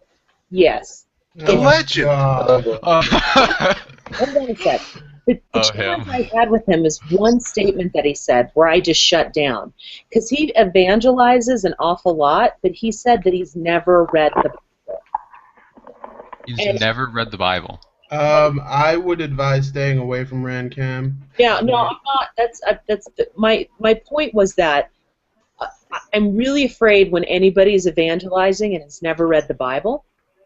And so I think there's a real value in sitting down and everybody just reading it back to front. And I don't care if we go in order in terms of chapter, or if we go in order in terms of chronology. But I think there needs to be some order to it, not just based on the ideas yet, but just fair enough. The Bible. All right, cool. And then I think there's further study that can happen from that. But I'd be really excited to get a small group of people who are level-headed to be able to really talk about each chapter and each verse with some solid thinking and thought behind it.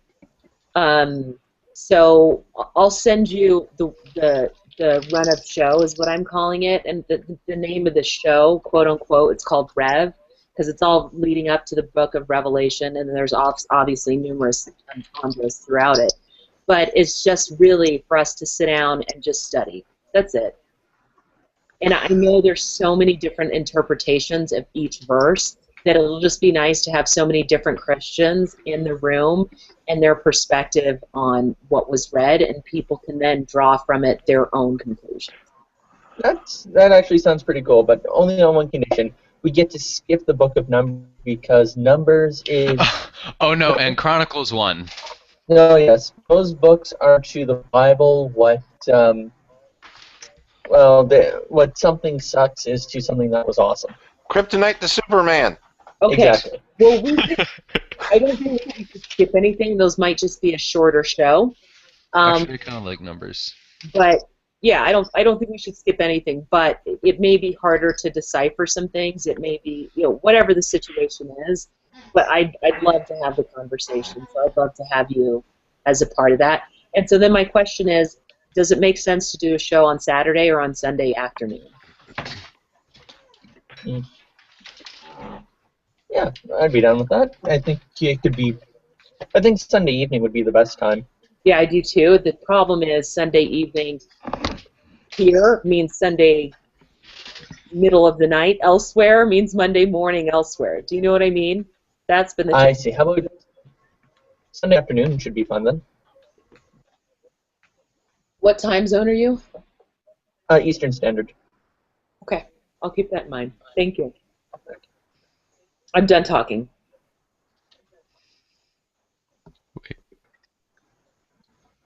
Yeah, you definitely have to study to show thyself approved. My main mentor has been Dr. Chuck Missler. He's my main man. Rev, that sounds like a perfect show for you, buddy.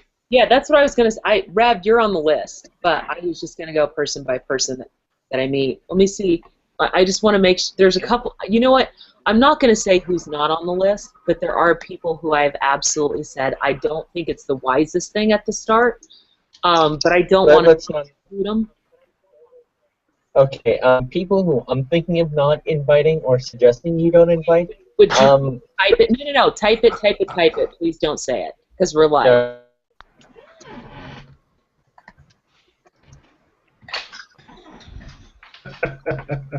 Hey, Rev, who'd you say your teacher was, or your imam, or whatever? What was it? My main teacher that I've learned scripture from is Dr. Chuck Missler. Chuck Missler. Yeah. That name sounds familiar, but I can't place it. I'll check it out though. I should also mention Robert Price does a weekly Bible Geek podcast, or Hangout on Air, which is pretty informative stuff in general. Mostly involved with technical issues, not anything involving. Sorry? I would want to celebrate Christmas with Robert Price because he would make a fantastic Santa. Big fat guy with white hair and a beard and glasses. He doesn't even need some of the getup. I think he can pull it off quite nicely. Plus, he looks like a good fun drinker. But yeah, I should mention that despite the contentious things he's published and so on, it's really more concerned with technical issues or whatever. Really just. Sorry. Yeah, he's not like pushing the idea of his mythicist publications in the podcast, so you don't have to worry about that. Christians show up for it and are generally not really offended or anything. So here's who. All right, who did you write down as no's? Let's see here. Oh, you didn't put anybody in the chat as no. Yeah. Oh, yeah, those are all in the no's. Good. And so is this person right now. Although I like him. I don't know how you can like him, but yeah, I agree. I love him. No, I just I think what happens is some people are, well, forget it. I don't need to explain. I do like him though. Yeah, well, it's just conversational style more than substance. No, he's conversational style, being too dominating and stuff. Yeah, most of the people on this list are pretty much nasty dominators. Yeah. Well, I hope I'm not a nasty dominator. I'm not in that group, am I? Well, I mean, conversationally and so on.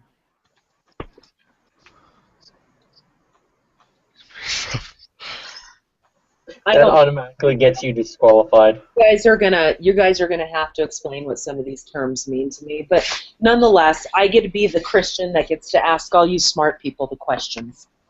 Yay. So I'll show you my list. I'll share with you a document at some point. I'll put a post up today, actually, or tomorrow, today or tomorrow, and invite you in. And I'm thinking January 3rd. I have the schedule worked out and all the days of readings. It's really only 2 to 3 chapters a night. It's real easy stuff. Well, I'll tell you, that sounds interesting. I mean, that could really be quite nice, you know. Yeah, and I'm hoping, I had a bigger idea with it, which was like once a month, take the themes, take everything we've learned, and open it up to all beliefs or non-beliefs, and just have a discussion about, the themes that came out of, the past month's worth of reading and stuff like that. So it's not like this exclusive, like, Christian club, but it's more, I just want Christians to get together and learn from each other and just sound more, not more knowledgeable, but just more consistent. I was talking to Bethel last night. It was really interesting. For me, Christian has always meant really 2 and only 2 things, which is there's one God, his name is, fill in the blank, but it's God in the Bible. And then 2 is the only way to God is through Jesus Christ, who died, or who was sacrificed so that we can have a chance at everlasting life. And then Beckel was like, oh no, and you have to believe that if you don't, you're going to hell. It was really interesting for me because I come from a Christian faith where hell is not eternal damnation. And are you an annihilationist or a universalist? You know what? I don't even know the terms. I'm just telling you right now. Oh, okay. I'll explain. An annihilationist is someone who believes that when an unbeliever, someone who's unrepentant, dies, they die. They just no longer exist. That's where that's me. So what's that called? Oh, okay.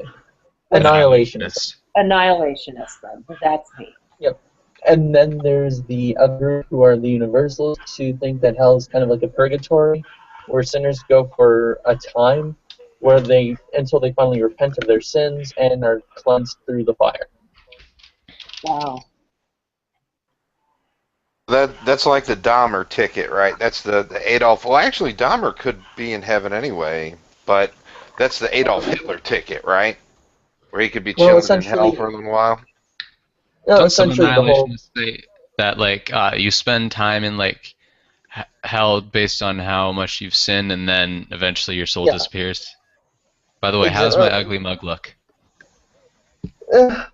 Looking good. You look like every other pimply-faced teenager I know. It's all good. You look damn good. And so that's the last thing, too, is that at this show, I would like people to appear as themselves versus their avatar. So some people may not be willing to. I don't know. I think I think that Saint Michael looks much better than I do. He is an angel, and he doesn't have acne, so he's got that going for him. Yeah, he has no acne problem. Don't worry. I had acne twice as bad as you did when I was 16. That makes me feel so much better. So this eternal ongoing damnation in hell is a doctrine according to some churches? Yes. It's a schism, really. It's some Christian families or groups believe that there's universalism, there's annihilationism. There's another one too, isn't there? There's the traditional view. There are people who are inclusivists and exclusivists. But that's another one.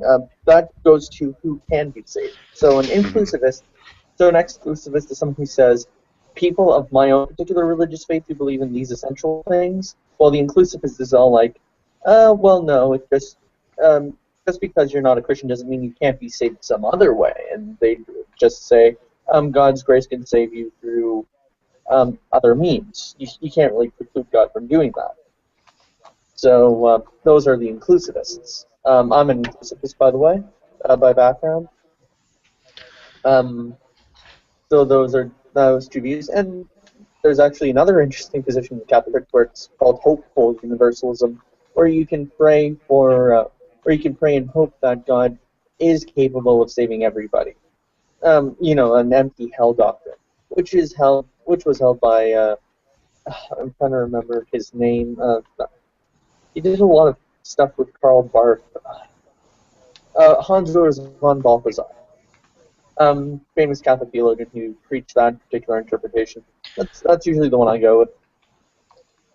Is there a way I can turn down the volume? Yeah. Like Yes. that's going into my headphones. It's called the volume button on your keyboard.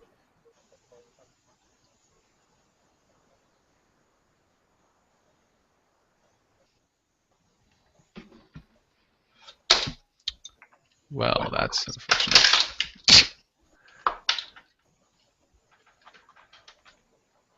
My camera fell, or my webcam fell.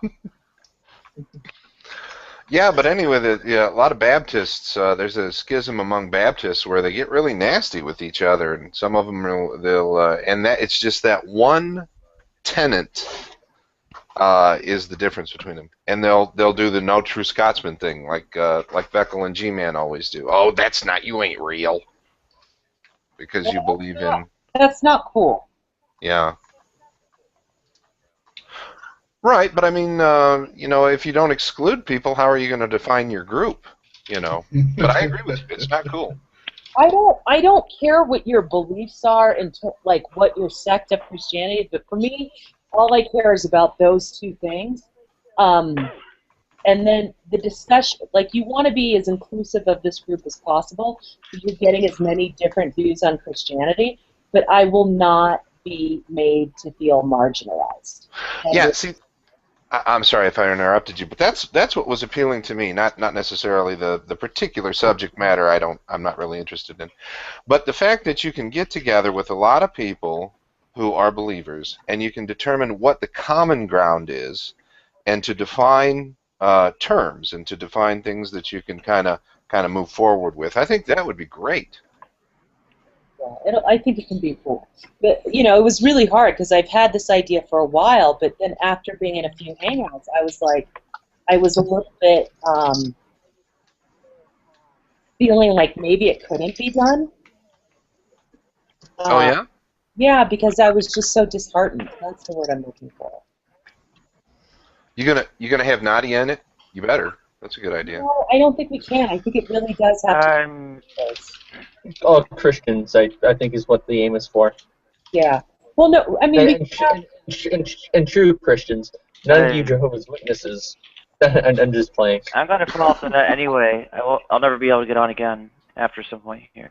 I would rather soon appreciate a Jehovah's Witness. I don't know where I feel about the Mormon one, but you know, if somebody who's Mormon said that I'd like to take part in that too, I would be overjoyed. But I guess I'd probably be at be on pause, but I'd learn something, and that's what I'm looking for. Is just to constantly be exchanging different ideas, beliefs, whatever, and I think that'll get us all stronger in our positions, whether we agree or not. It's irrelevant. I don't think it has to be about who's right. I don't care. Yeah, yes, exactly. That's what I was saying before. The veracity of it is less important than the social factors. I totally agree with that. When you said that just now, Nadia, about you might not be able to get on, what are you talking about? I hate it when it does that. Well, I'm not in the best situation, so. Okay. Yeah.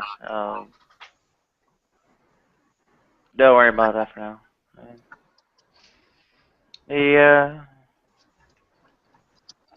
Oh, okay. I'll just put it out there. Yeah, I'm in bad enough shape as far as like getting starved out or whatever. Then, yeah, I'll lose internet access and so on. So, should be mid-January. I fall offline. And that's the end. Last All right, to see buddy. me. So. It's really weird having my face actually be like recorded in a Hangout or even at all. You're never. Oh yeah. Because if you ever seen my videos, like I essentially it's just my voice over a PowerPoint. Nice ponytail, Abby. Oh no. So you're feeling a little self-conscious right now? No, it's just I'm just like looking at it and I'm like, this is kind of fun, but it's also a little weird. Yeah. Exposure. Well, luckily I don't have like my address anywhere back here.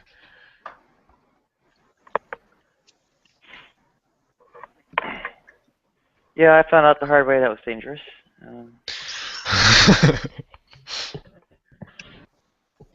Hello. Hi. How are you doing? Hi, Ramona. Hi, Hello. Hey. Oh.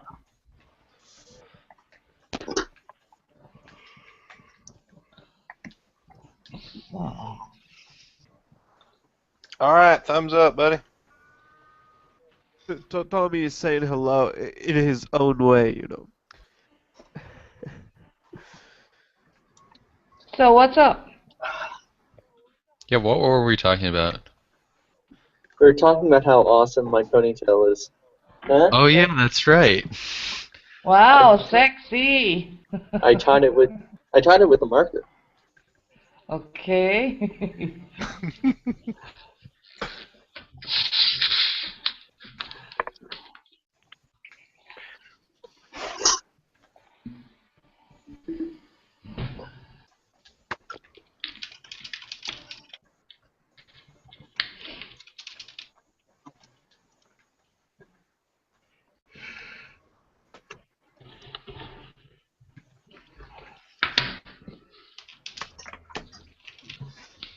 Okay, now that we have more people, how does everybody feel about aborting or euthanizing those people with physical or mental handicaps? Are you kidding me? Hate it. Not for it at all. Only if those people are liberals.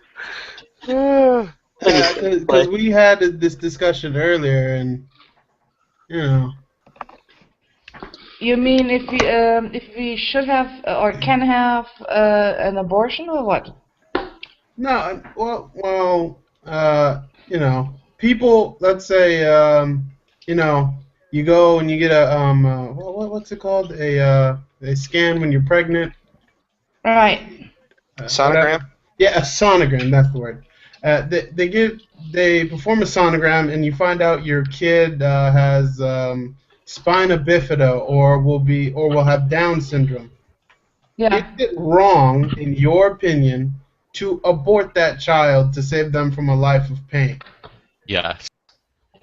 Mm-hmm.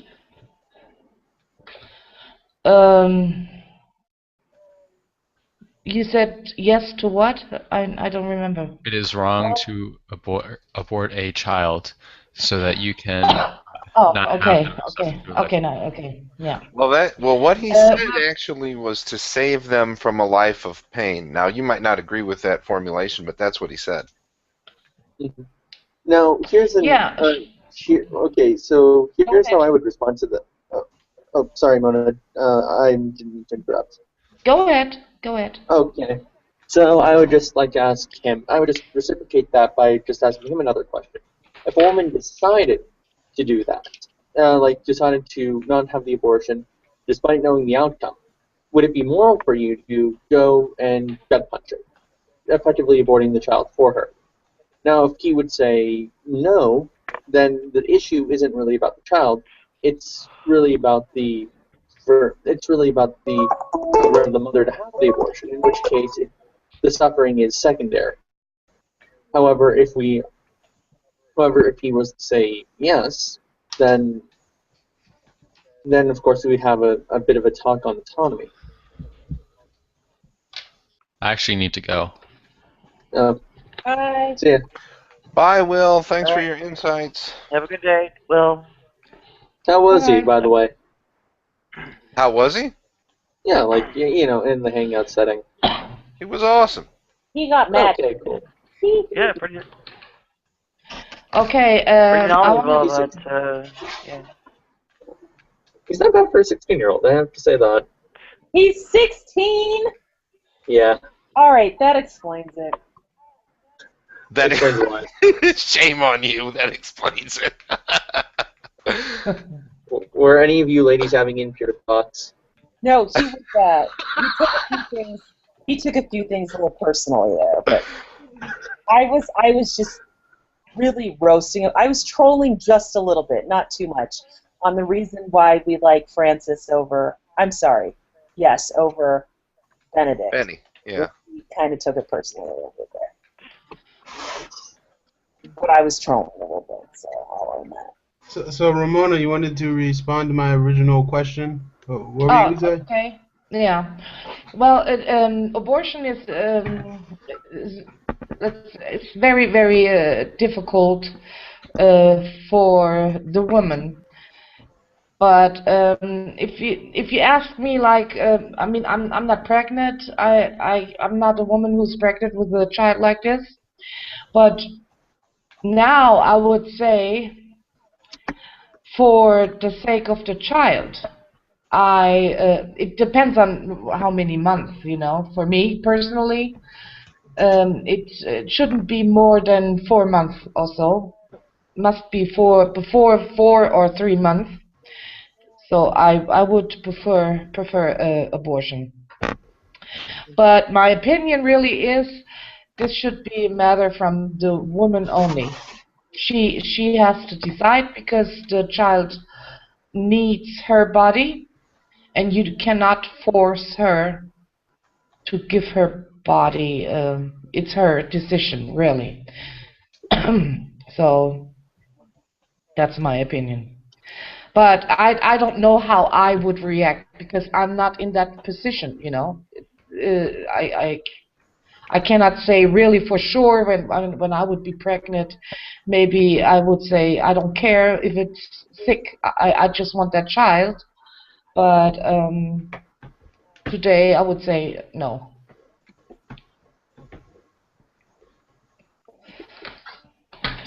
I agree, on that point, because this life is not that sweet. You know what I'm saying? Right. So even if we have a very healthy child, it's gonna be hard for him or her to have a job, to study, to go to college, to be successful, or whatever successful means. It's painful. It's hard, and under the current circumstances in the world, it's harder to live with some difficulties and stuff. So I would agree on the point, on Ramona's opinion about the issue. I mean that excuse me. Okay, go ahead. Okay. It's okay. I'm done. I'm pushing this one, and I just want to take it a little step further. And that is, there's a pregnancy test that you can do where they stick a needle into your tummy and they pull out some cells. What's the name of that test? Amniocentesis. Amniocentesis. That's exactly what I was looking for. Thank you, Nadia. In an amniocentesis, not only you might be able to tell that your child has the genes for Lou Gehrig's disease. They may have the genes for, you name it, a whole multitude of things. But they could still go on and be the next Brief History in Time, Steve Hawking, right, Stephen? Right. What's the brief history? Stephen Hawking. Yeah. Stephen Hawking, okay.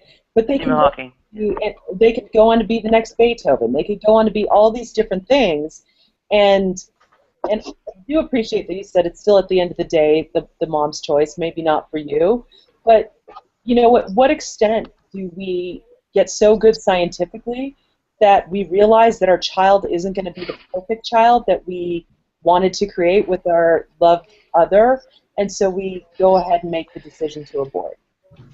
Yeah. For me, this decision would not really be for a perfect baby, but I don't want it to have wait, I'm looking for words again. What is that? Oh. The greater quality of life.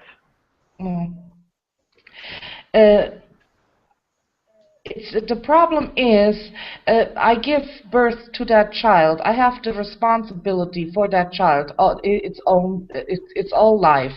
Okay, so and when it's handicapped, most of the times, those children, let's say the Downing syndrome, they need a lot of operation most of the times. It's very seldom. They have special parts or organ parts. There are, especially the heart, they need operation and stuff like that. I don't know if I want the child to put this child through this. But I don't want a perfect baby. That has nothing to do with that. But when somebody tells me your child is going to have this or that, and I can decide, I would decide for the child not to suffer. That's how I mean it. It has nothing to do with I want a perfect child, because your child can be healthy organs, but it can still be a child with problems. You know what I mean? So you will never have a perfect child. What is a perfect child? Could I ask a question though? Yeah. Let's say that there's 3 months. Let's say that doctors don't identify the problem until 3 months afterwards. Same effects are going to happen. Is it still wrong to take the life of that kid, even though it's 3 months out of the womb? You mean when it's over those 3 months? Yes. Those same effects are going to happen. This is a personal problem I have, because I get sentimental, you know, because I know how it looks like, and I know with 5 or 6 months it gets attached with nerves, with the brain, and stuff. This matters to me, right? So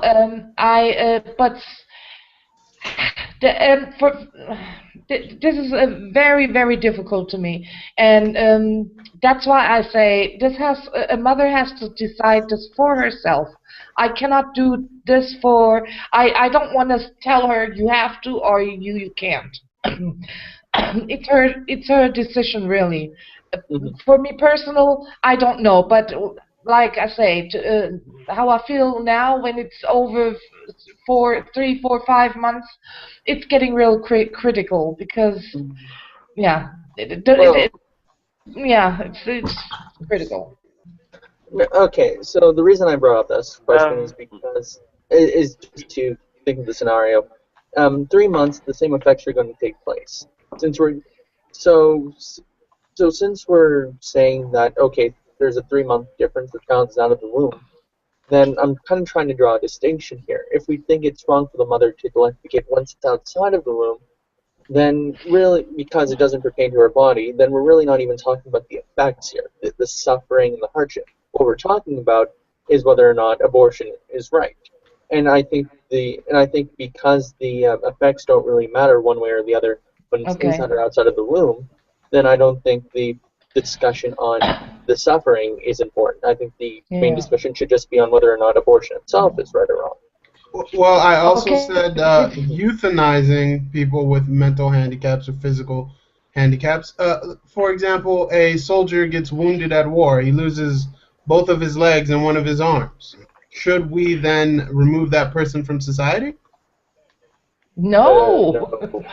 I mean, this is as I said earlier. This topic comes from I was reading some of Richard Dawkins' tweets, and I wanted to know how far do we take it. You know. I know. I know what you're talking about, the tweets from Richard Dawkins. I know those tweets, but they were was taken out of the context, and he made that right on his website how it was meant. So. I've got a bomb to drop, but it may be well. A dud, given that, or one targeted more toward conservative Christians. Well, given that it's known that LGBT affairs are essentially product of embryonic development in the womb, it's actually relatively plausible that prenatal testing could be devised to detect LGBT would you abort a gay baby? Orientations, right? Would you abort gay babies and trans ones too? I guess trans is actually more easily detectable. That one, the anatomical difference in the brain is known well enough to find on things like the CAT scans. So anyway. Hell, I might abort a well, black given that it's in the United States. What's that again? Just joking, saying I might abort a black baby knowing that their life might be easier.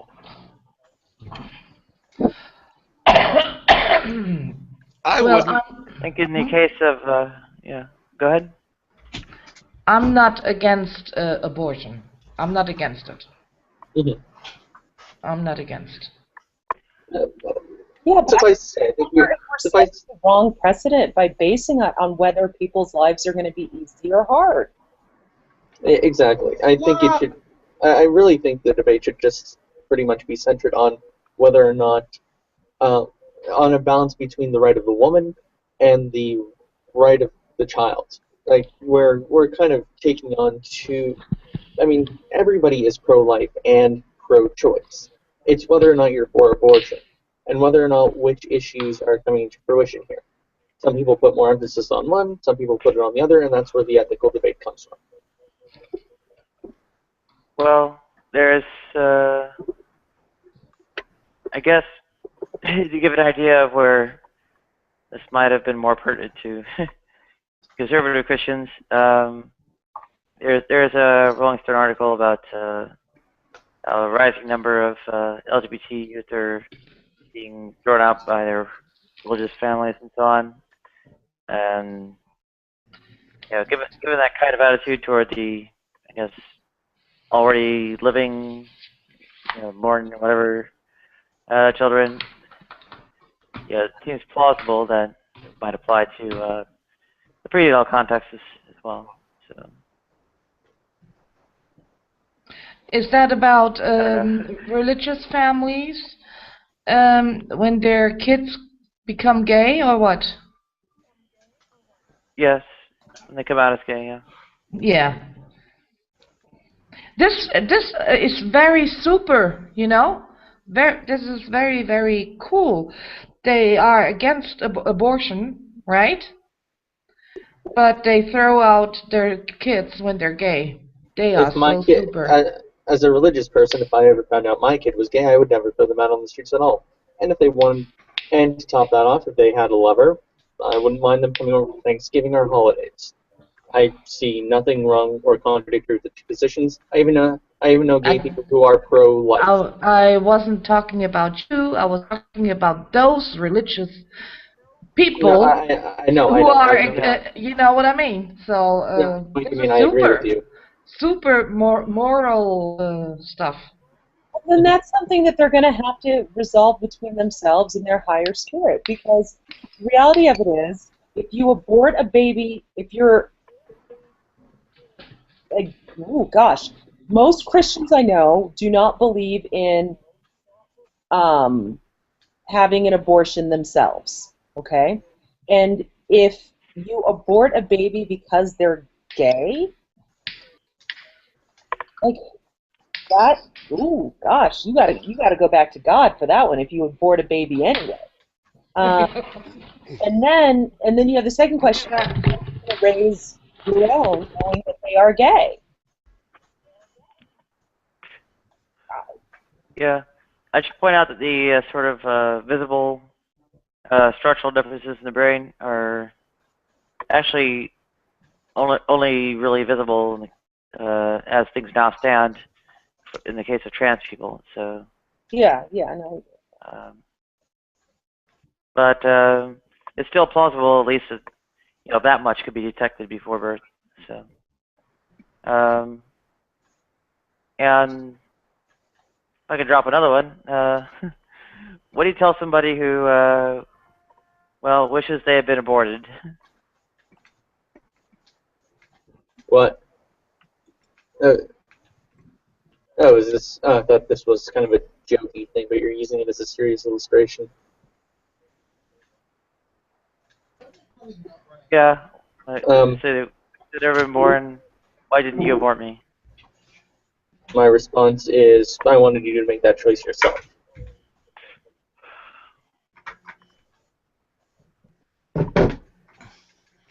Well, how do they make that choice themselves, though?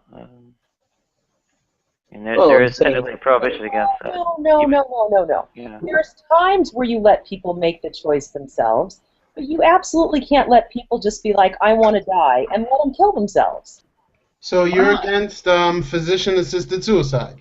No, what is? I swear I say something, and people jump to a whole other conclusion. I specifically said that Jeremy, instead of getting angry at people that misunderstand you, why don't you just clarify your position? This happens in discussion. Let me clarify it. I said that there are times where we allow people to end their lives, and there's times where we can't.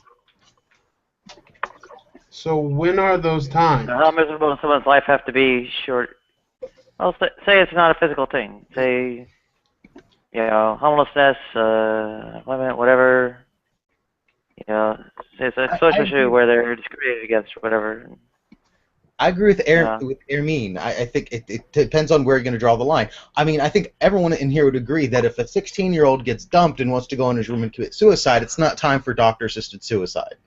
Right. Would everyone agree with that? For getting dumped? Yeah, no, yep.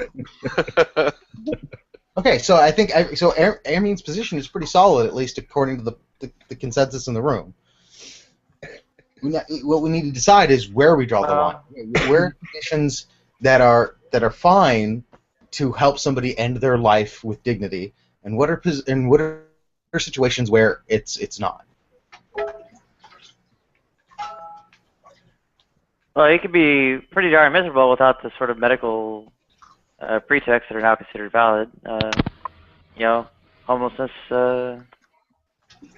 Well, actually, a bunch of other things. I'm not going to say homelessness.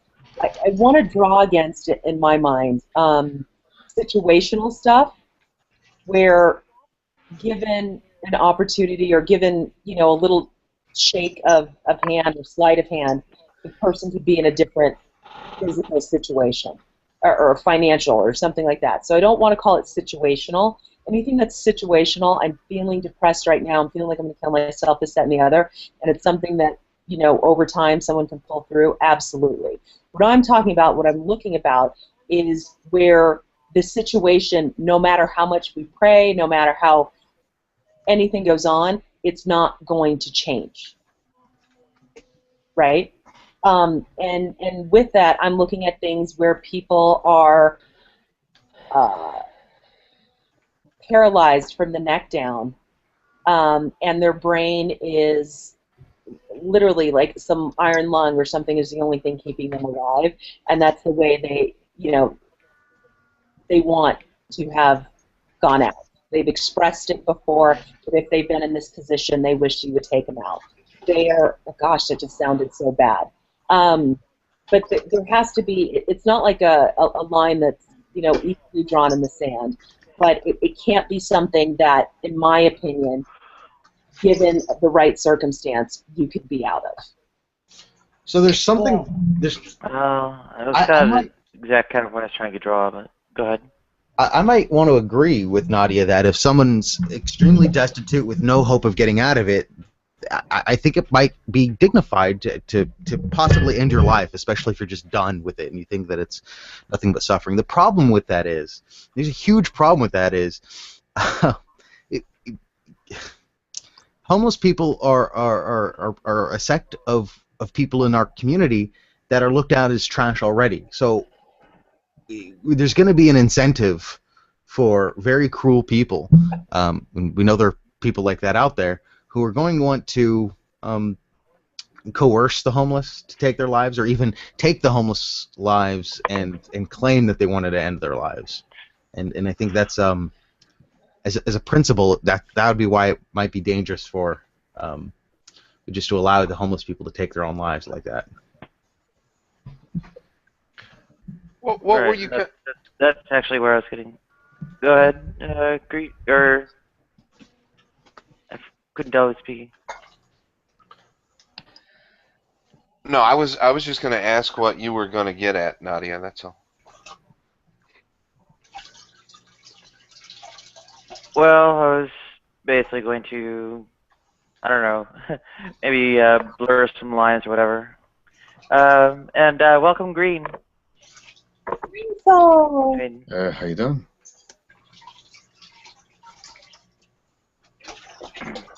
There are a lot of things that can make a life not worth living, and you get into, well, the sort of intractable scenario Seth described, right? Where we have this discussion now in Germany. Yeah. We have this discussion now in Germany, Nadia. We have this discussion now in Germany because we want the law, the constitution, to allow the doctors to help the sick people so they can commit suicide. And because it's not allowed in Germany, and now they want to put it in the constitution, and we don't know how they're going to decide. It's 50-50, so we'll see. The thing is, really, if somebody wants to make suicide, he's going to do suicide. I mean, you can't help. If somebody really wants to die, he's going to die. Okay? So it really is only about people who, let's say, you mentioned the guy who's paralyzed and he only can talk, maybe. So if he says, it's for me, there's no dignity, you know, for me this is terrible and I don't want no more, but I can't do it. So I think doctors should help. I have a question. Do you guys have the same rules for doctors in Germany as we have here in the States? Do you guys take the Hippocratic Oath in Germany like we take it here? Yeah. That's why we have that problems. We have a few doctors. They have been doing that, helping the people, but it was we had no real law on that. It was a gray zone in the law, you know. So now they want to make it, put it in the constitution. So if we can allow it or we can't. Right. So they are debating this now. Because the Germans, they go to Switzerland. In Switzerland, yeah, they have it's a hospital, and you can go there, and they help you. Like when you have cancer or whatever, you know, you know you're gonna die in 2, 3 or weeks or in 5 months or so. They say, okay, I'm still feeling good, and I want to go before it gets worse. Okay, here's the challenge. The reason I asked about the Hippocratic Oath and the challenge that I have with it is I actually don't believe that it should be administered by doctors, because in their oath they basically say, we'll give no poison to anyone. I will not kill another in my care. And I think if a family member wants to, you know, push a needle through of, I don't know how this is done, then I have no problem with it. But I just don't feel like it should be done by a profession whose job is to ensure that people stay alive for a period of time. Okay, okay, go ahead. I was going to say, that sounds very, very dangerous. If you want to end your life with dignity, I really don't think. I mean, are you talking about in a situation where a doctor is there and prepares the absolutely medication, and then the family member administers it? No. I explained you how they're gonna do it, how they're doing it. The doctor goes there, and they have a drink. Okay, it's a drink with pills in there, and they give it to the person, and the person has to drink it by itself. With a paralyzed person, this is really a problem, and this is a special case. And I don't know how they're going to deal with that, but usually we are dealing with people who have cancer or but they still can move their hand, you know. They have to do it by themselves. Important is that the doctor is there, because only the doctor can give you the right dose, so you won't feel any pain, so nothing goes wrong.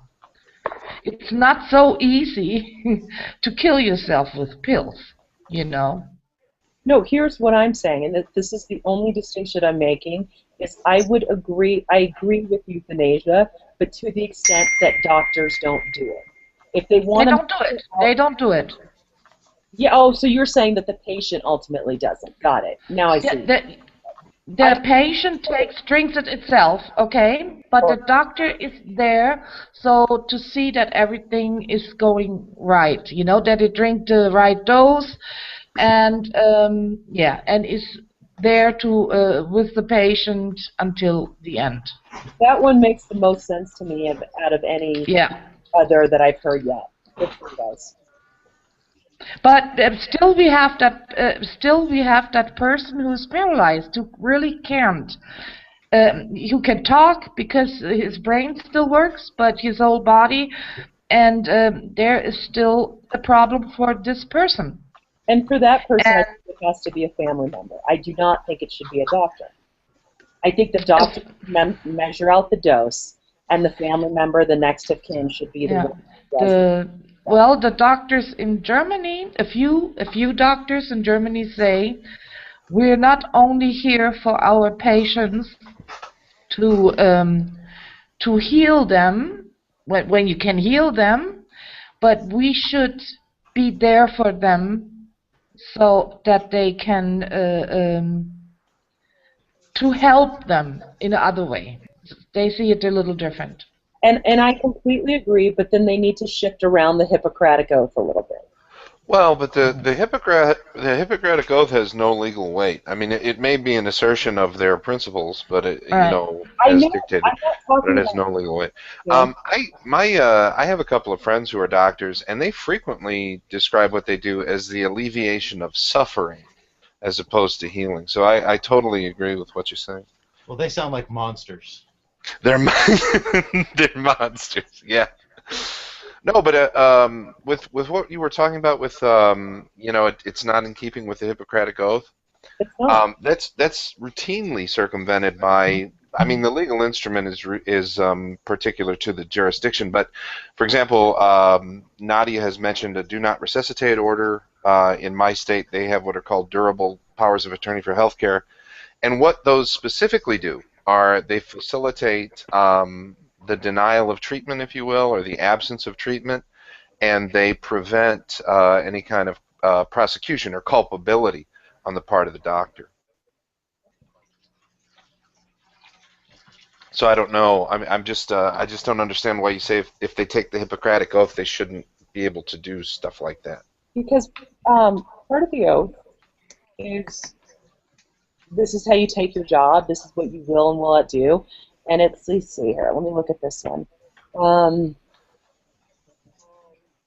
Yes, but I mean, any it's really just pro forma. Yeah, even back then. Shall any man's entreaty prevail upon me to administer poison to anyone? Right, yeah. Well, no, I understand. Neither, and this is the hard part. Neither will I counsel any man to do so.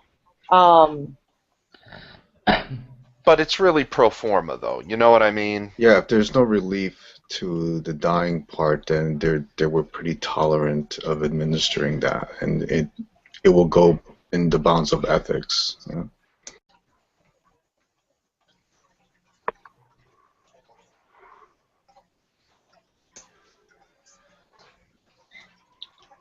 Well, I've got my do not resuscitate order on file.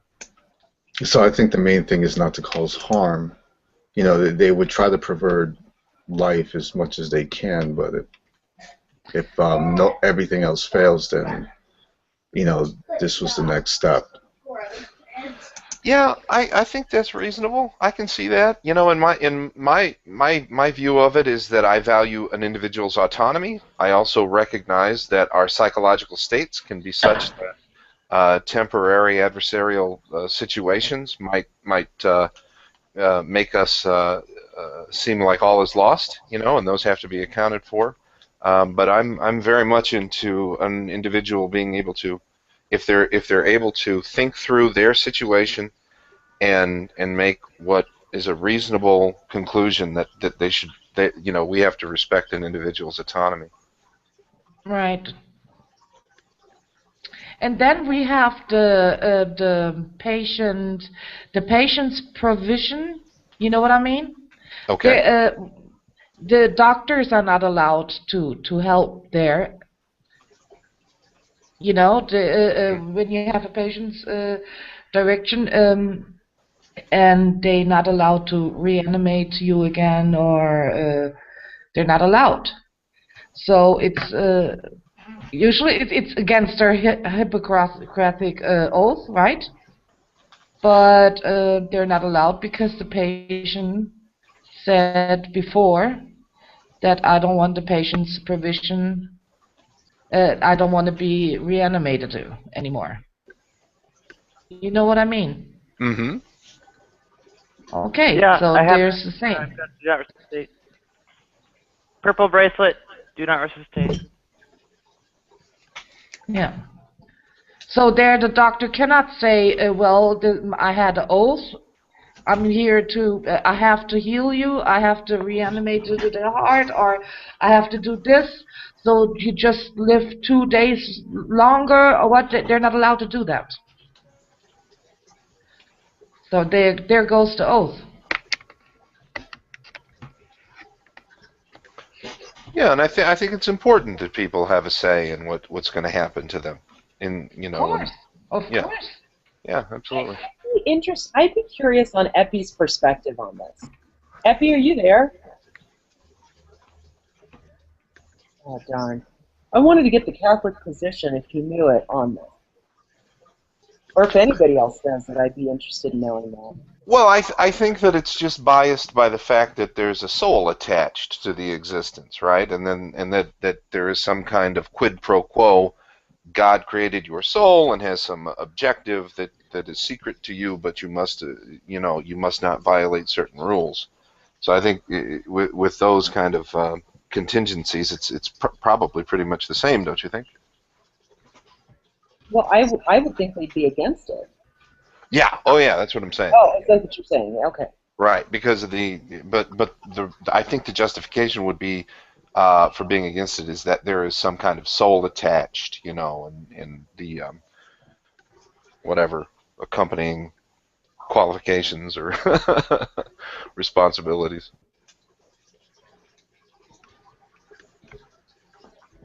Well, in Germany, the churches are, of course, they are against that, and they're fighting against that because they say suicide is a sin. But the other side says, well, you don't care about my dignity and you don't care about me, really. And yeah, we'll see what happens. Hard because as a Christian, it seems like the one thing you can do that you can't repent for. So there's definitely a struggle. I'm sorry, I didn't hear what you said. It's as a physician, it's the one thing you can't repent for? As a Christian?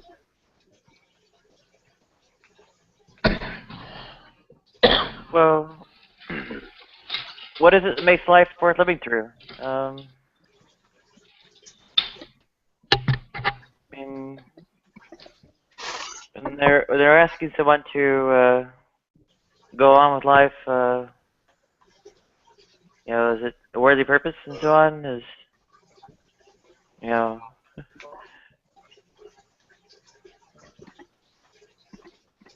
I can't answer that question. I have no clue. I guess it's so individual what your purpose is, but, you know, all these other things, I don't know.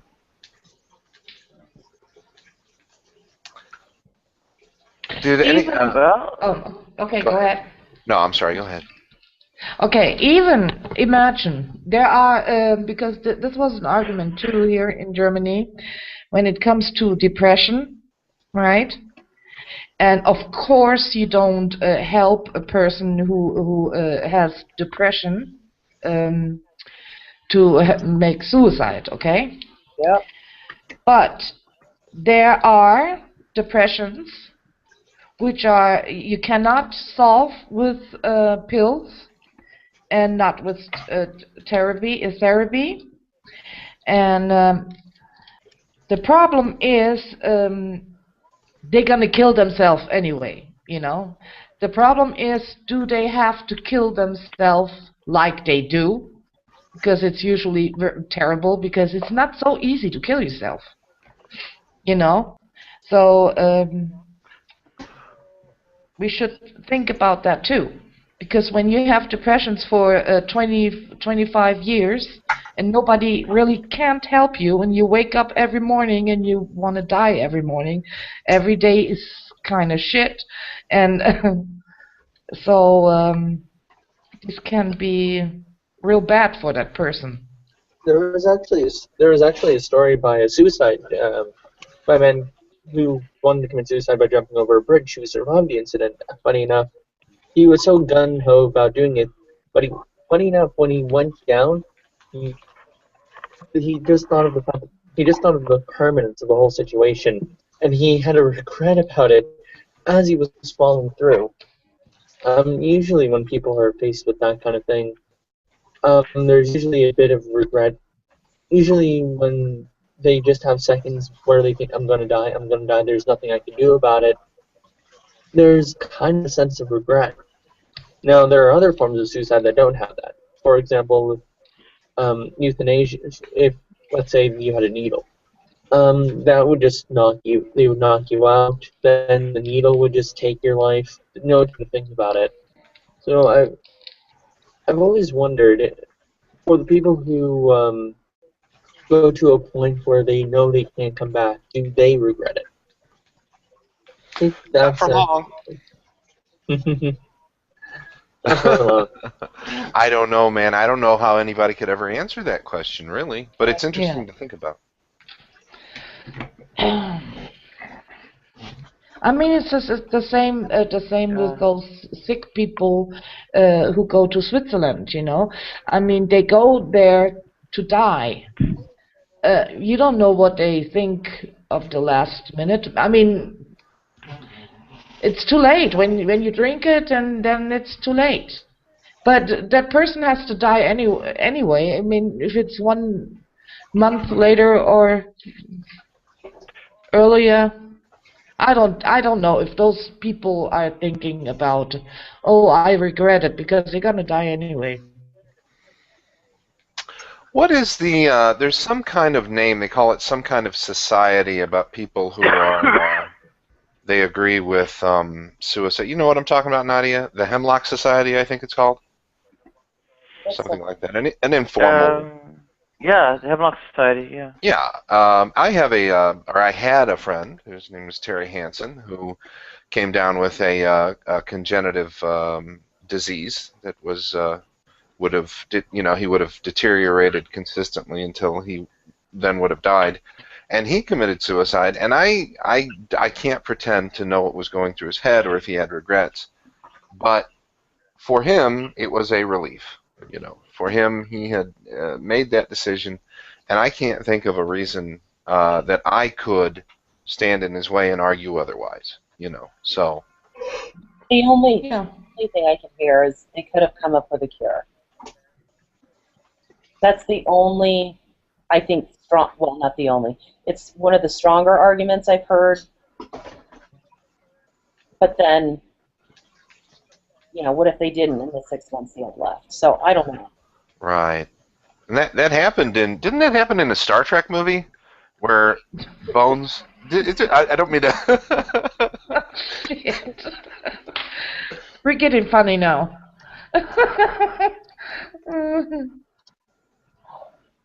Yeah.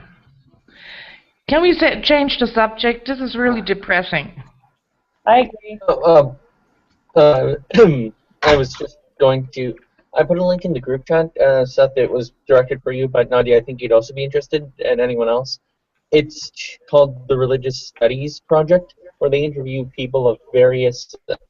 They interview people of various backgrounds to discuss religious studies. Religious studies is different from theology because religious studies is like third-person, outsider kind of perspective.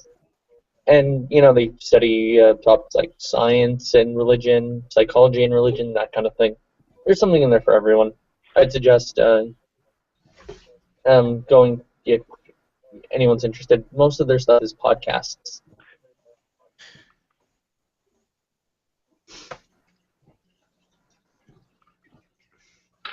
Okay, I'll put that in the showcase. I'm listening. I'm just cleaning my fish tank, so I might not be speaking too much. Gotcha. Yeah, I just wonder what these, supposedly temporal or situational affairs, how long they have to go through whatever they're going through before you. I don't know if people could see well, it's no reasonable hope or whatever. But anyway, well, I take a free will is probably overdone for the past few days. I have to tell you, Epi, that first headline made me wonder if this site was in English. First headline? Yeah, an interview with Veronique Atlas on bricolage. Oh yeah, there are a lot of foreign professors. They speak English though. Well, yeah, I would imagine, or at least it'd be translated because it does seem to be in English. But that first headline, maybe it wasn't. Yeah. Well, it's England. They're very close to the continent. Well, they are on the continent, but they distinguish themselves from the rest of Europe because they're special. England, the original special little snowflake. England. Oh.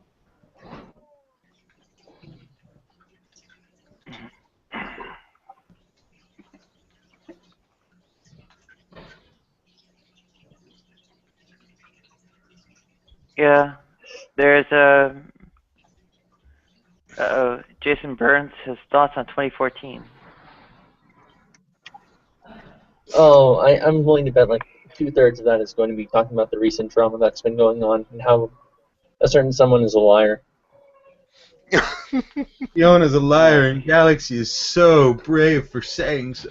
Oh man, this drama has been eating this circle alive, man. Oh God, why did I even throw myself in there? I'm so sorry. Everyone cares way too much. I think it's because, as much as we hate to admit it, we kind of drew personal attachments towards one another when we should have just considered ourselves people in a box. Whoa, I have no clue what you guys are talking about. Oh, good. I'm sorry, you heard all that?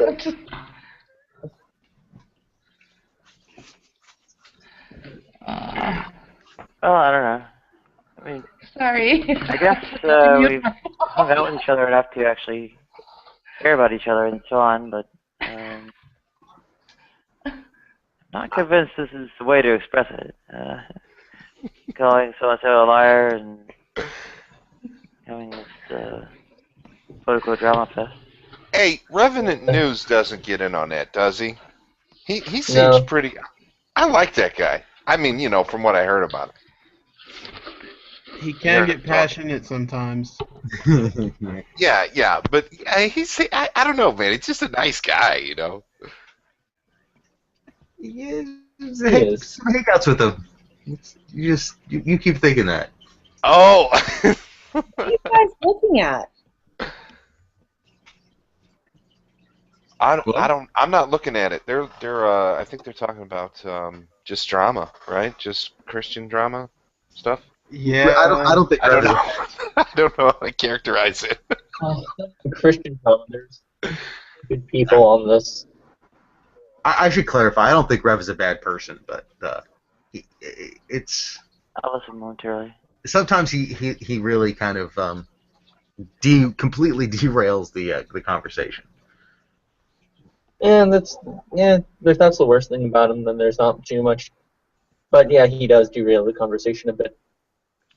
You guys can go hang, dude. He's awesome. Hey, wait, before you finish your thought, I just want to tell you I love you. Yeah. Yeah. Were you in the hangout where he kept, like, out of nowhere, no matter what people were talking about, just blurted out, but how can atheists explain the beginning of the universe? Oh, well, you know.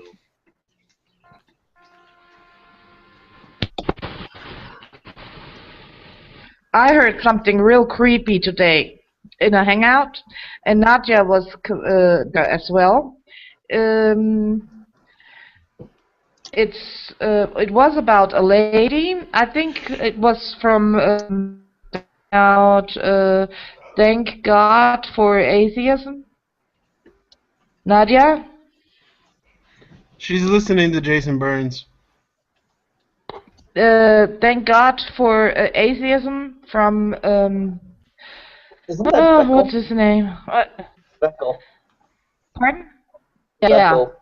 So and there was that lady, and she said that there were no stars because the stars were angels. She really meant it. That sounds like Shani. That sounds like. Yeah, I think it is Shani. Remember, there were the stars and the moon and everything. The moon is just light. Yeah, I remember that. She's off her rocker. I was sitting here like this, and I never heard something like this before, really. And I thought, this is not for real. But she was, you know.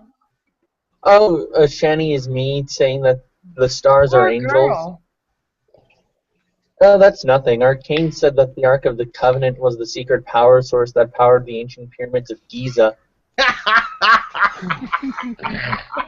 Yeah. Hey guys, that's not funny, really. This is not funny. I mean, say what you want about Shani, but at least she's trying to be biblically consistent. Arcane, as soon as we were told them, yeah, the Ark of the Covenant was built after the flood and after Moses took it out, to which he just replied, well, maybe there were just more arks. Oh. Okay, this is why I think we definitely need a study group. Yeah. By the way, if anyone wants to check it out, you can find it on my channel. I'm Epicurus, a Greek, as you can see, and it's really funny.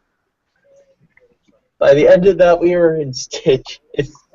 You know, I asked Arcane once, like, if your primary concern is Christianity, what is all? Oh, somebody left. Okay. If your primary concern is Christianity and proving that and preaching the gospel, then what's this obsession with ancient aliens and how does it fit in your worldview? And his answer was, well, evolutionists think that we start off simple and got more complex and advanced. This proves that we were more advanced and we got dumber.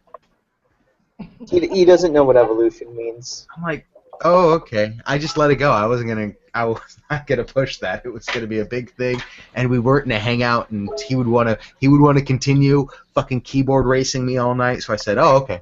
I just left it at that. I've met people on here that are flat earthers.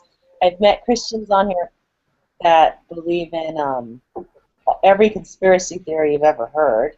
I've met all sorts of things, and I didn't think they existed, but wow. I'm still unconvinced on whether or not Brian is a troll. I don't think he's literally a flat earther. I'm still skeptical. He is a flat earther. He's not a troll. He didn't believe anything that he saw when Ferguson happened. He didn't believe. He's out there. And I wouldn't have believed it either. I really had a friend over at his house who had the same beliefs as him and couldn't understand what we were talking about. So even weirder, there's more than just one. And this was a girl. Repeatedly, David Herring and Christian Smith, the Australian crew, converted him because they said they couldn't see, or he couldn't see the Southern Cross, but they could. And that somehow convinced him. So he's stopped being a flat earther, I think. Not Ryan. Yeah, Ryan. He either changed his backflip mind on that one? No, maybe you're not up to date. I don't know. they usually can convert him for 24 hours, and then he comes back and he's like, no, you're wrong because of X, Y, Z. Yeah, it's really sad. Okay, so you backslid. Okay. I mean, haven't they been to school or something? I mean, they went to school, didn't they? Yeah, but I meet people every day that refuse to admit that we're all from Africa. Listen, I don't mind that, okay? This is something I really don't mind. I don't mind if they believe with the Bible, okay? I don't mind if they say there's God. I don't mind. But listen, the stars, there are no angels, and the earth is not flat. This is you. Well, I do believe there's angels. I just don't believe that they're stars. Okay, see? That's what I mean. I mean, and why? And why? Because you know that we have been up with our spaceships up there, and we see those stars. And we can see with the Hubble telescope and everything. The Hubble telescope and NASA are a huge government conspiracy. You bought into the lies, sheeple. Okay. And we have never been to the moon, I know. Yeah, I met someone who believes that. Yeah, unfortunately. You guys believe we went to the moon? Come on. No, not really. Nephilim Free believes in giants. Has anyone seen Nephilim Free named himself after giants. Did anyone see I can't think right now. It's that recent sciencey movie with Matthew McConaughey. Really? The whole 10 yards? No, what the fuck? No one's gonna help me out here. Come on. The most recent one that came out? Yeah, I can't think of it right now. God, what's wrong with me? He's a really hot guy. It's called. Bleh. Fuck! What the hell's wrong with me? I can't think of it.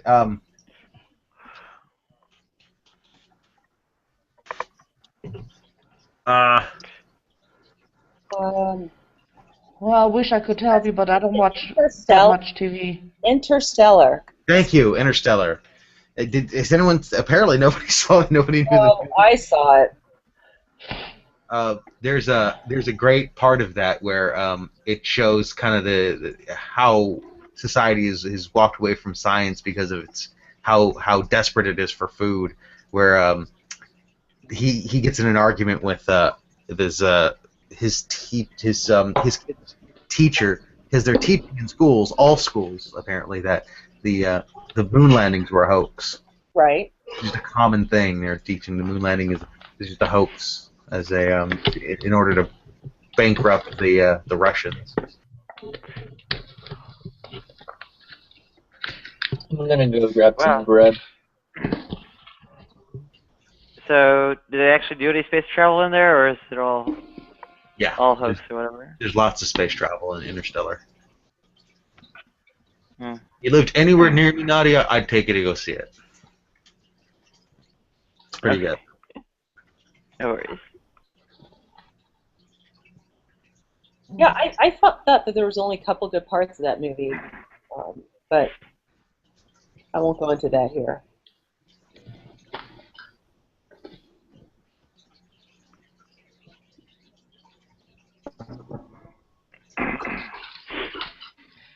Well, is there a risk of our society becoming so overrun by conspiracy theorists? Rationality breaks down.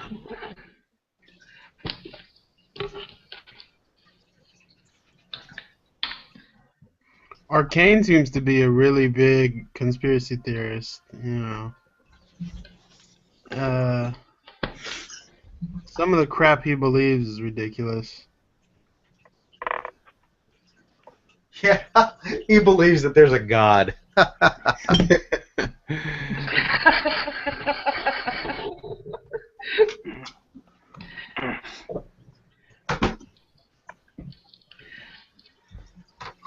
Well, that doesn't bother me as much as some of the peripheral beliefs, but okay.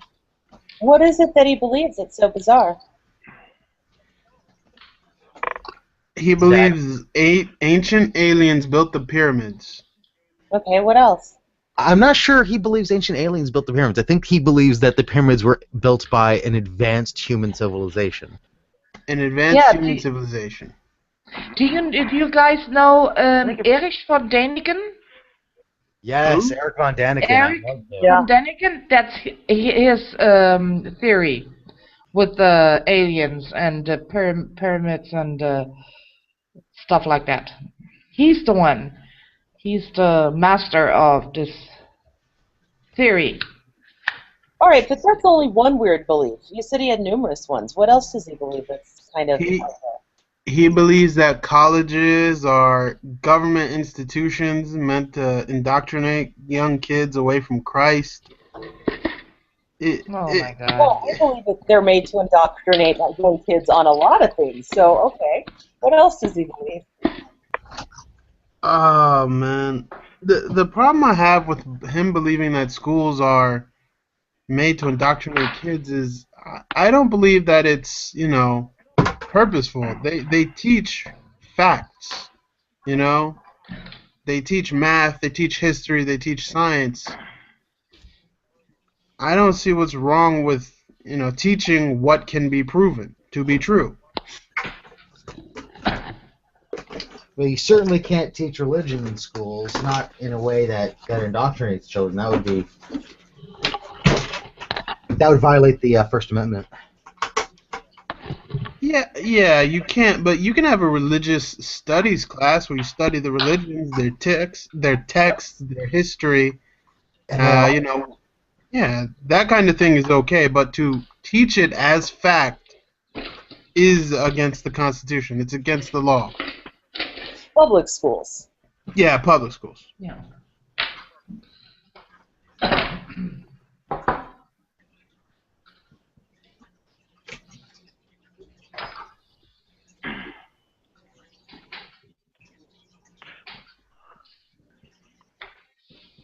So, well, I can see a clear problem because public schools have to accommodate people from numerous religions, like Judaism, Hinduism, so on.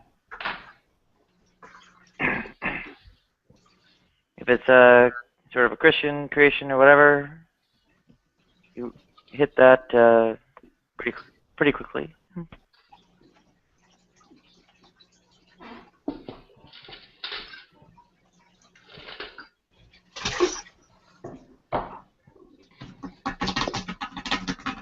I guess there's Islam too. I think education's an interesting thing because I think if in any subject that they were just teaching fact, I wouldn't object. But in a lot of education, they are actually teaching you how to think.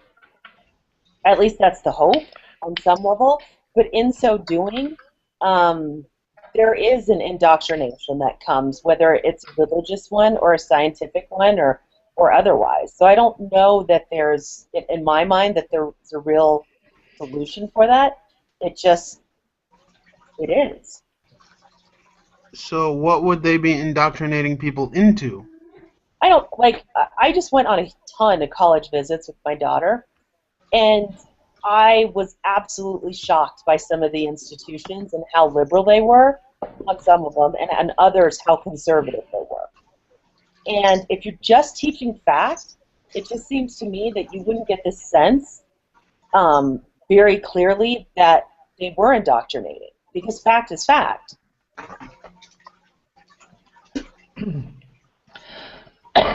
But in school you don't only learn the facts. In school you should learn how you deal with problems and being skeptic, so you can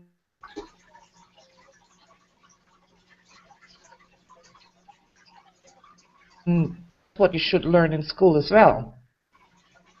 Not only the facts, but the way how it comes to the facts.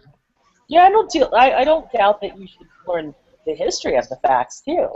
It's just what we have here in the United States is something really interesting. I was talking to a friend from Australia. It's actually not the same there. Where if you look at our education system certainly from college, somebody can argue that it's prior to that, but each school has its own agenda. If there's any, I just don't know any other better way to say that. Okay. In it, there is a certain liberal, middle, or conservative ground, and it's based a lot of times on the dollars that they receive from private funding, and it's almost as if even the professors that hire, the class structure, their curriculum is situated to support that. So you mean they're liberal or conservative in campus life or the classroom? Both. Yeah. What one spills over into another, and usually it's the classroom that spills over into the campus life, and it just is. And so as parents, you have to make a decision for where you're going to put your money and you're going to send your kid to college based on, sadly enough, the one that most aligns with your views or doesn't. I mean, I don't know how you make that decision, but it's equally, like, they're not just getting educated by fact and how to think through that fact. They are being programmed. And some universities are worse than others. But I don't understand how you definition is for being programmed. Yeah, I don't see how you're coming to this programming either. It's basically like you go to the school. I mean, there really is. I'm not going to call these schools out by name, but think of the most liberal school that comes to mind, and somebody else can call it out by name if they choose. And whether you go into feminine studies there, or you go into more scientifically focused fields, there's just a way of thinking, a way of teaching, a way of that they want kids to think that get the A papers versus those that get the lower grades. And it's apparent, and it's a bit abhorrent. And then you go to other schools, and it's the flip side. It's super conservative. So you mean it has what you mean? It has nothing to do with the stuff they learn. It's everything outside what. No, it's even in the stuff they learn. Well, those are facts, and you can't. Like when you say math, right? I mean, 4 plus 4 is 8. It is not a way you can think of it. Right. You know, and it is fact. It is 4 plus 4 is 8, and it stays 8. And you cannot say, well, we can think it the other way, or the other school thinks it different. So I don't really. If you're teaching facts, then that's how it is. You cannot say that there's an opinion you can think it the other way. There's very few classes that are actually just fact. Math, Right, like history. History is very interesting subject, you know. Right, and it's very Right. open to interpretation. Of course. Philosophy, there's just a lot of classes that are like that. So that was the challenge, and that is the challenge. Well, it's history, and maybe it's how you call it, social. We call it social class, social. Yes. So yeah, those are those two. The other ones are science and math and physics, and those are two. Call them the social sciences. So you have hard sciences, which to me are just fact, and then you have the social sciences, which are a lot interpretation. That's right. That's history and those social science. Right. Those two. Politics. Right. The social science. Yeah. Right.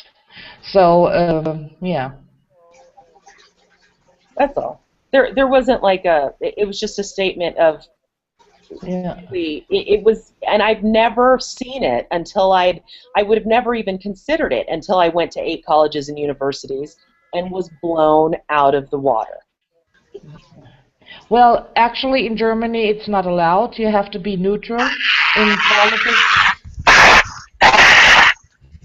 You have to. Oh, bear with me. I'll get rid of this real quick here.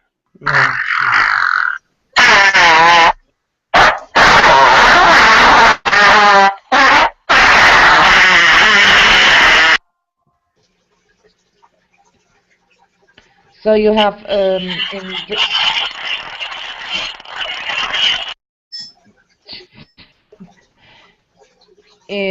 Germany, the teacher has to be neutral, you know. Yeah. And yeah. But when not, you have, not here in the States. Okay. And that was what was so profound. Yeah, in Australia, they said the same thing. And I was blown out of the water. I was like, what? Really? Yeah, maybe it has something to do with the payment, because in Germany it is from the government. Well, it's paid from the. There is no, you know. So, but I'm not talking from the university. I talk from the elementary school to high school and that stuff. That is from the government, and yeah. So I think what you're trying to say is liberal conservative is the culture in the classroom, how the teachers present themselves, and not, you know, what they're actually teaching. No, that's what I'm saying. I'm saying even in their teaching, there is a bend. Like history and social science. That's what she meant. Yeah, but you really can't, you know, when determining when you're discussing history, you know, there are multiple factors that go into, let's say, World War II. You can emphasize certain factors of why it started, but, you know, at the end of the day, you know, all those factors factor in. Am I making sense? Mm-hmm.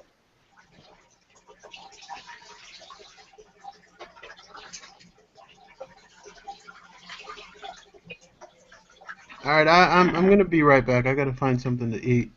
I think we should just set up the republic that Plato drew up for us. I think that's the best. What was that? What was that? It's kind of hard to explain. You have to read the public. It basically has to do with families not raising their own kids and everyone going to the academy. I guess is the gist of it. Yeah, I wouldn't want. Never mind. I was going to say something pretty bad. Yeah, I don't want that. That's for sure.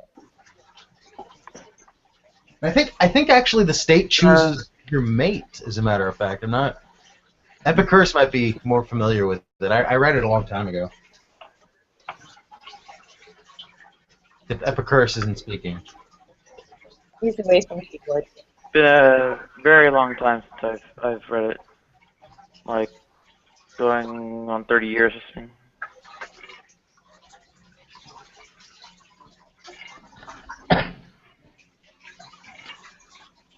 Yeah, I don't want the state raising my kid, that's for sure. Well, the state doesn't. The citizens do. Just you don't raise your own children. Everybody, since you don't know who your father is and who your real mother is, I guess the idea is you treat everybody with a similar level of respect, and because anybody could be your father and anybody could be your mother. Yeah, but I think the challenge with that is there's still, if let's say I'm raising someone else's kids, could that potentially be an outcome in the republic? I'm sorry? Could someone like me raise someone else's kid? You almost certainly will. Okay. So the bond, I believe that the bond in parenting is not necessarily who gave you birth, but it's actually who raised you. So there is still a bond that happens with birth parents. I'm not going to deny that. But I still think you'd have the same challenges because it is, you love who you spend that time with, that they teach you things, you teach them things, yada, yada, yada. Yeah, I would agree. I'm not actually advocating for Plato's Republic. I think there's a lot of huge problems with it. Okay. I was suggesting that as more of a joke. Oh, okay. Okay, got it.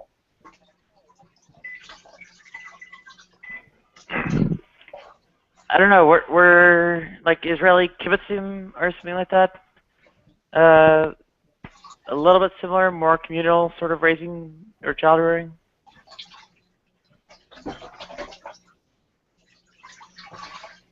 You have to explain that. I have no idea. Parents. I think the parents were still sort of, I don't know, primary custodians or whatever, but the a great deal of child rearing was kind of done collectively or something.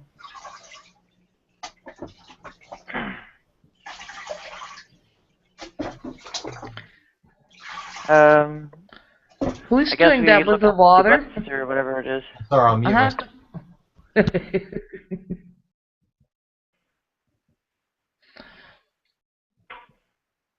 So you can Google faster.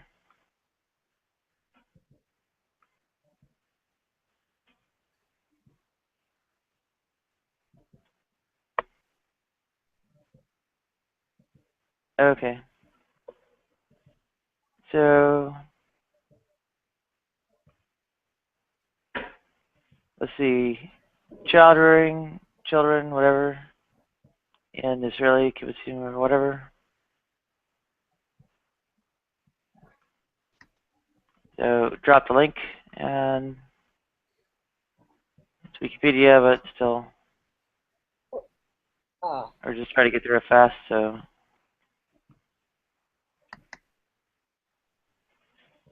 communal children's houses. Children spent most of the time learning, playing, and sleeping. Parents spent 3 to 4 hours a day in the afternoon with their children, after work and before dinner. There's actually a lot more quality time for parents to spend with their kids in other societies. Collective child rearing was also a way to escape the patriarchal societies founders came from. Children will not be dependent on their fathers economically, socially, legally, or otherwise. Okay. Yeah, we have some of those in Colorado, actually. There's a lot of, I think they call it co-housing here, or something similar to that, or as close as you can get. Yeah.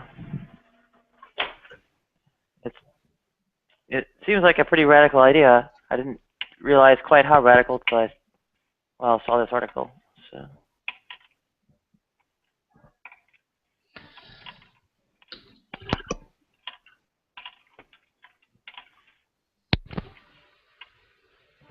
Maybe they got it from the Republic. I don't know. Or is that the Republic? Partial inspiration? Something a little bit close to it seems to have been tried then.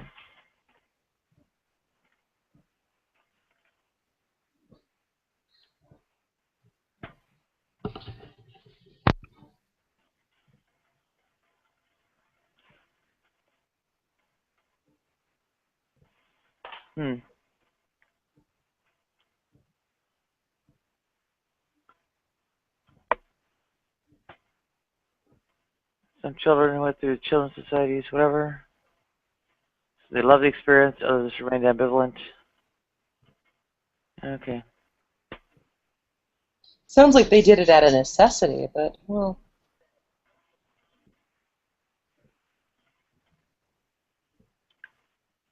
Yeah, in a way.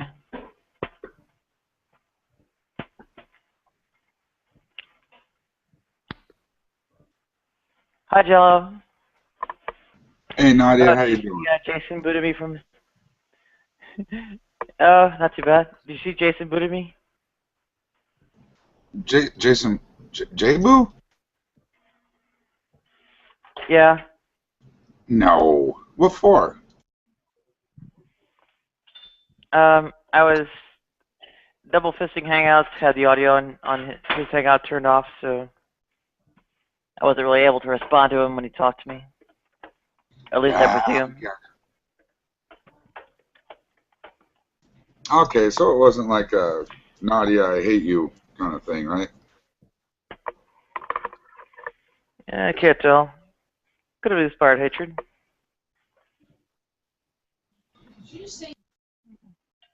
Wait, did you misunderstand that? Because Itty just said, "Did you say you hate her?" Did that come across wrong? Because I said it wasn't like an "I hate you" thing. I was talking about J-Boo kicking you. Did I say that wrong? I said it could have inspired hatred. Okay. No, she didn't get me wrong. Okay, Jello doesn't hate you at all. Jello, I thought you were someone else and almost left. Oh shit! What do you mean? What did I do something now? What the hell? I thought you were. Who'd you think I was, Ermine? I'm texting you. What's that? I'm texting you. Oh, okay. We don't want to air laundry, right? Live room and all? Okay.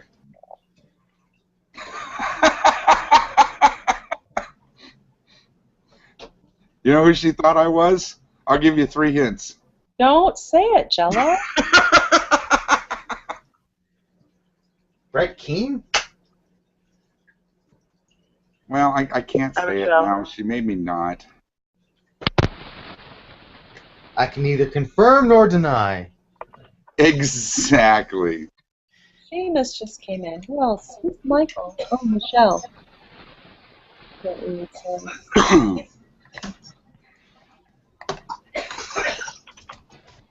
Yeah, Michelle's been sending messages for, I don't know, a few days, so that'd be nice to have her in.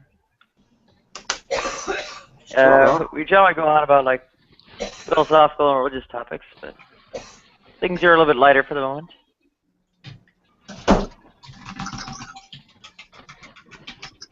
How's your Saturday going, Seamus?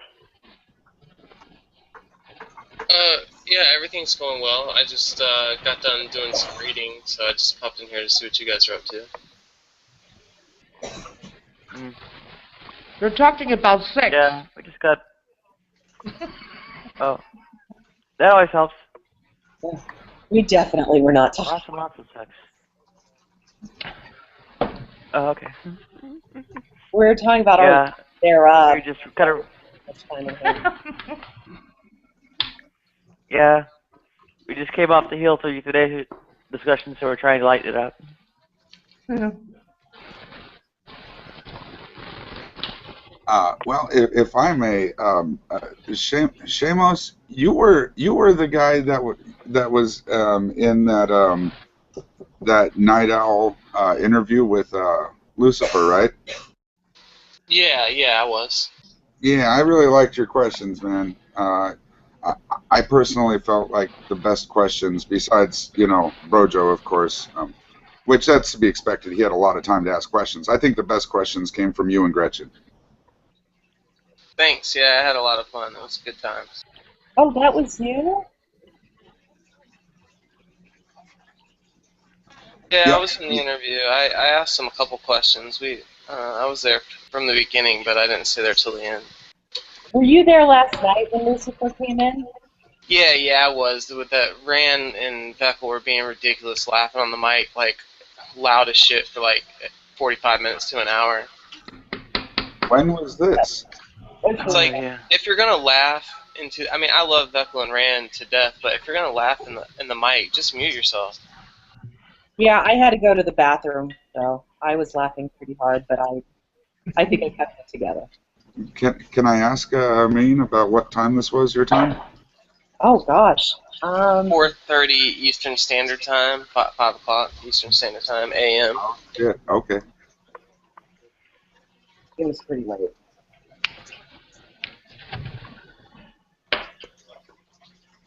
Mm. It was the for Yeah, me it was. night where he said, "I rebuke you, stand behind me," Randham did, and I almost lost it. Yeah. I got on their case about, going on with the mocking stuff and so on. And then somebody said he might be mentally ill.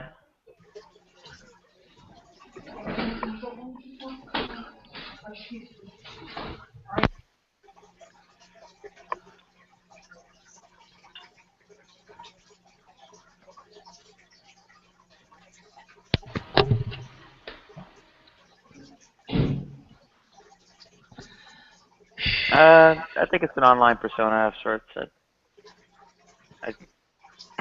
I don't worry about it too much. I try to, I don't know, kind of avoid the topic of things that would be, products of the online persona. So.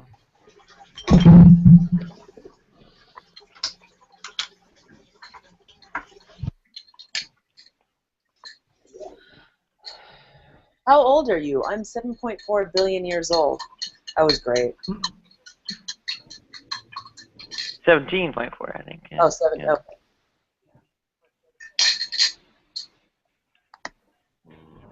I think the estimates of the age of the universe are a little bit younger than that, but I don't know.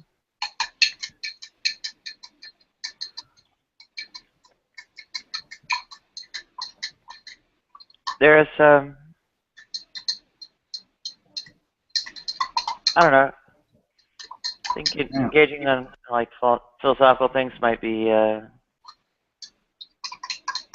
put up a defense of like language barrier, or, kind of dummying up or something.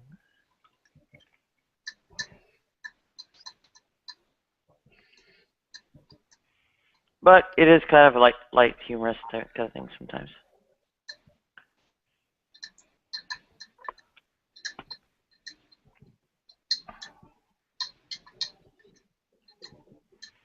Here, I'll invite Lucifer. Or send out a individual allowed invite and see what time zone they're in.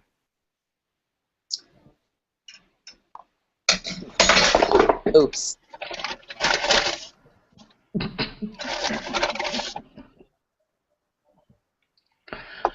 I don't know. A lot of people think it's kind of fun to go poking around the online persona for, I don't know, whatever kind of theology fits into the story. Or, I don't know, what does it even qualify as? Angelology or something? I'm sorry?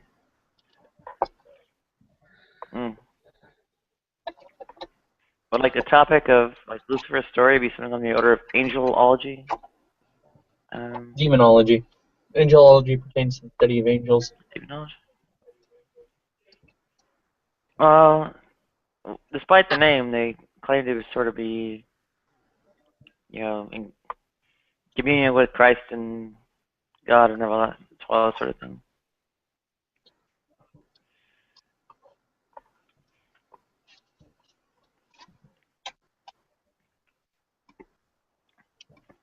I'm not claiming to be the devil. Claiming to be like an angel or whatever.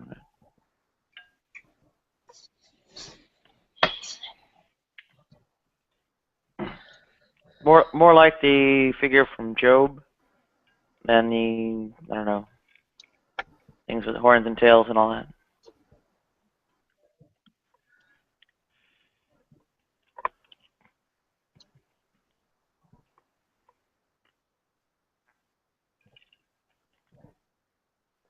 Maybe he fell from grace between testaments. They claim not to have fallen from grace and such. So.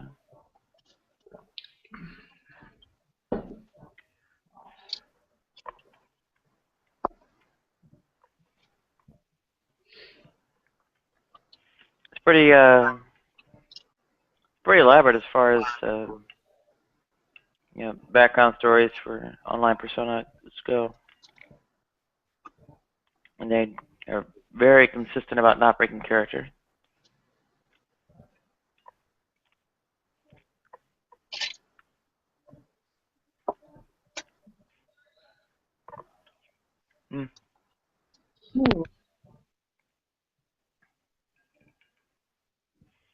I don't know. How seriously should it be taken when someone claims we're in league with the devil? Depends. Are they a politician? He doesn't say he's the devil. But, people might characterize him as the devil, and then say, oh, I'm in league with the devil because I hang out with Lucifer. Or, there are actual instances of, if not politicians, then I guess you might call political activists of a sort, who, proclaim that all kinds of groups are in league with the devil. I think you should take them seriously. I mean, I used to, because when I lived in Haiti, the Christians there were scarier than the Taliban in Afghanistan. Why do you say that? Because they killed homosexuals, raped lesbians, and they lynched the voodoo practitioners. They were monsters. It's not where I lived, it was not unusual to see just a band of wow, what the hell is that?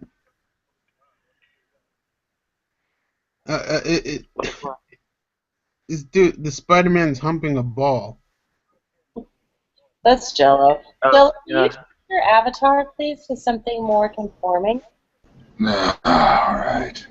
Thank you. It's not uncommon to see a band of Christians roaming around looking for someone to beat up on,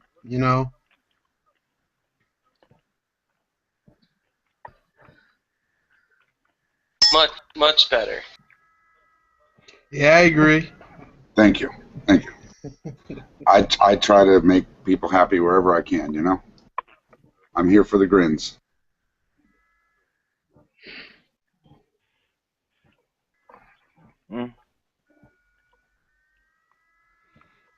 Yeah, so, those, the Haitian Christians were terrifying. The extremists and fundamentalists were terrifying. Not all of them were bad. I'm afraid of the U.S. getting like that. Well, some places are like that,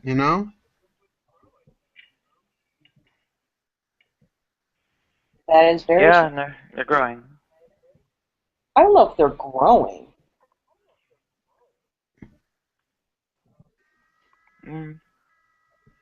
One instance where you can kind of show that it might be that bad, though, I'm not sure you tie this directly to Christianity, but it is certainly tied to conservatism and the religious right in the South, is just recently they, I can't remember the exact group, but there's a civil rights group that marched through some southern states, Alabama, Mississippi, Arkansas, I think, I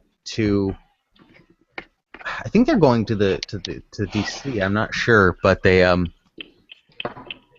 up going through this one southern town that left them it was on the parade route, or the marching route that they're going to take, left them a bucket of fried chicken, a watermelon, and a 40-ounce. Oh yeah, you're talking about the Ferguson March. Yeah, I don't remember if it was about Ferguson or possibly Eric Gardner, but I know it was about this recent round of civil rights marches and protests. Yeah, now I know what you're talking about. It was a bucket of chicken, Fried chicken, I presume. Yeah. See. A watermelon. What was the last thing? 40. Beverage. Well, Like I a said King it was. Cobra or something. Okay. Well, that's just real life trolling there, because I don't even feel as bad as that one as I do when they actually take you out and put you on the back of their truck and drive you through town. So Well, this was in broad daylight, and I mean, maybe they would have done. I mean, if they were to do this kind of thing, maybe they would do that kind of thing. You know, no, modern day lynching. I don't think it was worse. I just don't know that it's better either. But that's pretty offensive. Whatever. At least someone didn't die. Welcome, Wyatt. Wait, what is that? Hey, how are you doing? Someone has a wicked echo, or some background noise or something. Yeah. Okay, it's fine.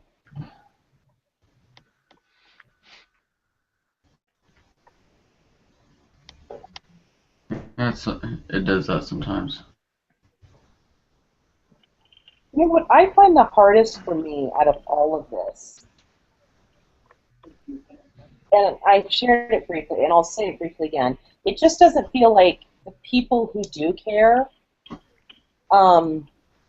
like it just doesn't feel like enough support from those who are outside of the group that's being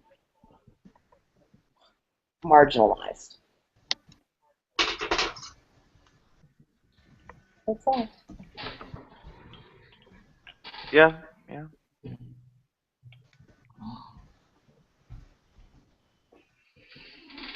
That's true for a lot of groups these days. I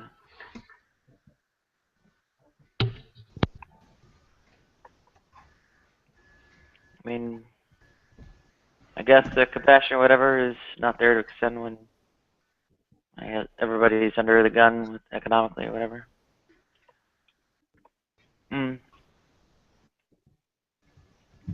I guess we're about sort of like well, we started with the fundamentalists in Haiti who were like lynching people and stuff, and yeah, they're yeah, and oh, go ahead. Probably better if you explain, because I don't remember it quite all. Oh, so the fundamentalist Christians in Haiti are terrifying. You know, they rape lesbians, murder gays, lynch voodoo practitioners. Well, they don't just lynch them just because they are. They'll blame them for things like, you know, if some place is flooded, they'll say it's because, you know, God wants us to kill these voodoo people, or they're the reason it happened, and they'll go do that. And in certain parts of in certain areas, you want to be more fundamentalist than the fundamentalists, because they'll kill you. Well, I think in Africa, certain nations there too, they have laws on the books where homosexuality is punishable by death, and it's not just the Christians that'll do it. That's not even it. The government will take you up, round you up, throw you in an African prison, which I can't even imagine, and then you'll just wait until it's time for, I don't know if it's a firing squad, I don't know how they kill you.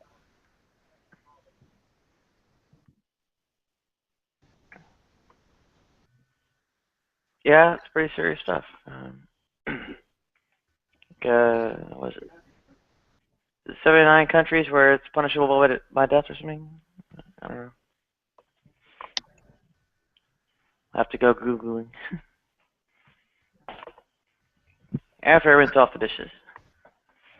At least get them soaking. I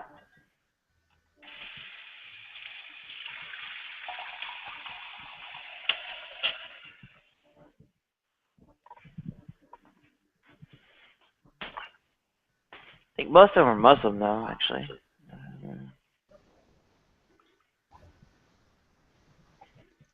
You know, I think it's mainly because of desperation that they turn to murdering people because of their religion. Because you see the same thing in America.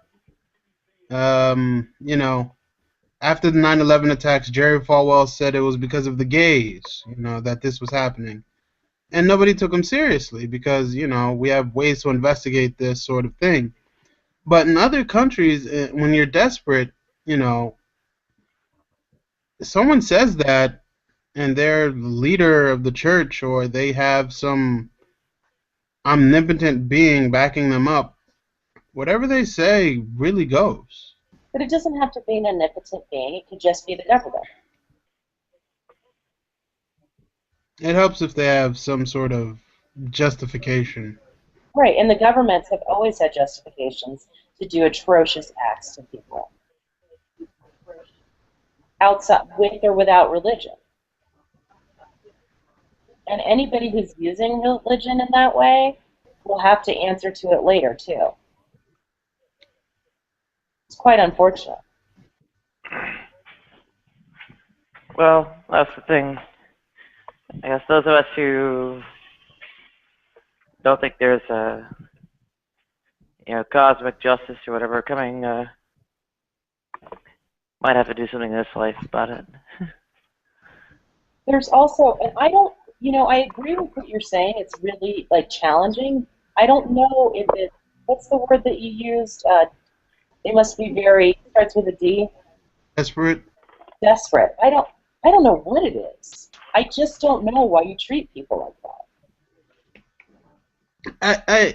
I think it is desperation. I think they're looking for any way to alleviate the suffering. So, you know, if there's a drought or, you know, there's a lack of food and someone comes along and says, you know, God is doing this because there are too many gays alive in this particular area, they're going to go out and kill themselves some gays. Yeah, but that doesn't give, like, desperation. Is why do we do that in America? Why do we kill gays? Why do we beat them up? Why do we? Is it desperation?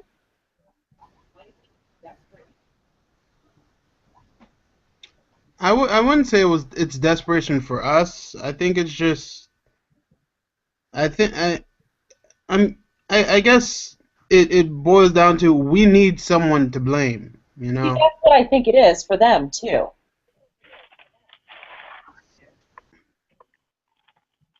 Because whenever anything happens, whenever something is bad, there's always someone else to blame, you know. I think it's just past a blame game.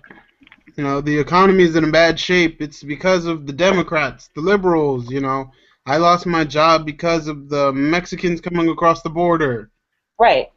You know, people would rather have a simple person to hate than all these nuanced conflicts that they have to spend a long time trying to fix. Yeah, but I think that's more true of third world countries as well. I like that. I can support that. I think it's coming here. See, I was telling Nadia this the other day. I hear ya. I don't know if I was telling you this the other day. As an African American, we're kind of at the bottom of the rung, let's just say, in the social stratosphere. And it's been interesting because my whole life I've always seen, yeah, but you know what, I'm not gay. And I'm totally in support of gay rights, everyone being treated equally, but I'm also equally as scared because then I wonder, am I going to be back at the bottom again? Or, like, who are we going to pick on next? Because it's just kind of human nature.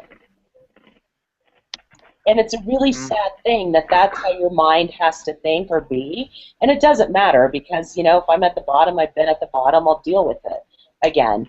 But that's all. That's the point. It's just scary.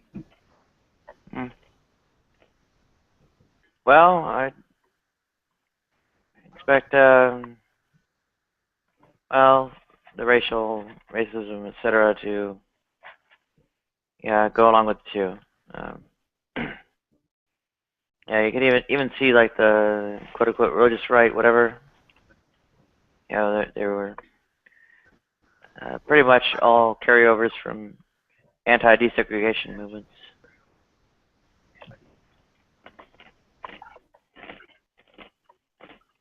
I'll dig up a link.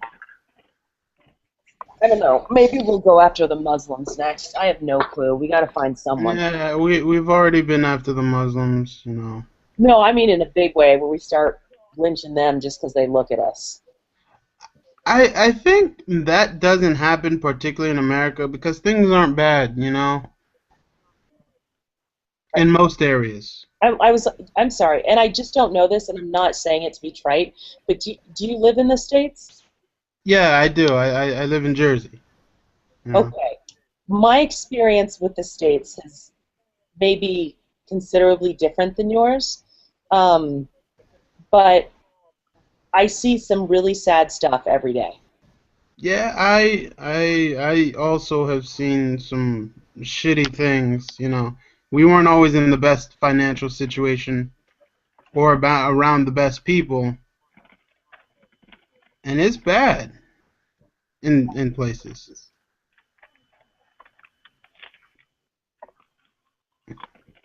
Mm. So I can put the link to the article in text chat about what? And where. Well, it says it's the evangelical anti-abortion thing, but check into it. It's saying where that movement came from was carryovers from anti-desegregation right-wing activists and so on.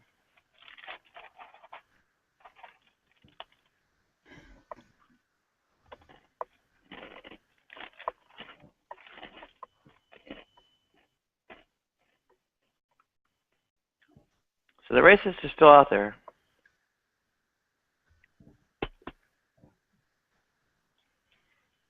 Guess they're not advertising themselves quite as obviously with hoods or anything, but well, they're having probably worse impacts than ever. I mean, you know, we are living in the most peaceful time in human history, but still, you know, it's still pretty bad in a lot of places. Somebody was saying something interesting about Welcome back, Seamus. Someone was saying something interesting about the United States for like how many years have we been a nation? 250 years that we've been a nation, 250 years plus. Something like 220 of them we've been in a war. Yeah, yeah. That's I remember that. I didn't realize that. Oh my God.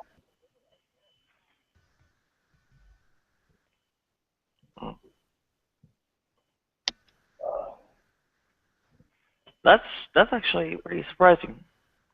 I thought it was a more recent thing. Although I'm aware of the banana wars and such.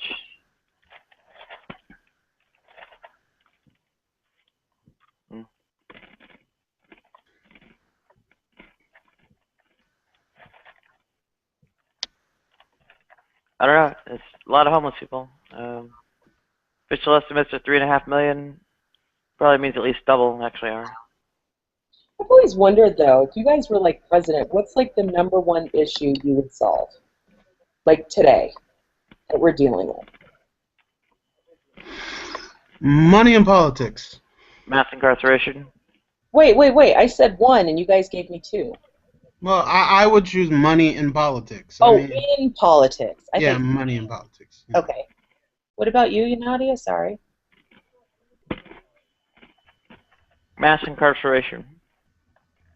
Can I ask, is Ramona here? Doesn't sound like it. Seth? Yes, I'm here. Oh, okay.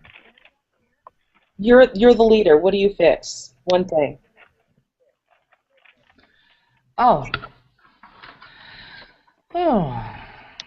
Well, right now in Germany we have big problem. I mean, really big problem with Salafists. Well, not the Muslims, but the Salafists.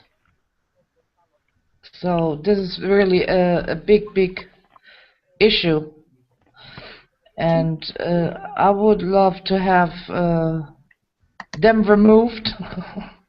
What is a Salafist? It's Wahhabites.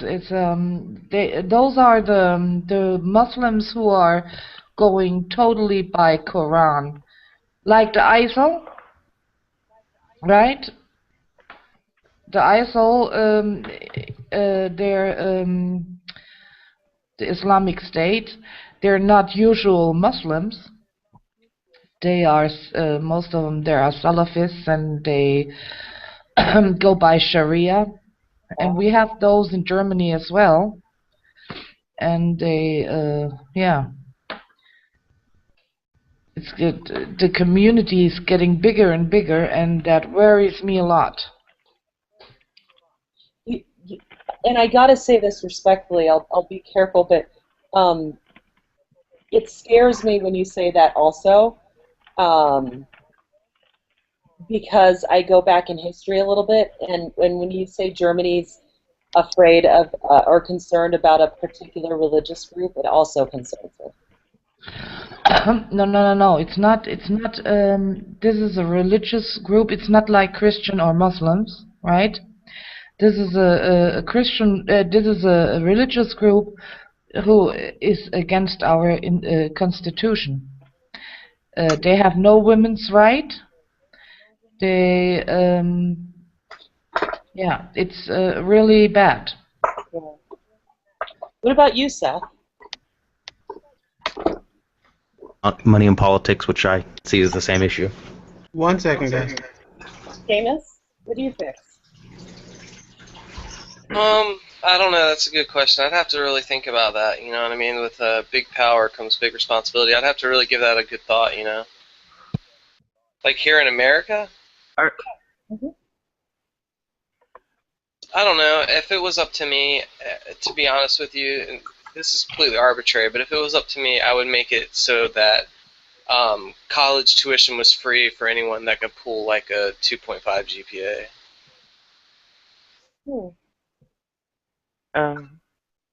When you originally asked, did you intend it to be something like the president could actually do, or?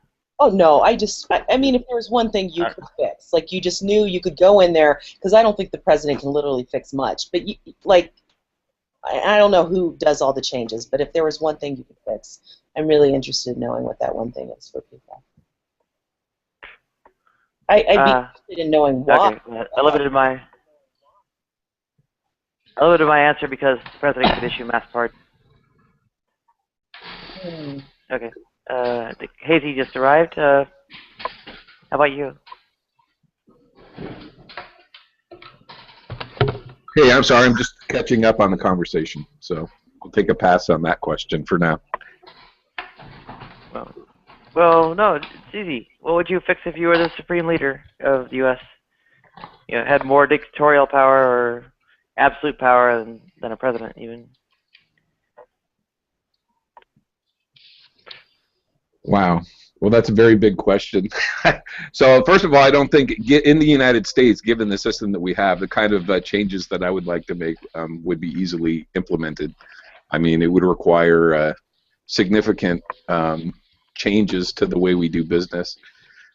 So, I mean, we go everything from the voting technology and redistricting and trying to fix that so that we actually have a vital democracy that's working. Potentially limiting significantly the corporate contributions to campaign contributions, so campaign finance would have to be changed. Those things I think would give the... I have to stop you, Hazy. Hermine specifically stipulated one overarching thing that you'd want to change. One. Oh, I see. Could your ideas be bucketed into one big idea? Well, I suppose, given the situation that the United States faces in the near future, would be investing in alternative energy plants. So, in my view, for example, we could have avoided the wars in the Middle East, taken that money, and invested instead in new energy technology, which would have created a new trillion-dollar industry to rival what we did with the invention of the internet, and essentially gave us energy security and saved the environment. I think most of the issues we mentioned can be solved by removing money from politics. Like Nadia, who said her issue was mass incarceration. You know, Corrections Corporation of America, the largest for-profit prison company in the world or in America, they give donations to candidates who will be tough on crime and who will lock somebody away for a joint. I mean, that is part of the problem. You know, they're being bought by politicians to do things that don't make any sense. And it's the same with energy. You know, they're bought and paid for by the oil companies, so they tax people for having solar panels on their homes, or they they do whatever for the companies. And I think the main issue is money in politics. If we solve that, we can get rid of all the corrupt politicians and start heading in a right direction.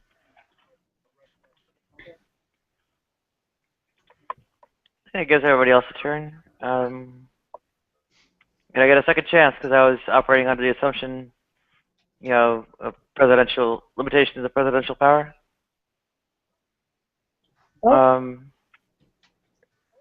Rewrite the Constitution to basically have, communistic,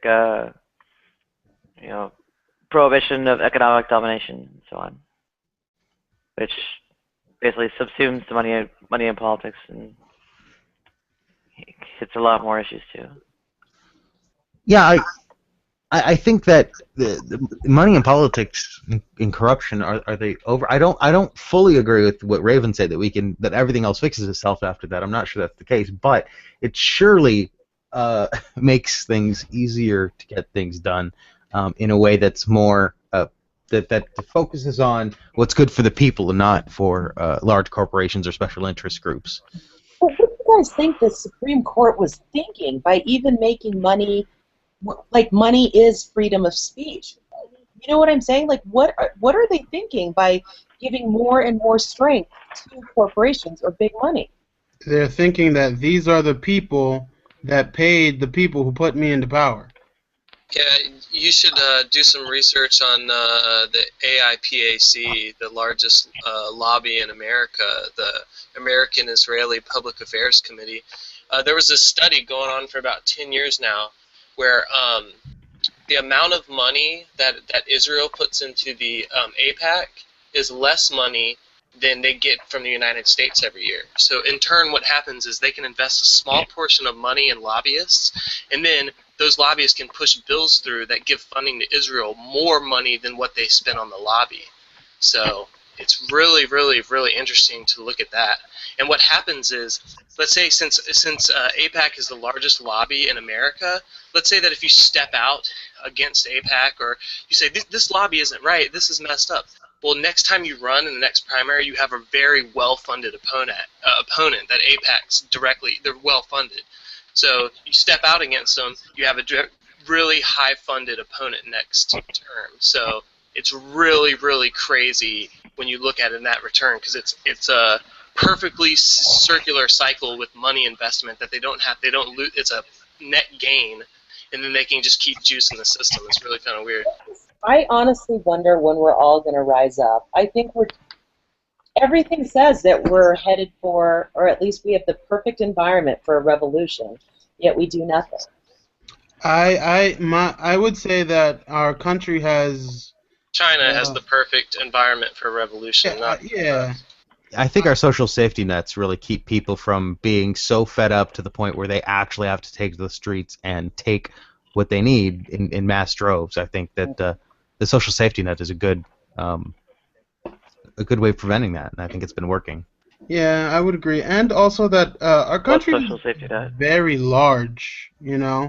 Our country is very large, making it so that there are multiple demographics. It would be hard to, knock down the state. You have to go state by state, because I know Illinois just tried to remove money from politics in their state, and so you'd have to go state by state. And if there was a revolution, we'd be facing, the Republicans. I don't want to, we'd be replacing the Republican base because all of their issues are. Hold on, someone's yelling.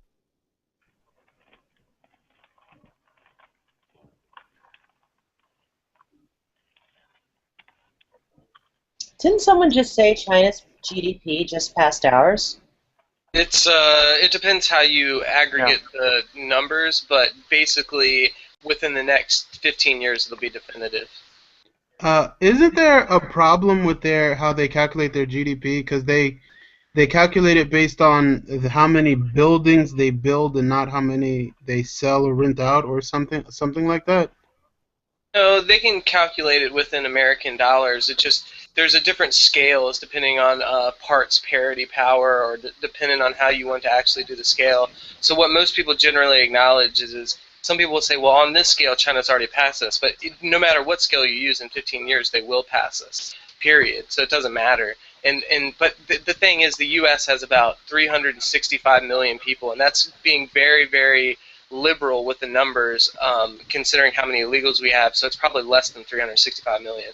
China has like 1.1 and a half to 1.15 billion, so they've got about 3 times the people that we've got, and so we can produce the same amount basically of GDP with a third of the people. So it's not a whole lot to be worried about. Yeah,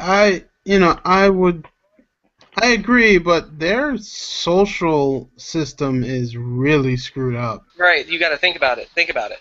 If we produce the same GDP and we're third less people, that means they have to spread the same amount of wealth over 3 times the amount of people. So they live substandard. They don't have as much infrastructure and as much standard of living and blah blah blah blah blah. But since they have more people in aggregate, it all adds up. So yeah, they have to take about the same GDP and divide it between 3 times more people. So that's why it's all fucked up over there.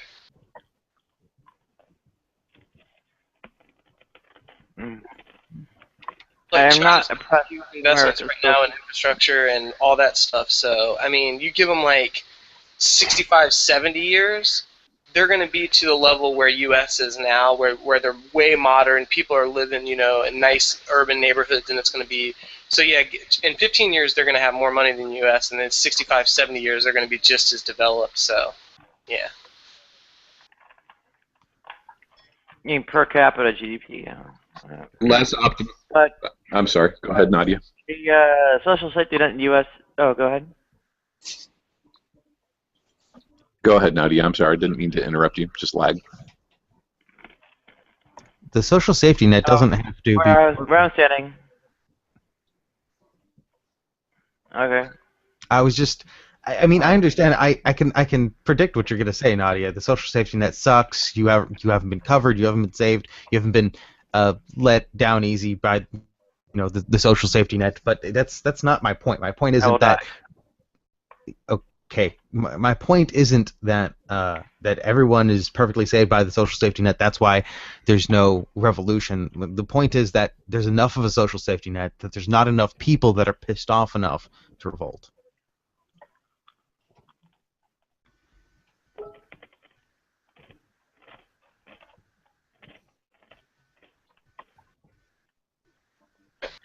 And I think if you were thinking about the 65 or 70 year number that I was giving for them to be fully developed was a little bit too liberal. That's kind of coming from I'm thinking about it in this. I'm gauging it by this standard. Like when we come out of the Great Depression to where we are now, that was a span of about the same amount of time, and we had the very strong economic growth. And if you compare China's economic growth that they're about to hit in the next 15 years, and then apply that to a 70-year standard, it would fall in line that they could be just as developed as the United States within that amount of time, even though they have more to develop. Gosh, I hope they're not a warring country, because that scares me. No, we're all about the money.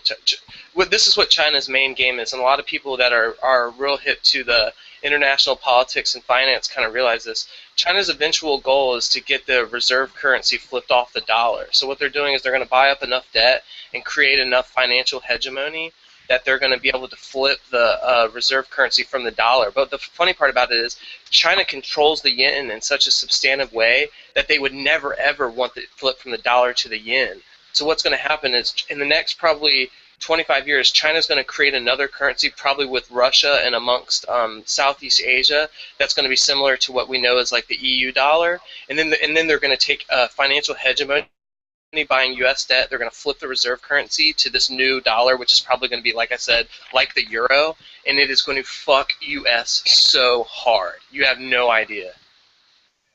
It is going to fuck us. You're going to see like one of the greatest depressions ever. If you thought the 1930s was bad, oh my God. But what's happening right now within politics is the U.S. sees this coming, and we're fighting it every step of the way. He's right. So, yeah, that's the real deal to be looking forward. How can it fight it every step of the way? Okay, well, here's how it works. The reserve currency this is like a dumbed down way to kind of talk about it, because I'm not like an expert. But the reserve currency is usually based on a very strong, stable currency. And after World War II, the most stable currency between like the franc and a few other dollars was basically the U.S. currency. And after a time at around like in the 60s, it was pretty much unanimously decided that the U.S. would be the reserve currency because their economy was so stable. And like I said, the U.S. economy is the biggest economy in the world ever since just recently when compared to China. So it was so stable and the largest economy in the world, they would use that to back every other currency. And what happens is this gives the person who has the reserve currency a lot of inherent advantages. For example, since we hold the reserve currency, we can print dollars without backing, which means that we can print more money than we actually can substantiate. And all we have to do is then check that with China, and then they buy the debt out. So what it really allows the U.S. to do is pretty much either, if we want to, we can stymie deflation or inflation by printing more money that we don't have a backing for. But if they flip us off the currency and back it in a Chinese euro, then we no longer have that ability. So if shit gets real bad, we can't stymie the economy. Like, do you remember the stimulus package? Yeah. We couldn't do that because we wouldn't have the power. They would say, no, you're not the reserve currency. The only way you can print this money is if you have the backing. And then we go, holy fuck, we don't have the backing. And then we can't print it, and then we're fucked. So what in turn happens is the only thing that gives us the power to really make all these big decisions is the fact that we're the reserve currency, our economy is stable, and we can print this money. But as soon as we lose that privilege, we're in trouble. And there's a lot of ways we're fighting it. For example, this is the second stablest currency right now, depending on how you look at it, is pretty much the euro. The euro dollar is really, really stable, and people have been looking at the euro for a second reserve currency for a long time. But what the United States does is we're so buddy-buddy with the EU that we pretty much created a proposal where they're never going to take us over on the reserve currency because we're systematic allies. So basically the EU will never overtake us as a reserve currency because they won't do it to us like that. But China, if they create another reserve currency like the EU based in Asia Minor, we don't have any guarantees because we're not politically in line with them. So anyways, China's been buying out our debt for a very, very long amount of time. China has enough of our debt right now that it amounts to like a year and a half of our complete entire GDP of our entire nation, which is like 17. I mean, like there's our GDP per nation is like 17 trillion, and they've got like 21 or 22 trillion of us banked. So yeah, those are pretty much the stats. And what we're doing is we're trying to keep our alliances with the EU, keep strengthening our position when in relation to the reserve currency. We're trying to get over there in East Asia and negotiate with China in that respect. China does majority of their trade they do with the U.S. So that we're trying to use that against China. So hey, you want to do trade with us? You want a good import-export rate? Don't fuck around with the reserve currency. So we're trying to, but in the long run, it's never going to work. Believe me, this is going to be a done deal in like 65 years. Can't we just bomb them out of oblivion? No, because we could, but it wouldn't serve us any good. It would be like mutually assured destruction, basically. Like the only people that would be really like, there'd be people out in Colorado and Arizona that would have a decent chance, but for the most part, large populations of both areas would be completely decimated. So people in Siberia would be alive, people in fucking the mountains of China would be alive, and some people out in Washington State, Nevada, and crazy shit like that. It would just be terrible. I'm moving to Africa. Posted an article, a brief article in the chat that the governor of China's bank did float the idea of a new global currency and new drawing rights. And at the time, Tim Geithner was asked while he was at the Foreign Council on Foreign Relations about it. He was very open to the idea, as many other financial services experts in the industry have some time and have talked openly about it. It's just not on the table in the near future. Right, because what needs to happen is they have to develop a currency like the euro in Southeast Asia, because like I said, China controls the yen in such a way that it's so heavily controlled that there's no way they could turn the yen into a reserve currency, or else China would lose absolute control over it. So they're unwilling to do that. But what they will in turn do is later on down the road create a reserve currency with the ruble, the yen, and other dollars out in Southeast Asia minor, and then press the EU into a trade agreement, and then it's fucking game over. Would they be floating their currency at that point? See, it's hard to say. There's like 3 different models of how they could actually do it, but and nothing's for sure. All we know is the intentions are there. I don't know exactly the method of which they're going to do it, but you can tell that's where their intentions lie. Just like you said, they've been bringing it up now for probably like, I don't know, probably like for seriously for about 20 years, which they've been talking about it seriously. So it's in the works. Well, there was even discussion like 20 years ago about the Amera. That documentation exists. Not to be a conspiracy theorist or anything, but there have been proposals for a American trade partnership with South America, Central America, the United States, and Canada in a new currency. Sure, I've heard of that. It's not conspiracy theory. It was just, just an idea tossed around that never, there's always financial ideas tossed around. It's not a conspiracy, but you're right.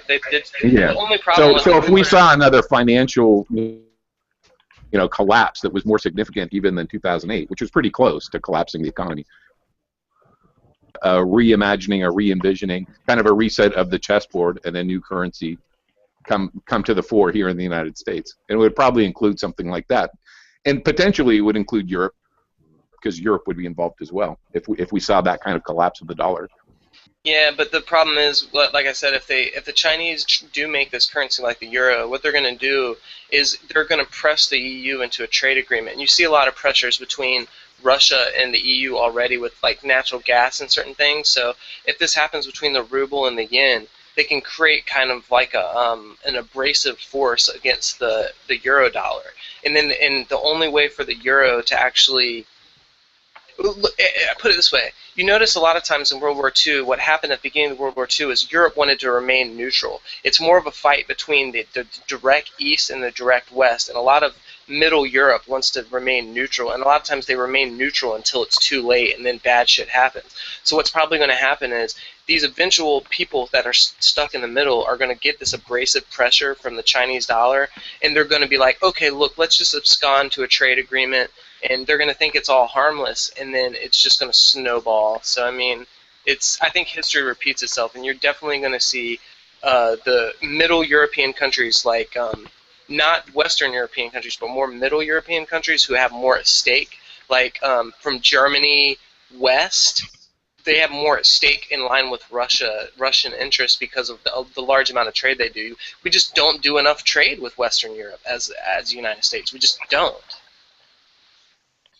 That's interesting. I wonder how Africa plays into this and some of the countries that aren't there.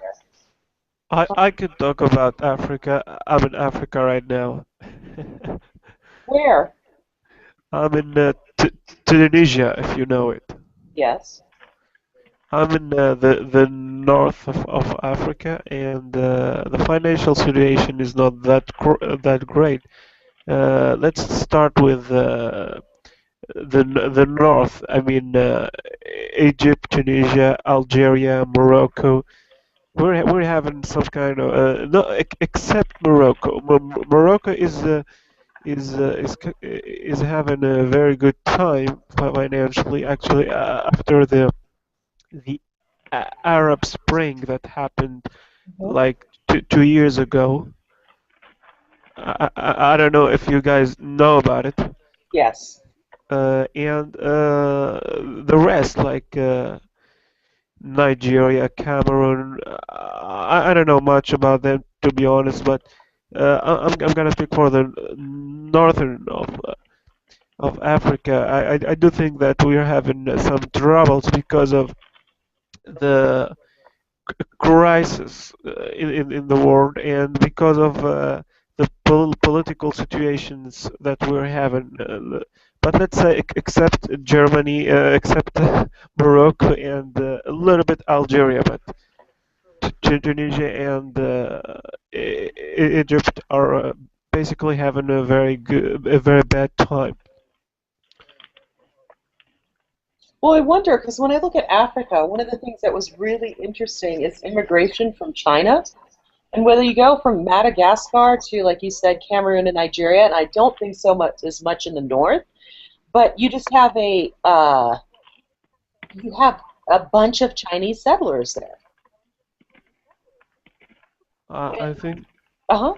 maybe we have in Tunisia, for example, we have a lot of Koreans here. We buy a lot of Chinese products since they are very cheap in here, and we have a lot of you know trades with China and Korea and stuff. That's what I know about it. Welcome, Green. What's up? Oh, I guess we're going on about well, the future of geopolitics. I think the political situation is having a lot of effects on the economic situation here in Africa, because we basically need Europe to maintain the economical balance, and for that to happen, we need to have peace in here, and we need to have a ground of peace to invest and to make people come here and make companies and try to make the economy a lot better.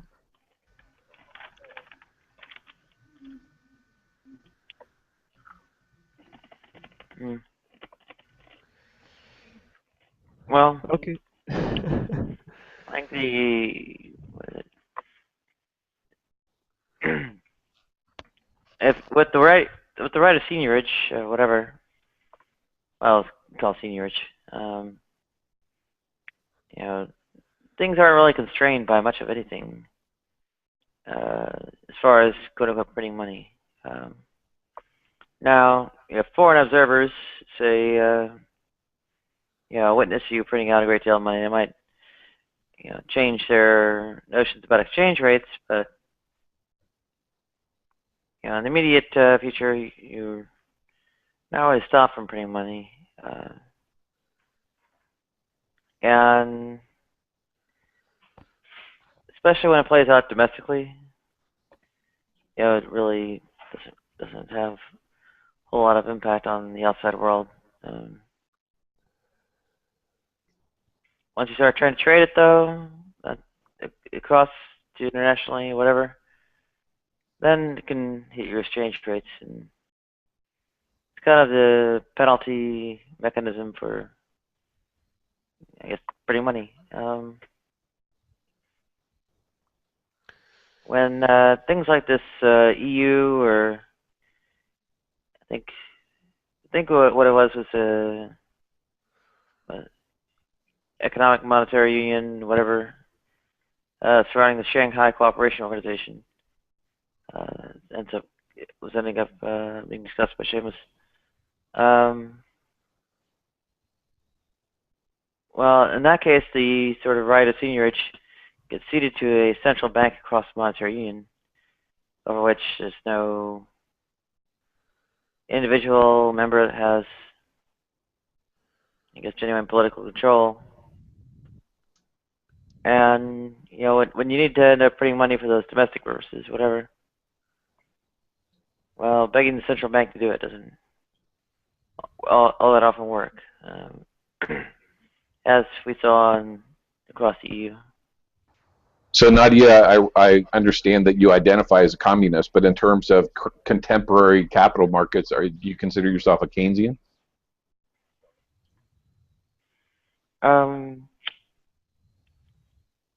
Well, Keynes developed some accurate theories. Not sure. Well, Keynesian really means all that much, but. Well, so for example, in terms of, let's say, somebody like Paul Krugman, who's advancing the idea that the debt to GDP isn't a significant problem for the United States right now, and we should be massively investing and printing more money. Would you agree with that point of view?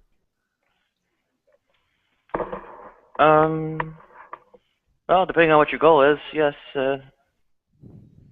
Now, like Republican might want to, destroy the U.S. on Obama's watch. So Democrats will discredit and they can take over,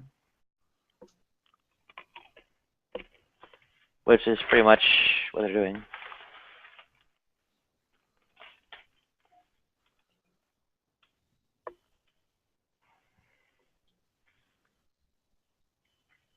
I mean, by and large, countercyclical spending is, effective. It's been demonstrated routinely. Yeah, that seems to be the takeaway from the so-called recovery from the 2008 crash. Yeah, the gap in spending, essentially what the state's budget cuts or whatever were kind of like slightly less than compensated for by the, quote-unquote stimulus, and the overall sort of, general GDP or whatever wasn't touched at all. So, it's sunken. It basically sunk to the bottom of a hole and then stayed there, as you can see in the employment or population ratios.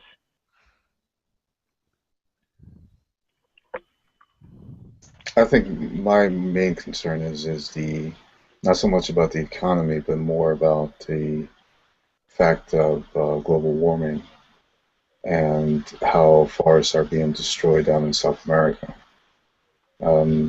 I think sometimes when we talk about growth, we talk about what we value most, and I think one of the things that I started doing is to become a little bit more self-sufficient, not really depending on big markets to really determine what kind of foods I eat. And I think when it comes to the economy, we have to try to do things like look at things more, what our values are in perspective.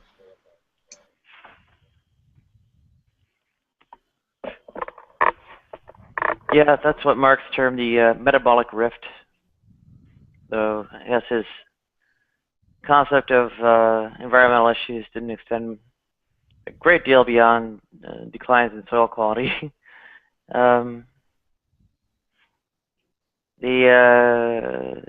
Fossil fuel depletion is another big sort of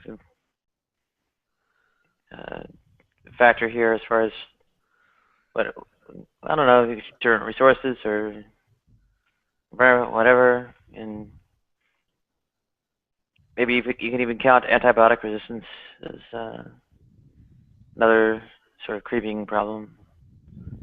So,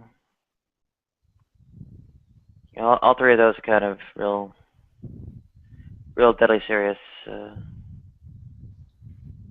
instance, Heinberg's estimated, or whatever, the coal reserves claimed are actually not actually there, and estimating more by more from declines in quality than just numerical claims and so on. coal is not riding very far behind oil as far as depletion. Now, granted, depletion doesn't mean, oh, it stops 1 year. I mean, it means it starts dropping off, right? I think we After the have, peak year, yeah. it drops off every year. I think we're not really looking at long-term goals here. We're just looking at short-term monetary, satisfaction, within us, and maybe it will take us something catastrophic to happen in order for us to start thinking in those terms. The rate that we're going in now, it's kind of scary, but doesn't. We keep, I keep trying, and we try to get some things together, and hopefully we could start becoming a little bit more aware, at least.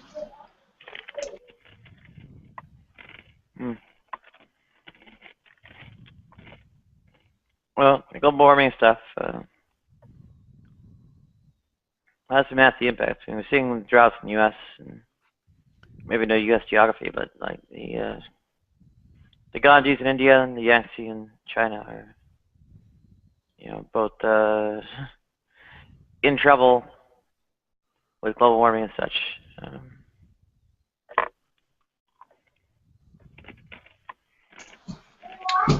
I also think companies could actually benefit a great deal, in order to really conserve natural resources, and even with small businesses, you don't even have to have a Walmart where they have more substantial individual business owners and not be taken out. Monopoly, I guess, is back on its rearing its ugly head again. Especially in the United States. Oh yeah. In the 1900s, I think. Monopoly. Go ahead. I'm sorry. I was just going to agree that the majority of scientists in the environmental sciences agree that the environmental problem of global warming and climate change is one of the most significant threats to the species, and beyond the United States, saying that the biggest existential threat to the United States in terms of its own security it would be problems, economic problems at a global scale, as well as military interventionist problems because of mass migrations and declines in economic viability around the globe. So I agree with you. I think that is the biggest threat that is currently posed to the human race and to the economy in the future. Now, the question I have, and I totally agree with you, I concur with you, Wolf, is that what type of systems could be in place in order for us to be a little bit more proactive in the situation? We would have needed to act on them like 40, 50 years ago. Oh, definitely, I definitely agree. But what can we put in place, besides us acting earlier? What kind of systems do we have to be put in place in order for us to address this problem?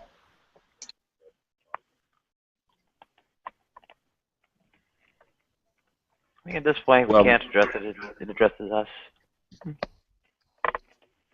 Well, there's a bunch of different areas. So one would be dealing with the kinds of problems that we'll be facing. I mean, New York has already had flooding, that kind of thing. So there's that. There's the reductions and making global agreements to reduce, possibly through carbon trading, that kind of thing. Alternative energy sources and investment in that. And the other big one is geoengineering, unfortunately, which more people are taking seriously these days. So I think our models, I mean, although the science has gotten better over the last 12 years, we still don't have a good idea of what's happening. Yeah. Small Griffith's climate change recalculated might give you an idea of the scale of the project of replacing fossil fuels with alternative energy. Go ahead. I was just curious as to where Hazy's located. I'm in San Francisco. Oh. You're close to Nadia then. Yep. Have you guys hurled?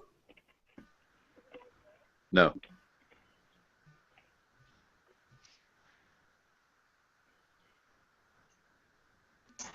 How about in terms in political systems?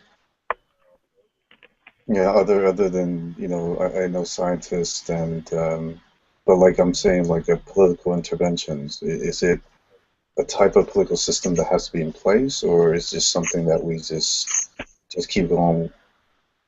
Where we're going with this type of political hierarchy that we're. And I'm not trying to say it's because of politics or political parties that we have this main issue, but however, is there some type of political system that could be in place in order for us to slow down this problem? Yeah, well, I mentioned earlier that, for example, if the United States, instead of conducting wars in the Middle East in order to protect the market supply of oil and continuing to invest in fossil fuel development in the United States, if we had taken those potentially $2 trillion that we've spent there and instead done a kind of Apollo project of securing an alternative energy source that was viable and that we could exploit, we could have created an entirely new economy potentially and forestalled future emergencies regarding the climate. So certainly there's a mix, right, of government. So we need government in order to help remedy the situation and invent and create solutions, but this is primarily being we're utilizing market-driven forces to do that, to innovate in that through subsidies. So it's a mix. Yeah, but I think we have that type of system now. Sure. I think the problem is a lot of times when you have lobbyists and influence in policy, even domestic and foreign. And I just don't see this current state of government is able to even address this type of problem. Yeah, maybe in small steps, but the money is not even there.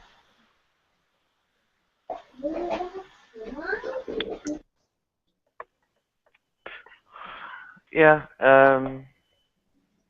Well, I just want to Like a few things. all the.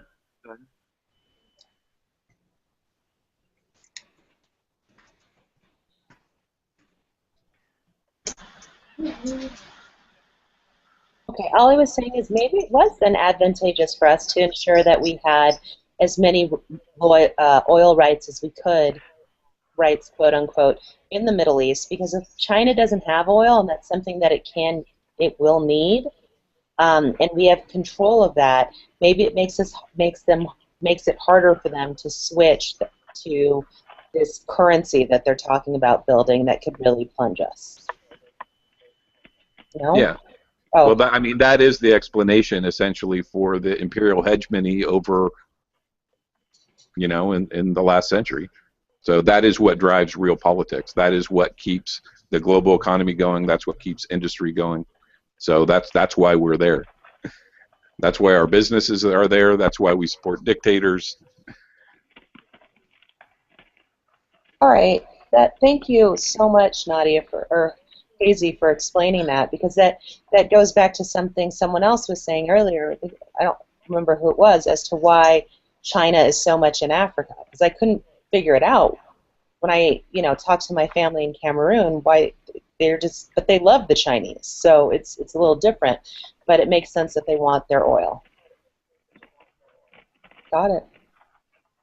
Well, the thing is, in Africa, the thing is that the Chinese products are the cheapest here, and since we don't have a lot of rich people over here, so therefore, most of the people are gonna buy these products, and as a result, China has a lot of interest in Africa.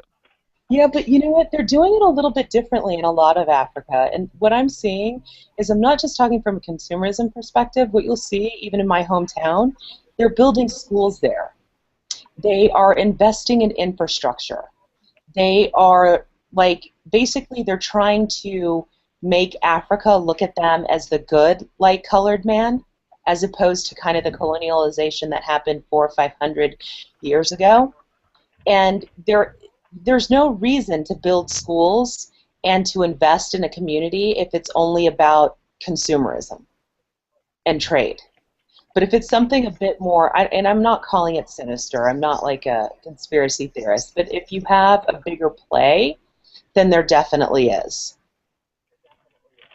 Well, right now in Peru, they're having some issues with, they used to have issues with the state of California as far as building pipelines, within the Amazon. And a lot of U.S. companies actually, kind of stopped because the activism was so strong there. Now China is down there, and the government has become more violent towards these activists. And I don't know the exact story, but I was hearing it on the radio not too long ago. But this is not the only place that is happening. A lot of places in, let's say, in Brazil, are having a lot of issues with land ownership. And China is one of the big players here, especially in South America.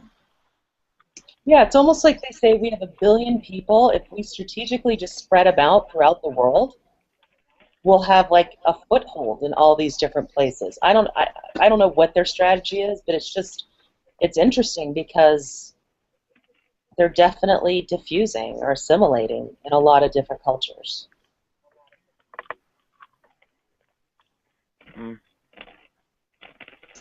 Wolf, yours As far as going to say oil goes, something?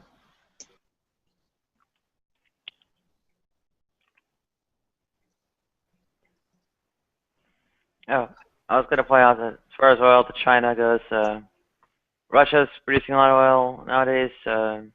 Iran exports to China, and I think a fair number of the oil contracts in Iraq are also bought up by China. Yeah, a lot of the Caspian supply as well. And then in terms of South America and Central America, obviously Ecuador is another country that's had problems in terms of global oil companies moving in and causing political rifts there. But China's actually been planning on building another canal. So they're also investing potentially in access to South America.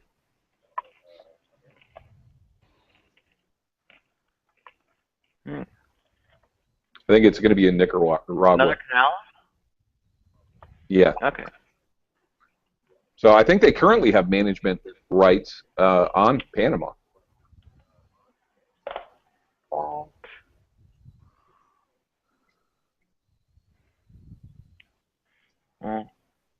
But Africa has been discussed as this could be the African century, and that finally the world is turning to Africa because of its resources and talking about how to develop it in the future. And of course, like America, the United States has the African Command developed over the last 10 years. So they're beginning to ramp up their footprint on the continent for operations, which they're actively doing in North Africa right now.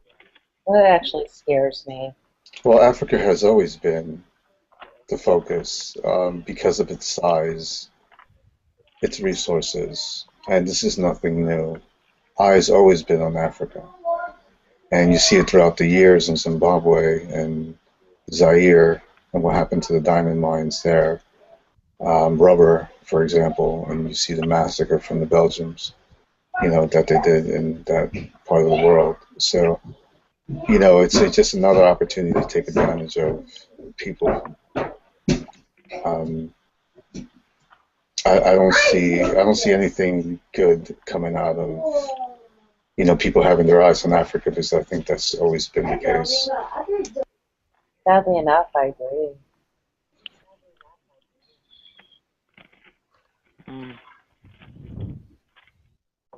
Well, far as always goes, I think maybe more. I think for the like past 500-600 years.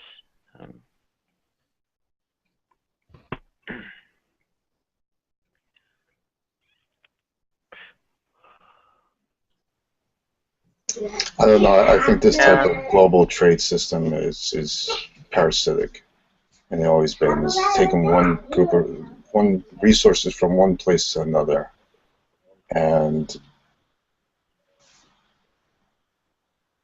I don't see anything beneficial on that front.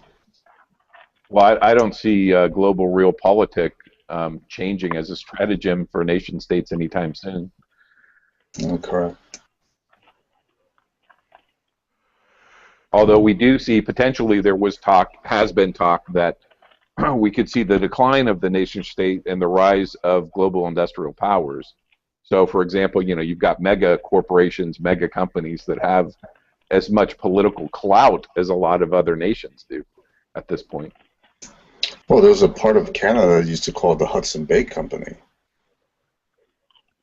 There was, back in the 1700s, some nations were called after the company that they were.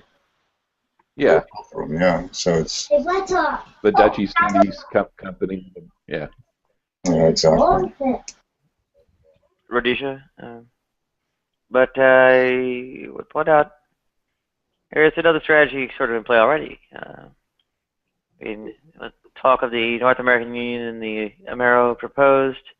The EU, very much in flight, and the Shanghai Cooperation Organization, floating or not apotheosis. Floating a monetary union akin to the EU's. There's quite a bit of federation possible. Merging countries. And I think it'd be a positive development. I think, But you're talking about global trade pacts, Nadia, or are you talking about like worker solidarity?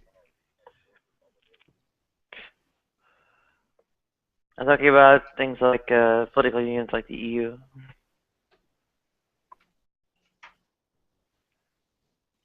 I wonder if Africa will ever get its shit together and put one of those. African Union. There's an African Union. Yeah, it exists as an organization of sorts. It doesn't. Does it have a monetary component? No. No. I think it's mostly regarding sort of internal defense or police action or whatever. So. Yeah, the Western powers have always been against Pan-African unionism as well as Pan-Arab unionism. If any country decides to become independent in that country, in that whole continent, there's going to be an intervention, usually military. Africa is not supposed to be independent. It's supposed to be basically connected to powers, that actually controls those resources. And that's why you have a lot of corrupt governments in order for them to make sure that production is it's pro quo in a sense. Yeah, exactly. I agree. Have in countries that are struggling and trying to modernize and become contemporary economies, you can have benevolent dictatorship means of government. Benevolent. The problem is ousting them. When the time comes, emerge from even a good dictatorship into a, let's say, into a democratic system of some kind. I don't even go as far as saying that there's no need for leadership or anything like that. I don't like the hierarchical model. I think a lot of it is contributed to these problems. The corporatist model of a head, and then you have, you have your bureaucracy going along, one hand washes the other type of deal, and no one's really taking responsibility of anything. I really, So are you advocating some form of anarchism? of course, cynicless, the cynicless model, the cynicless mindset of specialists. But again, I think these things happen organically. I think it did happen in Spain, before, Franco took over. And I'm definitely for it. I'm definitely for that type of mindset and type of system. I think it's a cooperative system. And that's how I think an area, a region, could become truly independent and become active partners in the country. How would an anarcho-syndicalist type of state resist the tyranny of its neighbors and their corrupting influence? Well, that's the thing. The only way this could happen, it has to happen on a global scale. And technology is one of the things that could actually help speed up the process. In reference to people interacting with each other, and I think that's basically it. Well, like I appreciate some different anarchist models as well as libertarian models in terms of their ideology. I just don't see them as having the ability to grow from a grassroots within a system, even here in the United States, or within a state, or for that matter, in a foreign nation state of a small country in Africa, without getting clobbered by the powers that be, essentially. So you're suggesting that, yeah, it would take essentially kind of a global revolution to do that. I agree with that. I just don't see it as necessarily feasible in the next century. Well, I think this is one of these models that are going to keep failing and failing. There's a thing called autonomous temporary zones, where these groups, these communities actually spring up. They come up, but they fail again, and they come up, they fail again. Yeah. Now, the whole point about it is to stay longer in duration. And I think if enough communities could do that, enough communities could do that, I think this is going to be something that's part of the norm. Do you see that happening anywhere right now? I mean, I'm familiar with the temporary autonomous zones in Ludlow. I read Pirate Utopias. Of course, all this was really big in the 90s when you had the Declaration of Independence for cyberspace, and you really had, people, and there are still some groups that are attempting to do this right now, creating their own societies, right? So in general, they were either doing it in cyberspace, or what was the name of the island off the coast of England? Are you familiar with that one? No. And then here in the Bay Area, there's a libertarian group that's attempting to potentially create like an island, or a community of at sea that would be, just offshore. Yeah, I'm not. Go ahead, Nadia. I'm sorry. Oh, well, I remember the thing about the island and such. I think it turned into like one guy's private kingdom or whatever, his sorts. But I think to really, sort of pull it off, you have to go through sort of a phase of a global government, really. As with the competing nations and such, you can't have the freedom from interference by neighbors. In the quote unquote global government, well, there's only one person there, or only one nation there. The whole world, right? So. Well, the UN is nothing but a window dressing, in a sense. It's the one that has the most guns that actually could dictate a lot of the policy. It's a hard move, but it's something that definitely it could be tried again, and failing is part of the process. It's something that doesn't have to, it's an all or nothing type of deal. Well, it seems like an educational problem. So individuals would have to adopt the non-aggression principle and see it in relation to government and what it means to them. And then they would actually have to have their needs met by the society that's around them. Correct. Everything you guys have painted so far, the future sounds rather bleak, a little scary.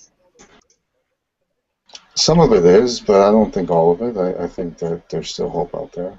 Yeah, definitely. I could see this, progress into something very beautiful. But I think in the process, it's going to be very painful. I can say I'm glad I won't be there to see it.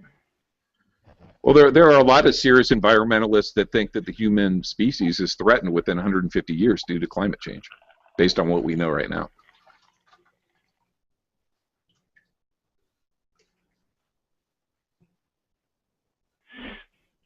Well, antibiotic resistance will make a lot of things, medical treatments, impossible.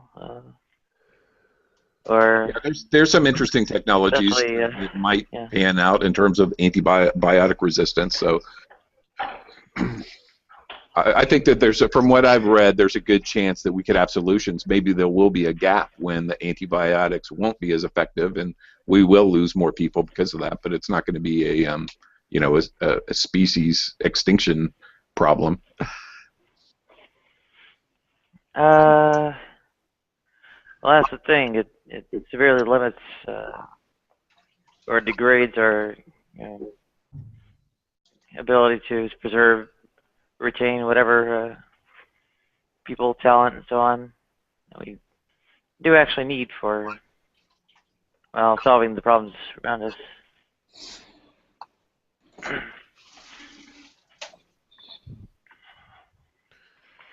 And people you lose that way are not mere cogs in a whatever. Everyone's sort of a unique chess piece. Well, I could say I'm pretty excited about the future, given the fact that the technology and the awareness of what's going on, I think it goes into a positive direction. But, at the same time, knowing that the scientists given us 150 years, in order for something traumatic to happen, will give the urgency to a lot of people, and hopefully, this will turn us a wake-up call. But, well, that's the question: is if these feedback loops in the system, we just don't know enough about whether the Earth is going to be able to stabilize itself on its own without leading to these kind of catastrophic events, where you could have, basically the environment hitting the wall, and it would be too late. So will we get to a point where we're hitting the wall, we're facing a mass emergency that we can't solve? So Nadia mentioned that maybe if we had gotten started on the reductions, 20 or 40 years ago, it might have made all the difference. So that's why they are talking about geoengineering. I see us doing some geoengineering within 20 years. And maybe that'll fix it, or at least help. Maybe it'll make things worse. We don't know.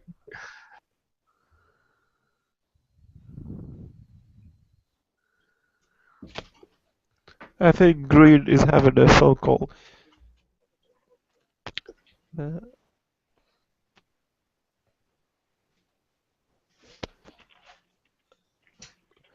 I think people don't care enough about.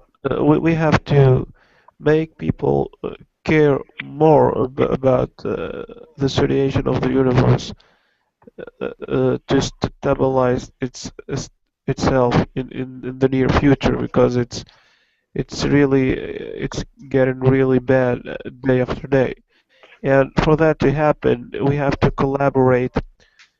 The effort of people around the world, not only the U.S. or the U.K. or whatever, because the universe is everywhere, and if as I saw, I think President Obama talked about it before, and he said that the U.S. has to start first, and then the other countries have to follow to try to to make this universe better in terms of nature and global warming and everything. I'm hearing good things. Stop, collaborate, listen. Does global warming matter when? Oh, go ahead. Nah, I was just making a corny joke. Yeah, it was funny. Oh. Well, does global warming matter when the apocalypse is near at hand and so on? And who was it, James Watt or something like that, said when the last tree is felled, Christ will come back. There are some reactionary forces against all this. Some of whom, well, deny climate change is even happening. Evolution exists for antibiotic resistance to be real, or the Earth is 6,000 years old, so well, all that oil is abiotic and continuously renewing. Ken Ham recently said that global warming exists, but it's the result of the Earth settling down after the flood.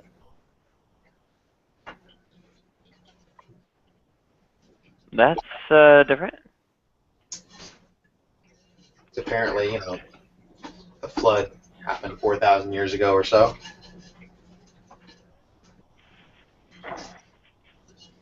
Yeah, with nice Sumerian and Egyptian records of it not happening.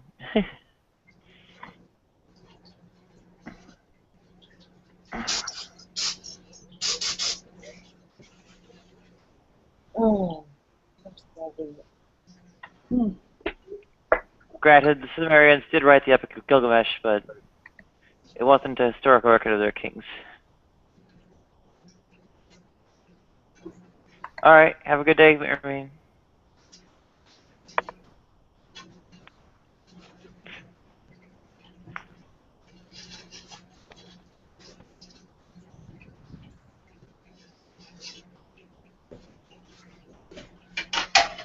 Yeah, how do do you know how young Earth creationists explain oil or whatever? They say abiotic or something like that, or what do they say?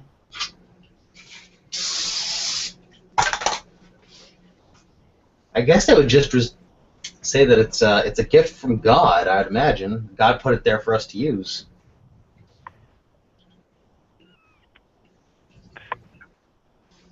Alright. I mean, I think that's the best explanation we could hope for from creationists, from a creationist point of view. Yeah.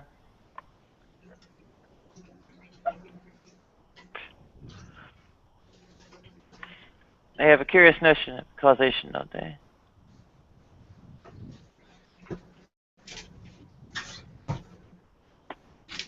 They're all final causes. Not material or efficient.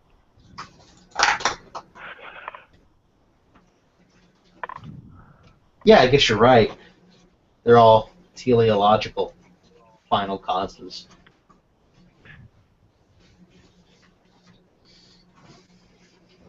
Oh, enzyme cleavage antibiotic research. Okay. Yeah, so it's not just a new class of enzymes.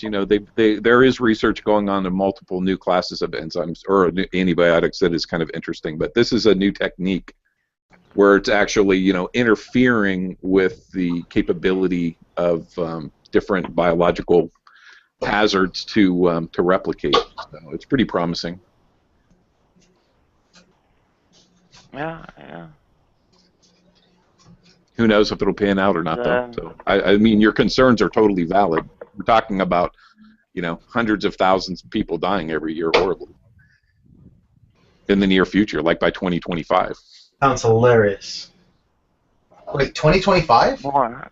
I think they're estimating that the number of deaths due to resistant no longer have antibiotics to treat is going to be significant. I forget what the exact number is, but I mean it's like there's big warnings going out right now that the treatment-resistant bacteria is getting out of control, and it's going to have a big impact on society unless we find an alternative.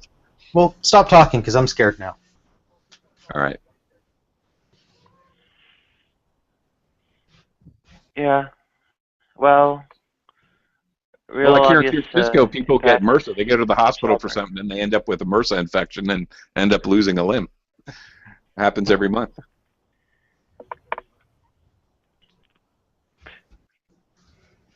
And if somebody unfortunately has some kind of, immune disorder problem, they're old or they're sick or whatever, then that could be enough to take them out, unfortunately. So that's what they're talking about. And as much as I'm in and out of hospitals, it's amazing I haven't caught it yet. At least not from the hospital itself. But the real trick is when there are common events where enough injury or whatever is taken that antibiotics are used, like prophylactics or whatever. They're not causes of antibiotic resistance themselves, or at least not so. They're not the kind of real abuse that makes it develop. Hi, Flora. Childbirth, actually. Hi. Hi, Flora.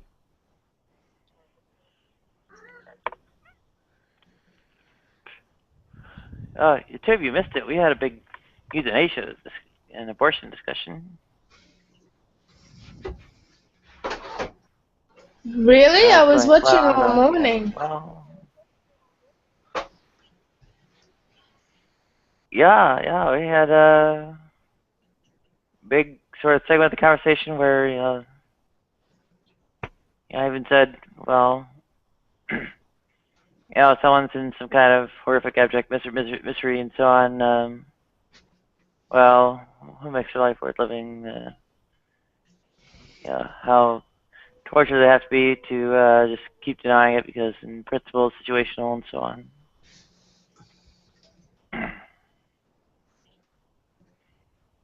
Are you going to sleep now, Nadia? That's it.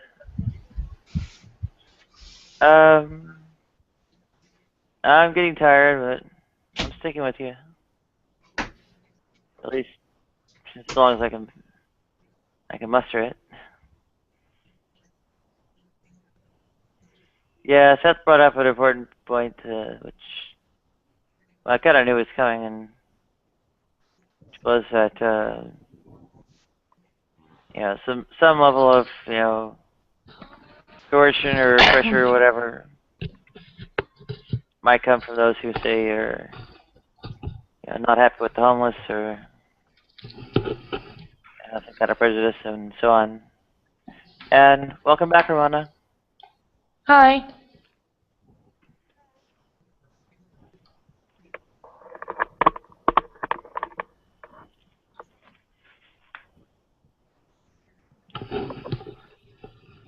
Nadia, you look tired. I am. Yeah.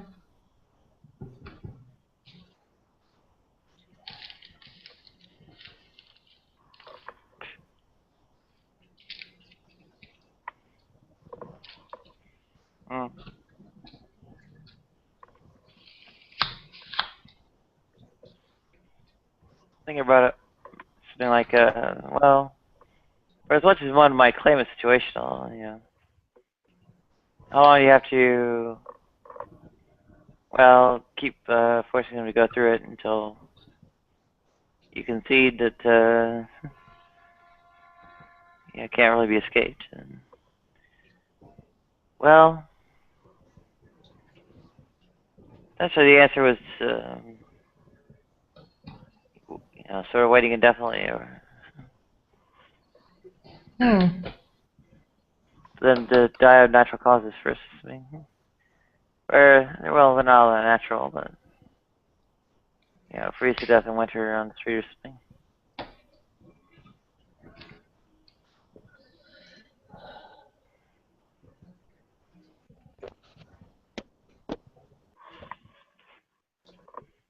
The Eastern approach is better.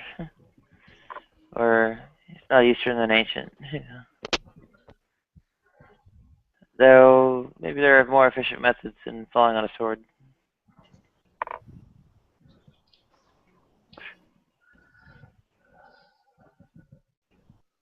God, you look so tired.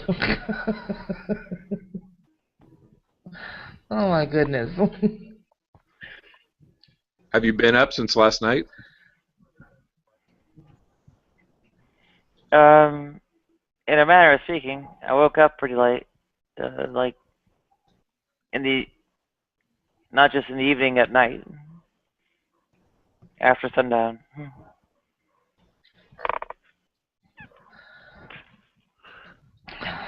Not sure when I went to sleep. So we got 1:51 in the morning in Germany.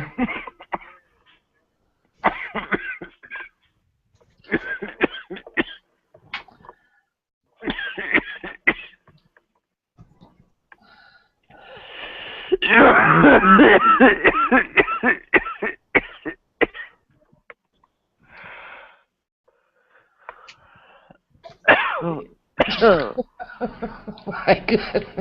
Sorry. Yeah.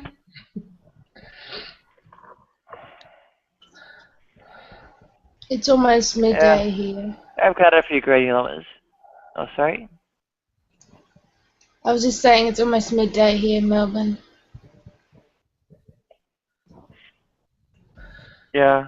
It's like 5 hours behind, 24 hours ahead. Yeah. Where are you from? I live in Melbourne, Australia. In Australia, okay. Yeah. So are you ahead from me? Yes. Yes, you're ahead. We have all the continents tonight. Yeah, hi Malik. Hello, Ramona. That's right. But guess who is gonna have a party on New Year's Eve first? Australia. Yeah. Yeah. I think that's funny, you know, when you watch TV and they say, hey, look, Australia, they have New Year's Eve already. They're counting. And we're still waiting. Yeah. New Year's is gonna suck. Not New York, so Times Square isn't there. You know what I do on New Year's Eve? I'm in bed with my little doggy, and I'm gonna look who's in the hangout. I'm gonna lie in bed and I'm gonna listen, and I say, everybody kiss my whatever.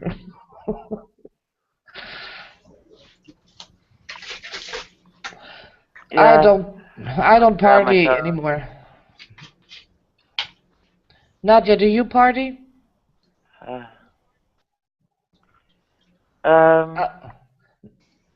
I had the job and money too, I did, but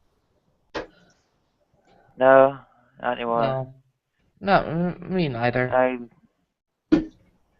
can't even drown my sorrows anymore.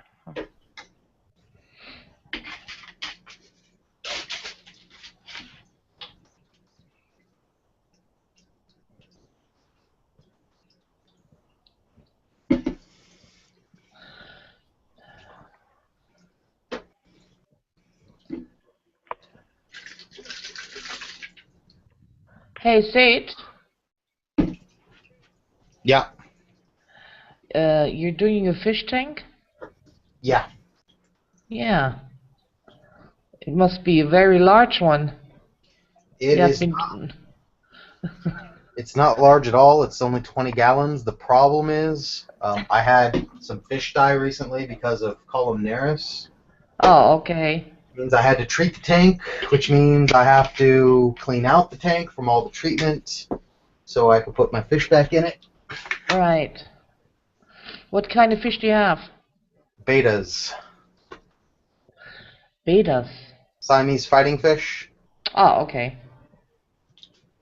I have 3 betas right now. I have room for 2 more, and I have some Promisia bridgesellii. Some, I guess their common name is either apple snails or mystery snails. Okay. And some ghost or glass shrimp. Oh, I like those. Yeah, those are neat. Aren't those the ones only swim on the top? No, they swim all over the place. Oh, okay. Then oh yeah, I know. The ones I thought, okay, they're different. They're silver. The ones I think. The funny looking, like they have their, big stomach. Mm-hmm. And they have their wings on the top. They look funny. The ones you mean, the glass fish you can look through, right? No, I'm talking about glass shrimp. Oh, yeah. Oh, no, okay. Okay, glass shrimp.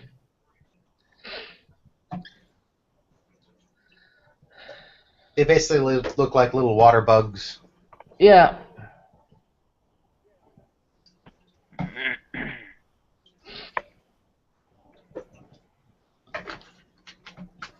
Yeah, pretty far beyond my dreams.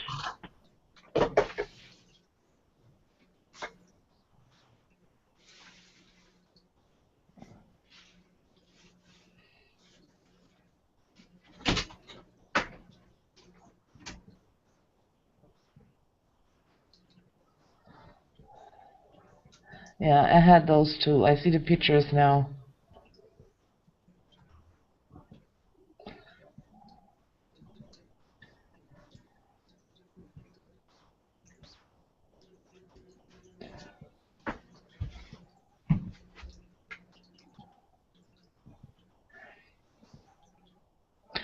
They look similar to the ghost shrimp. Yeah.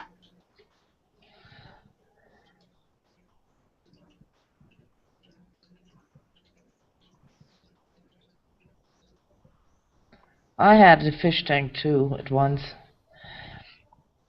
And I had those funny, I always had those exotic fish. But it's sweet water, right? Yeah, normal water, right? Yeah, fresh water. Yeah, fresh water. Actually, most of the things that I keep could be brackish water, but yeah. Everything but the snails.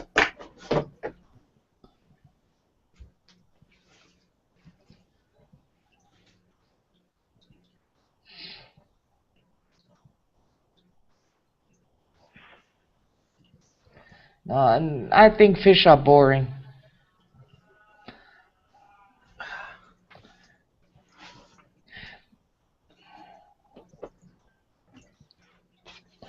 I had a 200-liter, a big, huge tank. Oh, it was so 24 buckets of water. That was work, believe me. Yeah, I can imagine. It Yeah. was a pain in the butt just to do this morning, just to clean, Yeah. treat and clean out this 20-gallon.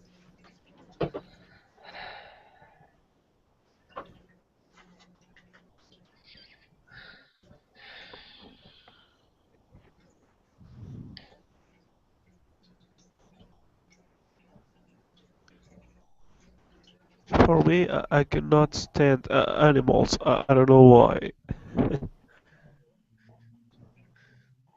Say what? I cannot be around animals and pets. No. Not at all. It's psychological or something like that. Not even fish? Yeah, a fish which is far away from my desk. Okay, but Really? What's wrong with you? So you didn't have any pets when you were growing up? no, no cats, no dogs, no nothing. Isn't that right that in your country that dogs are not so... They don't like dogs that much? They don't like a lot the dogs, but the cats that are more lovable here around. Let's say a lot of people have cats here. Yeah, Pets. in Egypt, let's say in Egypt, right? They adore cats. Uh-huh. What about birds? Oh, they don't have no Oh, birds. You have birds? In Tunisia? birds. Yeah, some people like them, but I can't stand them either.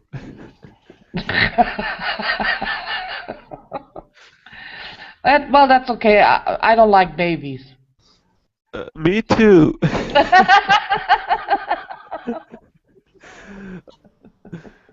Babies are a pain in the ass, really. Yeah, I mean, I can't ask them to shut up. Yeah. And they don't understand you, you know. That's terrible. You should get kids when they're 5 years old. Yeah, They can dress themselves, they can go to toilet, and you can have a conversation with them. exactly. That would be cool.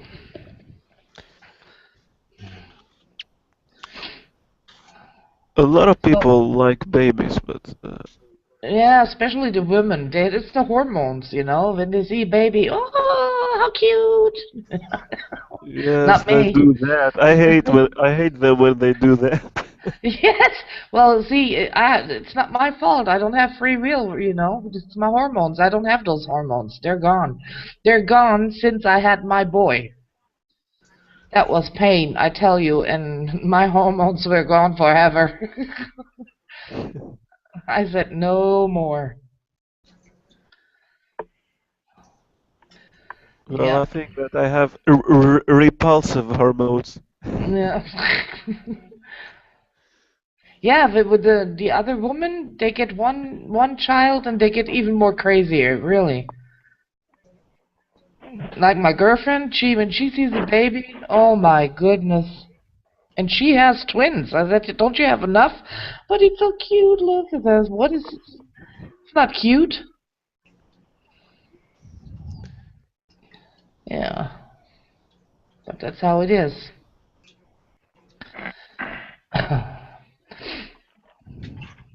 You know what? The worst thing you can do in the supermarket when there's a woman with a little baby, and you tell your friend, "Oh, this is the ugly little baby. Look, she's gonna freak." That's true.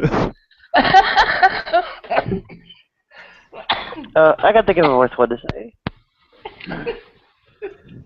I think I said it in this hangout. I wish I had been aborted.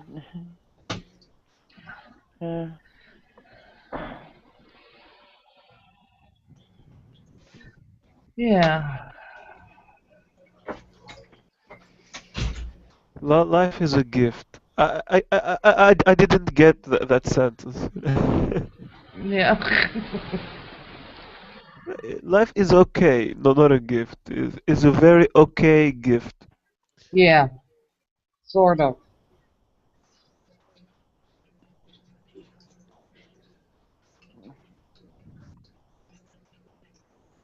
Yeah, Malik, I noticed that we are very similar in a few things, you know?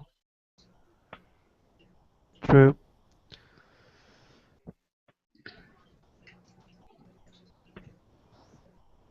Yeah. Whose cat was that? Not mine.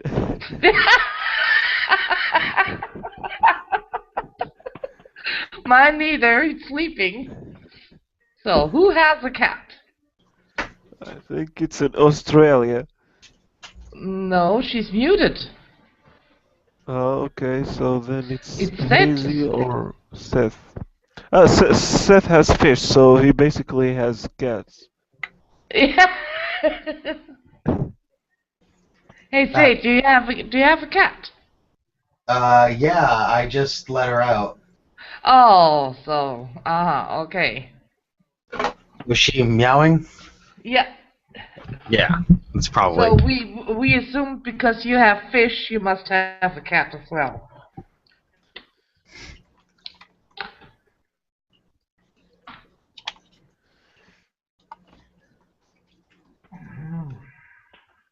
So Malik, do you smoke? No, I don't. I wish I can, but the doctor told me that I'm very allergic to smoking more than regular people. Oh, okay. And not even a water pipe? I mean, once in like 5 months, when I get really pissed off, I smoke. I was in Morocco, and they all were smoking the water pipe. Oh, the water pipe. I get it now. The water Yeah. pipe. Yeah. Hookah. Shisha, or what you call Yeah, it. yeah. It's called shisha here as well. Yeah. No, it's very bad in here. Few people smoke it, but I don't. That's good. Do you drink alcohol? Uh, no, because I don't have the money for it. Okay. Okay. But as soon as I have money, I'm gonna go for it. Yeah, yeah. Okay.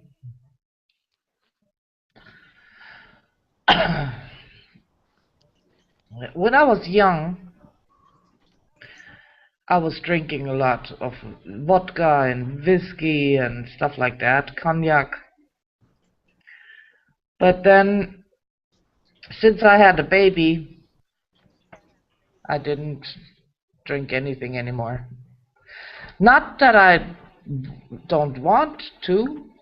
No, I didn't come to my mind because I didn't go to parties anymore, and so yeah. So if you decide to go to parties again, you will drink.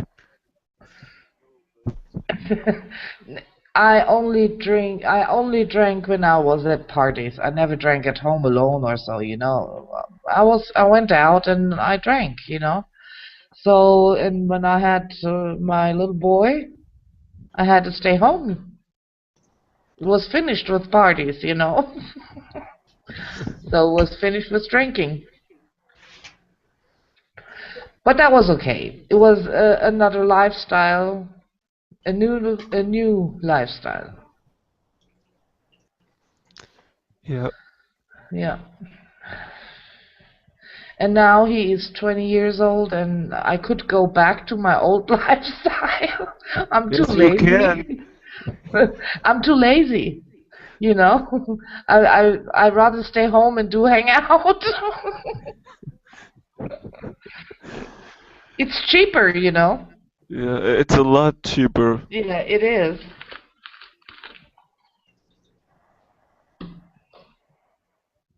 Yeah, drink Coke. Sometimes I drink wine once in a while. But I get drunk so easily because I'm not used to alcohol anymore. So when I drink one glass of wine, I talk shit. More shit.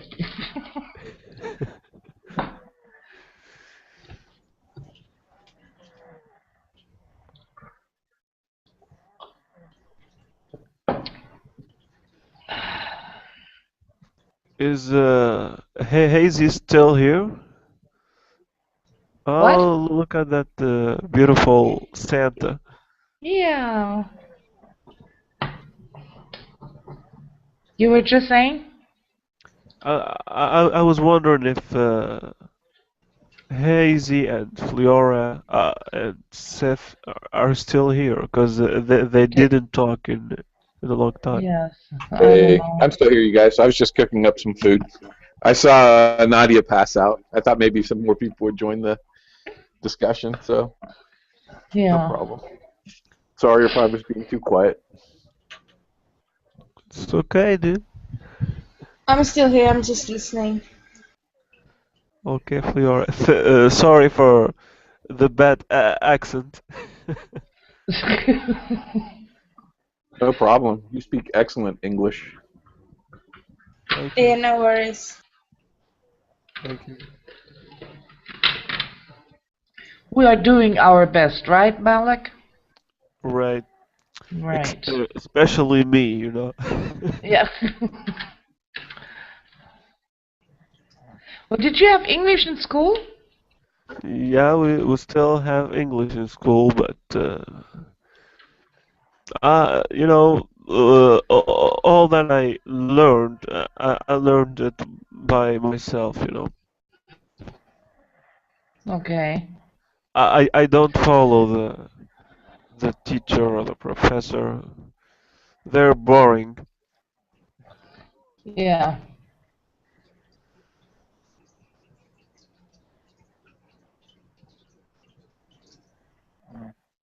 Okay.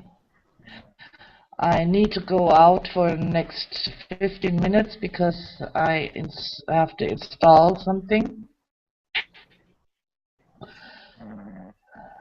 Few more megabytes. I got 10 more minutes. Because I had to reboot. I had to do my whole PC. I had to do it new because it was terrible. Everything was cracked. So I had to do everything new. Uh-huh.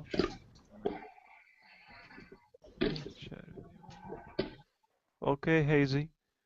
Have a nice dinner. Good appetite. Yeah, thank you. Yeah, it's around 5 p.m. here, a little bit after. I was just cooking in the kitchen. So I'm in San Francisco, in California, in the U.S. Oh, okay. Nice to meet you, man. Okay, you guys. I'll see you later. Thanks. See you later. Okay, bye. Talk to you later, Hazy.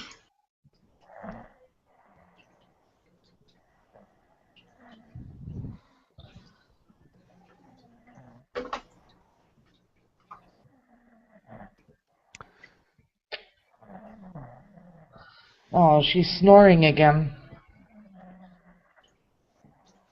Nadia, I think Nadia doesn't tend to close her hangouts while people are here. Yeah. She sees that as in a fan or something. Yeah.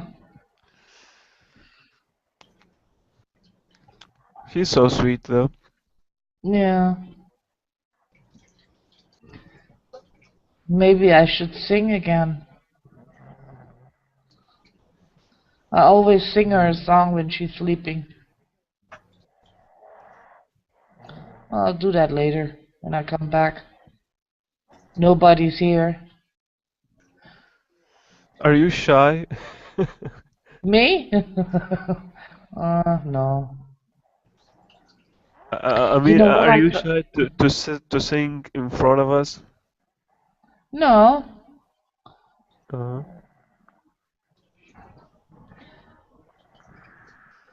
There's a German song in Lalelu, nur der Mann im Mond schaut zu, wenn die kleinen Nadias schlafen, dann schlafst auch du. That was nice. You have a nice voice. Now you sing. An Okay. Arabic, a Tunisian song. In your Tunisian language. Yeah. Okay. Let's think about. Okay. Don't freak out. Okay. I promise. I'm mute. Wait.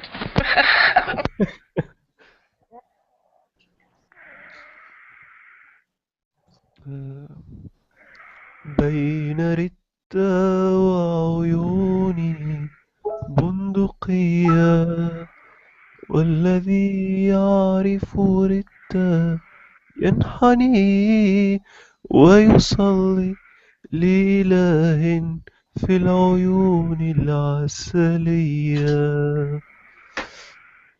That's all. Cool.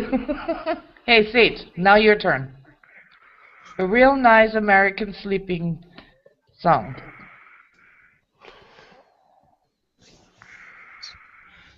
Sage?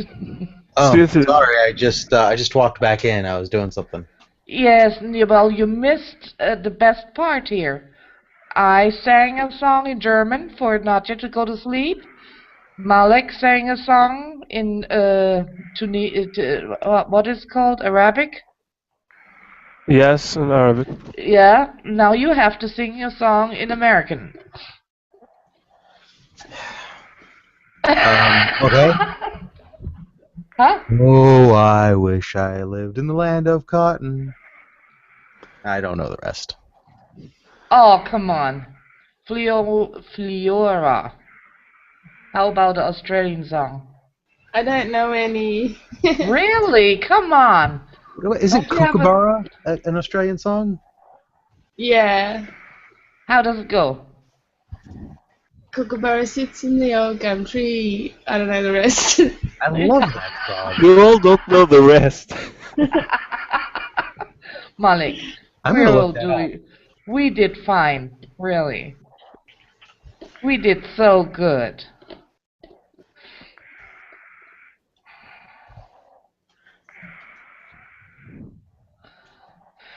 Four more minutes.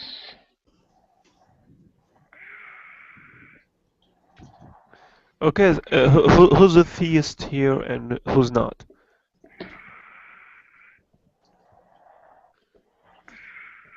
I think we're all atheists. Yeah. Only atheists are so crazy to sing a song on Hangout.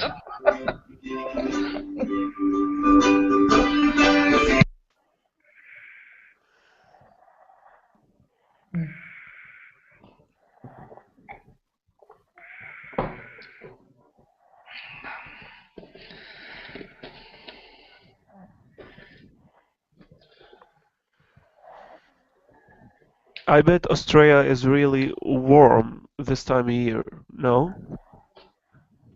Yes. Yes. It's hot. always warm, right? Yeah, it's gonna burn again. Depends where you live. Yeah. In the north, it's warm all the time. But I'm in the south, in Melbourne, so we do have cold winters, but it never snows or anything. Okay.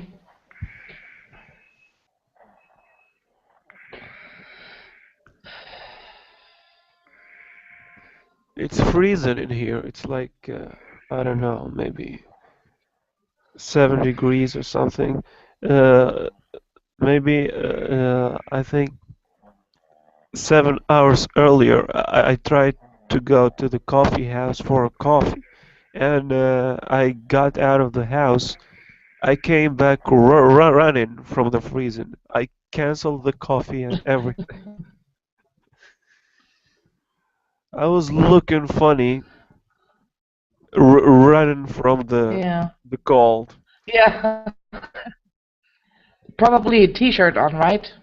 No jacket, only t-shirt. I put a jacket and t-shirt and scarf, but nothing helped. I Oh, was okay.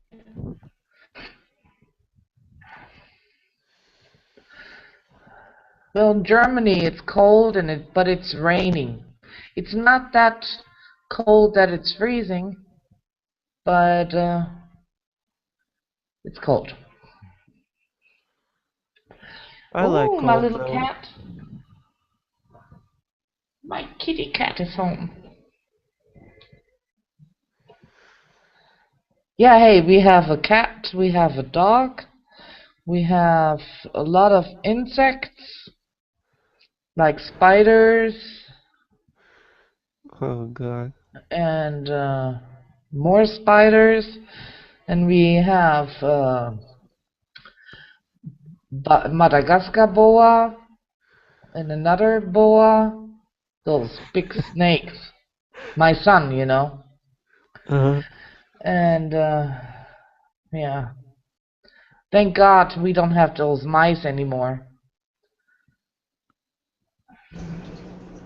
Because when the snakes were smaller, he fed them mice, but now they're too small. The mice are too small. They need rats and terrible rabbits and stuff like that. I hate this.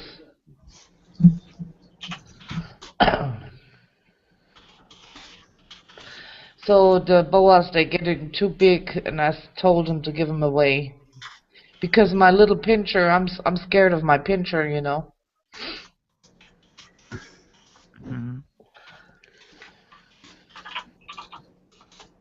Seth is busy, I guess. I'm hearing some noises. With his fish tank. Yeah. Done with that. Oh, okay. I acclimated my beta and finished pretty much everything. I'm just hoping everything's okay. I have no way of really knowing until poor fish dies or not. Yeah. Do you put some stuff in the water? Do you do that? When I remember, it's a long time ago, but I remember when I cleaned the tank that I put some stuff in there to neutralize the water.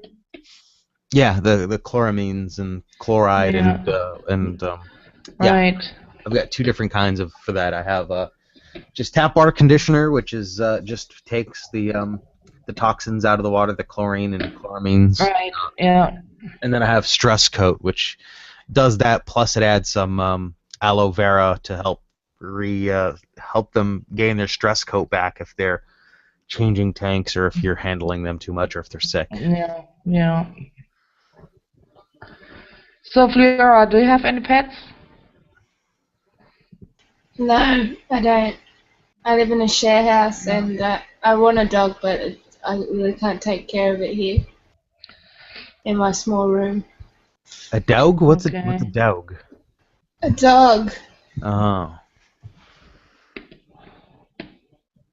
But I think those snakes are really creepy. I had a dream about a snake and it's just giving them rabbits to eat and rats. I mean, I used to own a rat.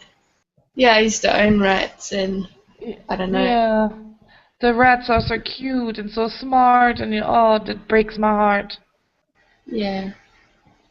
It's terrible.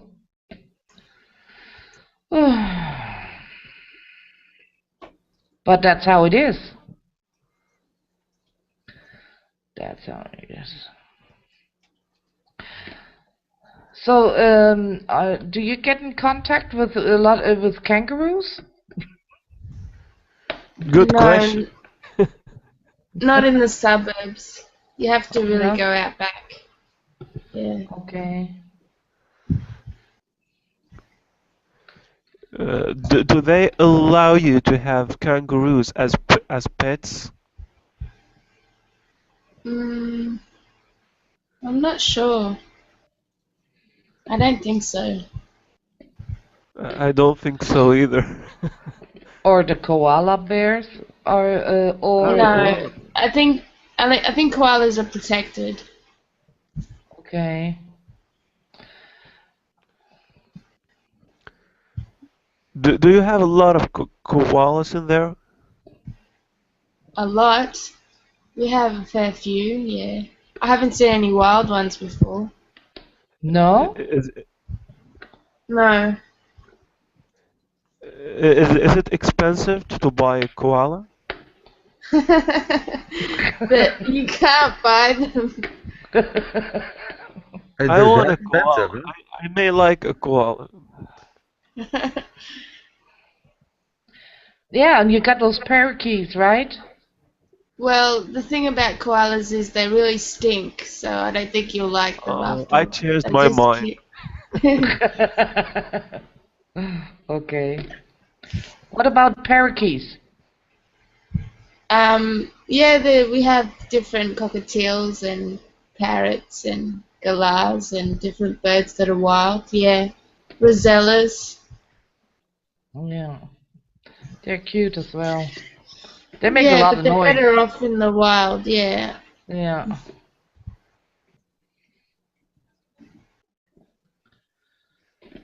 Mm.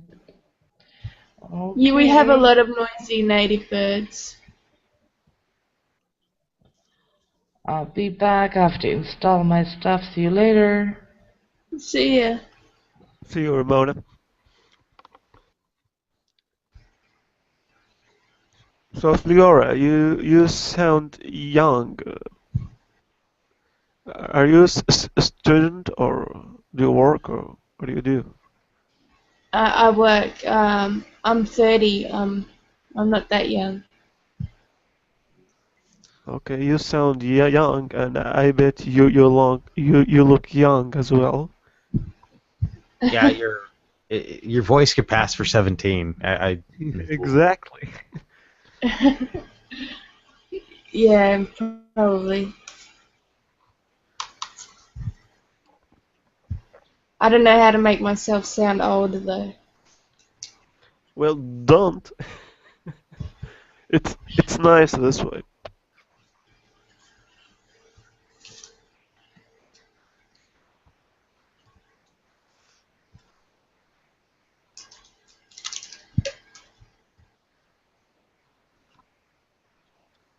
We have a new guest, Rodney. Hello, Rodney.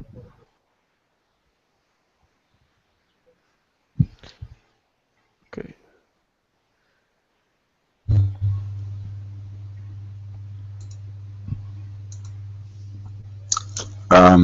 Yeah, sorry, my mic wasn't plugged in there. Hi everybody. Is this a philosophical zombies one?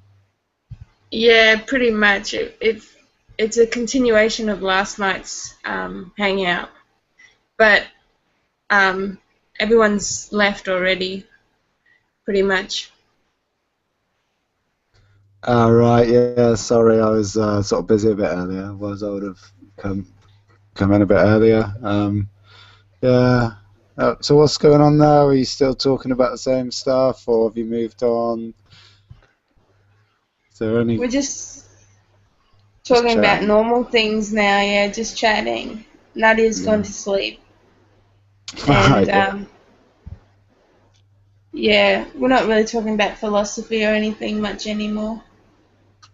It's okay if you want to start a new topic, Rodney. Yeah, it's alright if you want to talk about it. No, well, I suppose you've all gone over the issues now. Anyway, I presume Nadia was trying to convince people, and people on that side of the fence were trying to convince people that we are actually philosophical zombies. I'm an idealist, so I would, be trying to convince people that we're not. Obviously, if I'm right about idealism, then we wouldn't be. If Nadia's right about a materialistic sort of world, physicalism, or whatnot, then I suppose we might well be. But I don't know if you lot came to any sort of conclusions, or if it was sort of swaying one way or the other, or not. Well, do you believe in free will, or what kind of model do you believe in? Yeah, I believe we all have free will, like actual real free will. We make our own decisions, and they're not dependent on any kind of physical force or outside force or internal physical domino effects. How do you know that? How do you know you have free will? Well, I don't know for sure, but I do experience. It feels like I can actually make decisions irrelevant of past events or external forces. It seems like I can sort of second guess myself. I can say, well, I'm about to do something, and then I can just change my mind for the sake of it. For instance, if I'm thinking about free will, I can do it even more, can't I? Everything I can do for the next sort of few hours, I can just will myself to do the opposite, and it depends on how much I recurse on that. I can become quite hard to predict, and not that proves anything, but it does seem to show that there's something about what I can do, whatever the I is, that enables me to sort of intervene with my natural tendencies. And I think that's how most people use the term when they say, "Oh, that I've got strong willpower. I've willed myself to do this or that, or I freely chose this or that." I think that's generally how we use the term. So I don't know do you believe we have free will, or do you think we don't? I think our capacities are limited, and therefore we don't have free will. Because if we had free will, we would have a much better world, in my view. Like, if we could actually will things into being, we would probably design a better outcome for everybody. So, in that sense, I think that because our capacities are determined by how our brain functions, and that's determined by our origins, it's not necessarily free will in terms of, well, if I want something, I can make it happen, because it doesn't work that way. Our minds don't function that way because we have values, and we have different the brain, because of the brain function. It's not necessarily free will. I'm just new to the whole topic in the first place, so but that's how I understand free will to be. Determinism. Yeah, I mean, I understand what you're saying. If it is the case that our brain is basically what our mind is, if they're equivalent and our brain seems to work according to physical law, then we wouldn't actually have free will. That's right. I have to say that there's something about the way our brains and minds work that mean that free will can creep in there somewhere. So our brains, essentially, from my point of view, from anyone that actually believes in proper, real free will, they have to believe in a kind of magic. That's an easy way to explain it. That it's got to preclude any kind of naturalistic, mechanistic, deterministic system. It's got to be that there can be no such system that gives rise to our free will. Otherwise, you're right. It's a clockwork, essentially. So yeah, granted that this is why I'm an idealist. I don't believe that the actual world operates according to a kind of clockwork, deterministic arrangement. I think that somewhere in reality there is a kind of magic operating, and our free will generates from one of them parts of the world. Yeah, in my opinion, it depends on how you define free will. If you say that free will is the free will to decide a decision or something, well, that's not free will, because when you try to decide a very important decision in your life, you're gonna expect the consequences of these decisions. So you're not gonna be totally free. And moreover, we basically have evidences about the genetics that are involved in the behavior and in the free will of everyone on the planet, because we behave according to our genes sometimes, and let's face it, we depend on our genes in every aspect on our lives.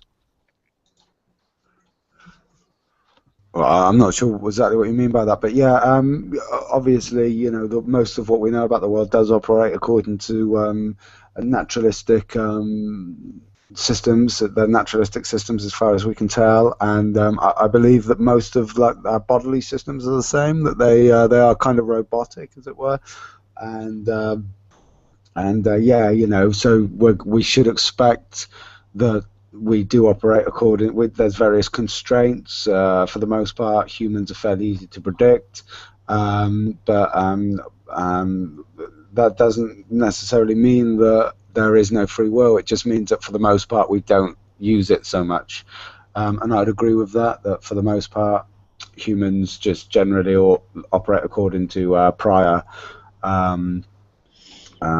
You know, the prior history of sort of classical. We've been classically conditioned. We're being programmed all the time. What I believe is we have this ability to affect our conditioning, our programming, and change it completely. You know, at a whim. You know, so that's where I say that's where. So I'm not arguing that everything we do is this kind of distinct from this distinct place where free will resides, and we cannot find a causal chain of our inputs and outputs.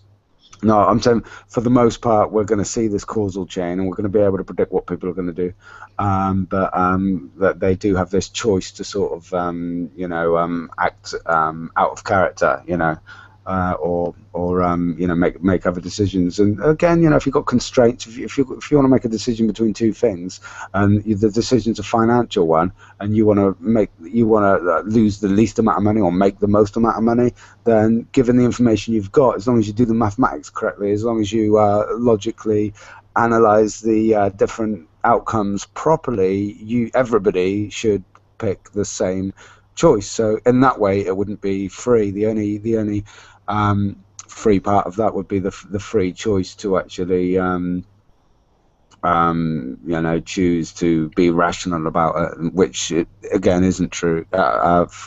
Isn't so much of a choice, is it? Because, you know, that seems to be, to me, something that everybody would want to do. You know, if it's a financial decision that you're making, you're going to want to you know, do it in such a way as to maximize the benefits and minimize the risks.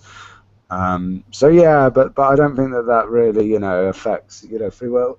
I don't think that's really part of the free will argument, because, like, you know, it's like if you're you know, betting on rolling dice. You know, most people don't really know the maths that well, but they should, and if they work them out, they'd all bet exactly the same. Everybody would be in agreement.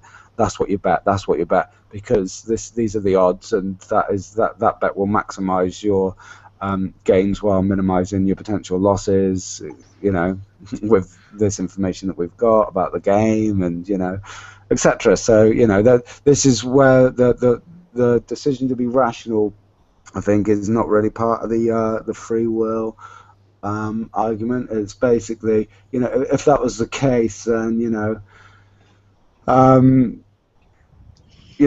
basically I could say, okay, so you have a choice not to be rational. You could just say, well, you know, I could win all my games of betting on dice that I play, or I could play as a perfectly rational player. I could do all these calculations. Yeah, you know, I'm clever enough to do that. Brilliant. I could do it, but it's not as fun. You know, I just want to have a bit of fun. So I'm not going to do the calculations. I'm just going to go with my heart, my feeling, and you know, enjoy myself. And that would be like, you know, you're free to choose which one them options you want to do, win or just have a bit of fun. You know, so.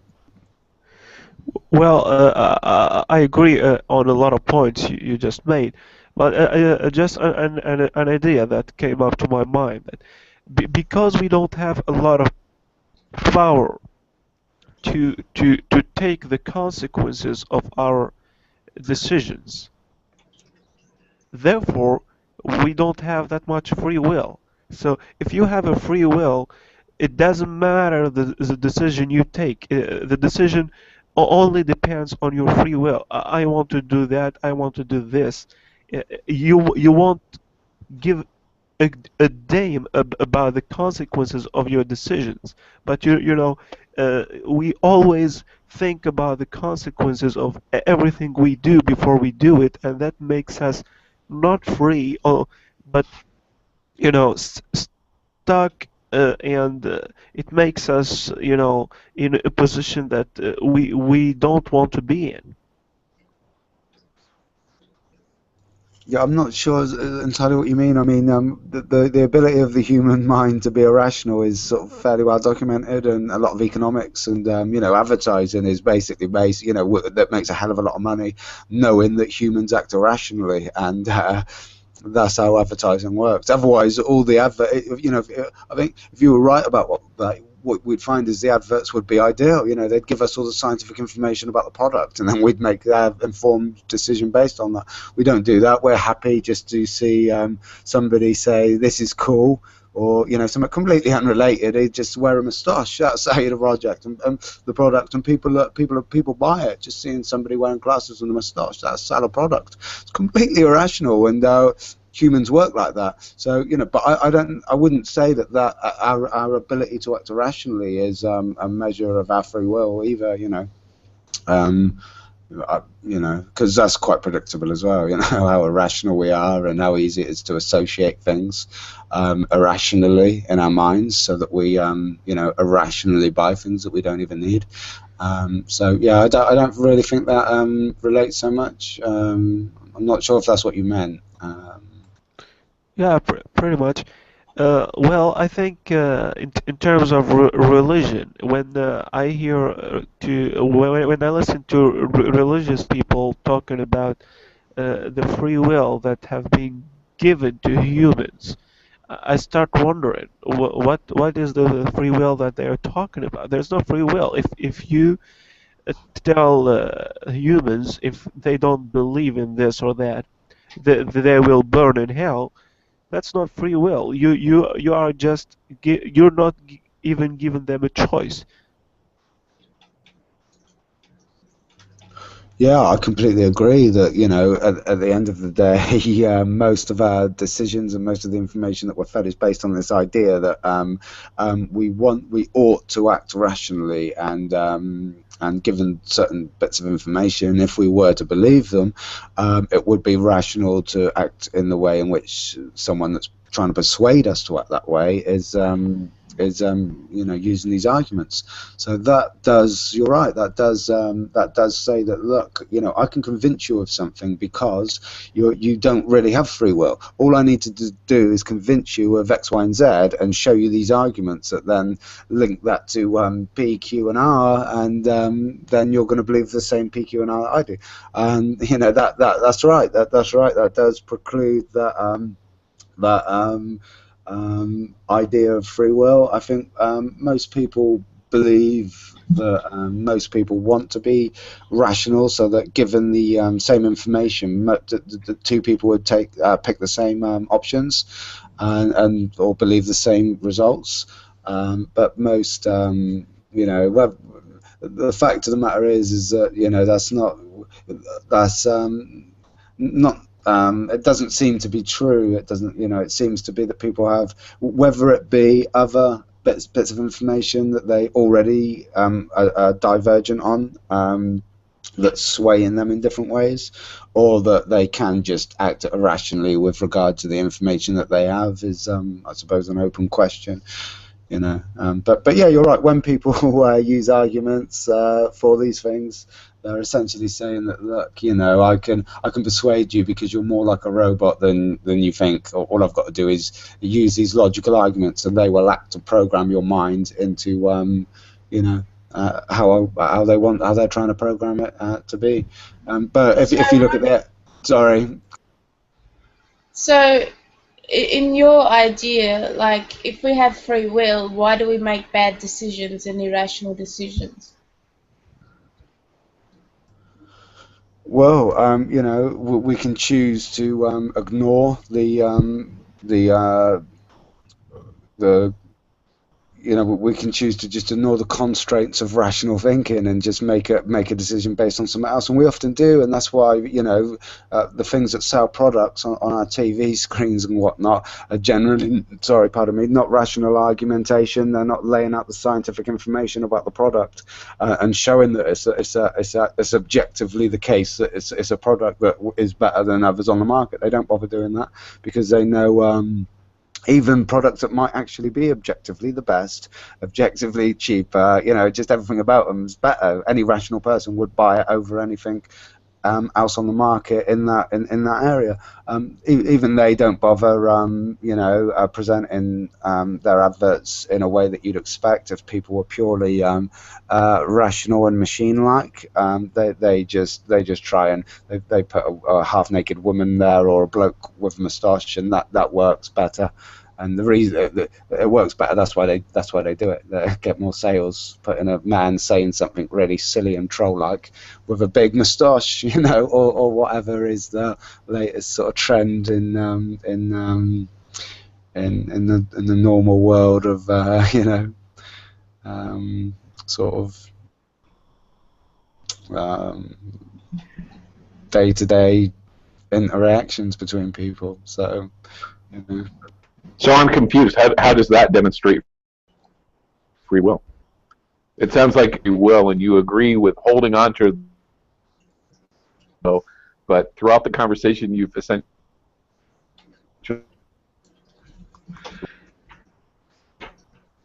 Yeah, I think you dropped out a little bit there, but yeah, no, you're right. It doesn't. That's right. None of these are arguments for or against free will. I think. I'm not sure. It's a difficult thing to argue for. All I can really say is that could you think of an experiment to demonstrate or falsify or confirm or disconfirm free will? I mean, the thing that I can think of is you give someone, you put somebody in a room with a load of objects, and you give them a bit of paper, an envelope, sealed envelope, put that in their pocket when they go in, and they do all these things, and then when they come out they open the envelope and they read exactly what they've just done, and they think, oh, I've just been predicted, everything I've done. And you give them another letter and tell them to go in another room, and how far will that go? How predictable are people? There is a branch of mathematics that revolves around this sort of idea. It's called game theory. And it's basically when somebody is, playing against somebody else, and they're understanding that this other person's trying to predict what they're going to do, and then trying to outthink them. But then they know that they're doing that as well, so it sort of becomes a kind of recursive sort of game of wits. And does that demonstrate free will? I wouldn't like to say either. It's very difficult. It's a very difficult thing to make experiments for. I mean, there was a recent experiment, wasn't there, that took some quite a lot of hype, and basically what they did was they showed somebody some images and got them to press a button, and then got them to sort of acknowledge when they thought of pressing the button, and or something like this. And it turns out they're measuring the brain patterns as well on some kind of machine, and it turns out the electrical potentials were building up or firing before that they were aware of any intention to do what it was that they were going to do. And they use that as some people were using that as evidence to suggest that we don't really have free will, that the intent is like an after story, that we've actually made this decision, we've seen this thing in our head, we've thought about it, and then we've gone on with the action. That is an after story because the potential, the electrical circuitry was firing in the brain before they were aware of anything going on. So they use that to say we're more like robots than not. But you can come up with a conception whereby we are programming a robotic brain, but we also have this sort of conscious part of our minds which does that programming. So for the most part, we are operating on autopilot. And this sort of lower level circuitry is just looping around without our conscious mind being aware of it. Then as it fills it in later, we can then sort of like reprogram ourselves after that fact and change what we would do in future. But in future we then still act like machines. We're just we're just thinking about it afterwards and then thinking, oh, okay, that was a bad decision or that was a good decision. So it's difficult to devise experiments or imagine scenarios which would even distinguish between somebody with real free will and somebody without it. It's this whole problem of consciousness and like acknowledging it, and as like the kind of such a ephemeral sort of it's a very tricky subject that these words are not well defined. Nobody really knows what any of it is, and it's even harder so to measure in a laboratory. Turing came up with something called the Turing test to say that if we couldn't tell something that was a robot that was trying to mimic consciousness from an actual person that we believed is consciousness, then for all intents and purposes we should assign that the robot has consciousness. But I don't know if you can think of some kind of scenario to distinguish them. Then you could build a case either for or against that. But do you think that science will be able to delineate whether free will does or doesn't exist in the future? Yeah, I think eventually it's possible that science will be able to. Yeah, I mean, for instance, if scientifically we can construct a mind which can do all the same sort of free will, pass all the same sort of free will tests that we can, then for all intents and purposes, there would be a difference. That there would be no discernible difference. When there's no discernible difference, then it has the properties that we have with respect to that, and therefore we could say that we don't really have free will, or it's more like an imagined thing. It's not actually, we are really deterministic. So yeah, I think. Yeah. You think it might be possible for neuroscience to be able to deduce that fact rather than like an AI experiment? Well, in theory, theory is a good starting point, but really, I think we need, unless, I think that is possible, but that would be a lot harder. That would be a lot harder because they'd have to, their theory would have to be pretty concrete and pretty high above any alternative. It would have to be below all the alternatives out of the water. Sorry. Do you think that logic can be used to determine whether free will exists? Just as a thought experiment? Possibly. I don't know. Maybe, yeah. It's possible as far as I know. I don't know any reason to think that would be impossible. Well, I agree with most of the comments that you made earlier, for sure.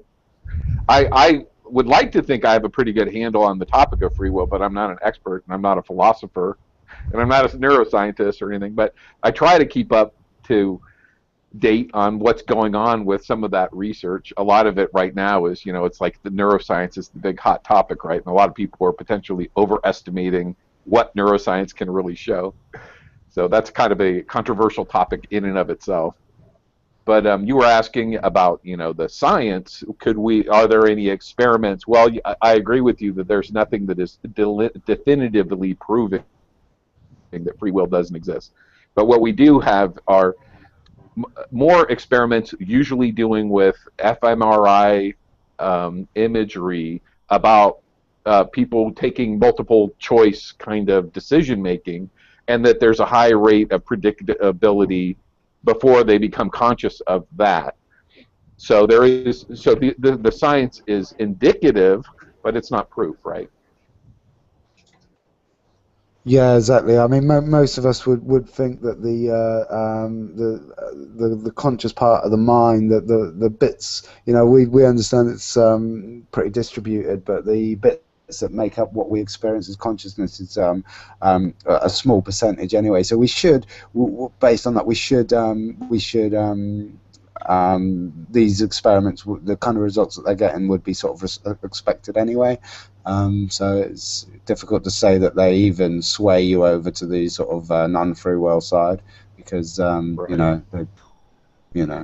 definitely it's a hard case to make that they do that. Yeah, it's not empirically validated, so we can't say it's a fact. It still remains theory and hypothetical. So the indications that science is showing right now indicate that any idea of traditional free will doesn't exist.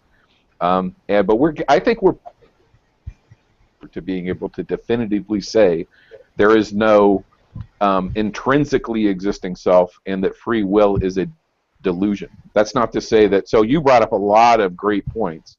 One of them was, well, we have to deal with the definition. So what do people mean? So there's a semantic problem. So we have the traditional idea of free will, in which people essentially believe that there's like your conscious attention as an agent is directing choices. We all have that feeling, and we can say that that's true, that's real. Is that free will? Well, traditionally, that's the term that we have used. So we can say free will exists in the sense that we have this agency and we're able to, make our will true by acting. Science seems to say is that phenomena is a delusion. Even though we feel that that's the way things are happening, that in fact isn't what's happening. And even if we feel that we have a self, that even the idea of a self is delusory. So there's a semantic element of it. What does freedom mean? What is a will? So in terms of a lot of people in the realm of philosophy, they're suggesting that, yeah, there's a problem with the definition of free will, and maybe we need to find another term.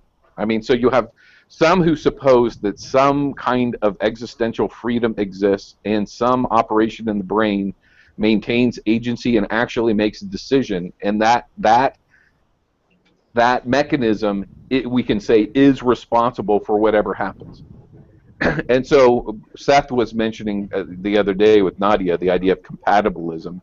So there's a camp within philosophy called compatibilists who are suggesting that some elements of what we consider traditional free will and the idea of having people be responsible for their actions does indeed exist. But that's itself pretty controversial. I do not believe that that is the case. So in my view, which I've learned from others, and I don't know if you're familiar with Sam Harris, he's got like a very small book on the topic, but it's much more in the realm of philosophical determinism as opposed to the scientific determinism as defined by physics. And in philosophical determinism, it's the operations of cause and effect and causal chains, which you mentioned earlier. So that every event that actually manifests in space-time is the result of causes. The spooky realm of physics, there's some areas where people suggest maybe that's not exactly the case. But in terms of philosophy, there's the idea that if you have an event takes place, it must be caused by some things. You're going to have multiple causes that are influencing that. So every decision a person makes, even if it has some element of randomness, let's say, a quark in a microtubule of the brain actually has some kind of butterfly effect, and it causes some macro level phenomenon to take place. That's still a cause. And then there's unconscious elements. So you were talking about advertising and biases that people make. Those kinds of things can be high, people might not be conscious of at all, and those have an impact. But they get added as causes to a causal chain, so that no matter how large the horizon, an infinite horizon of choices is, when somebody makes a choice, there are direct causes that are responsible for their choice, and it's the inevitable choice. Exactly. That's what I was saying. The last sentence you said is what I really said to Rodney earlier. When we have an inevitable choice, you cannot call it a free will. Most of the decisions we take are inevitable,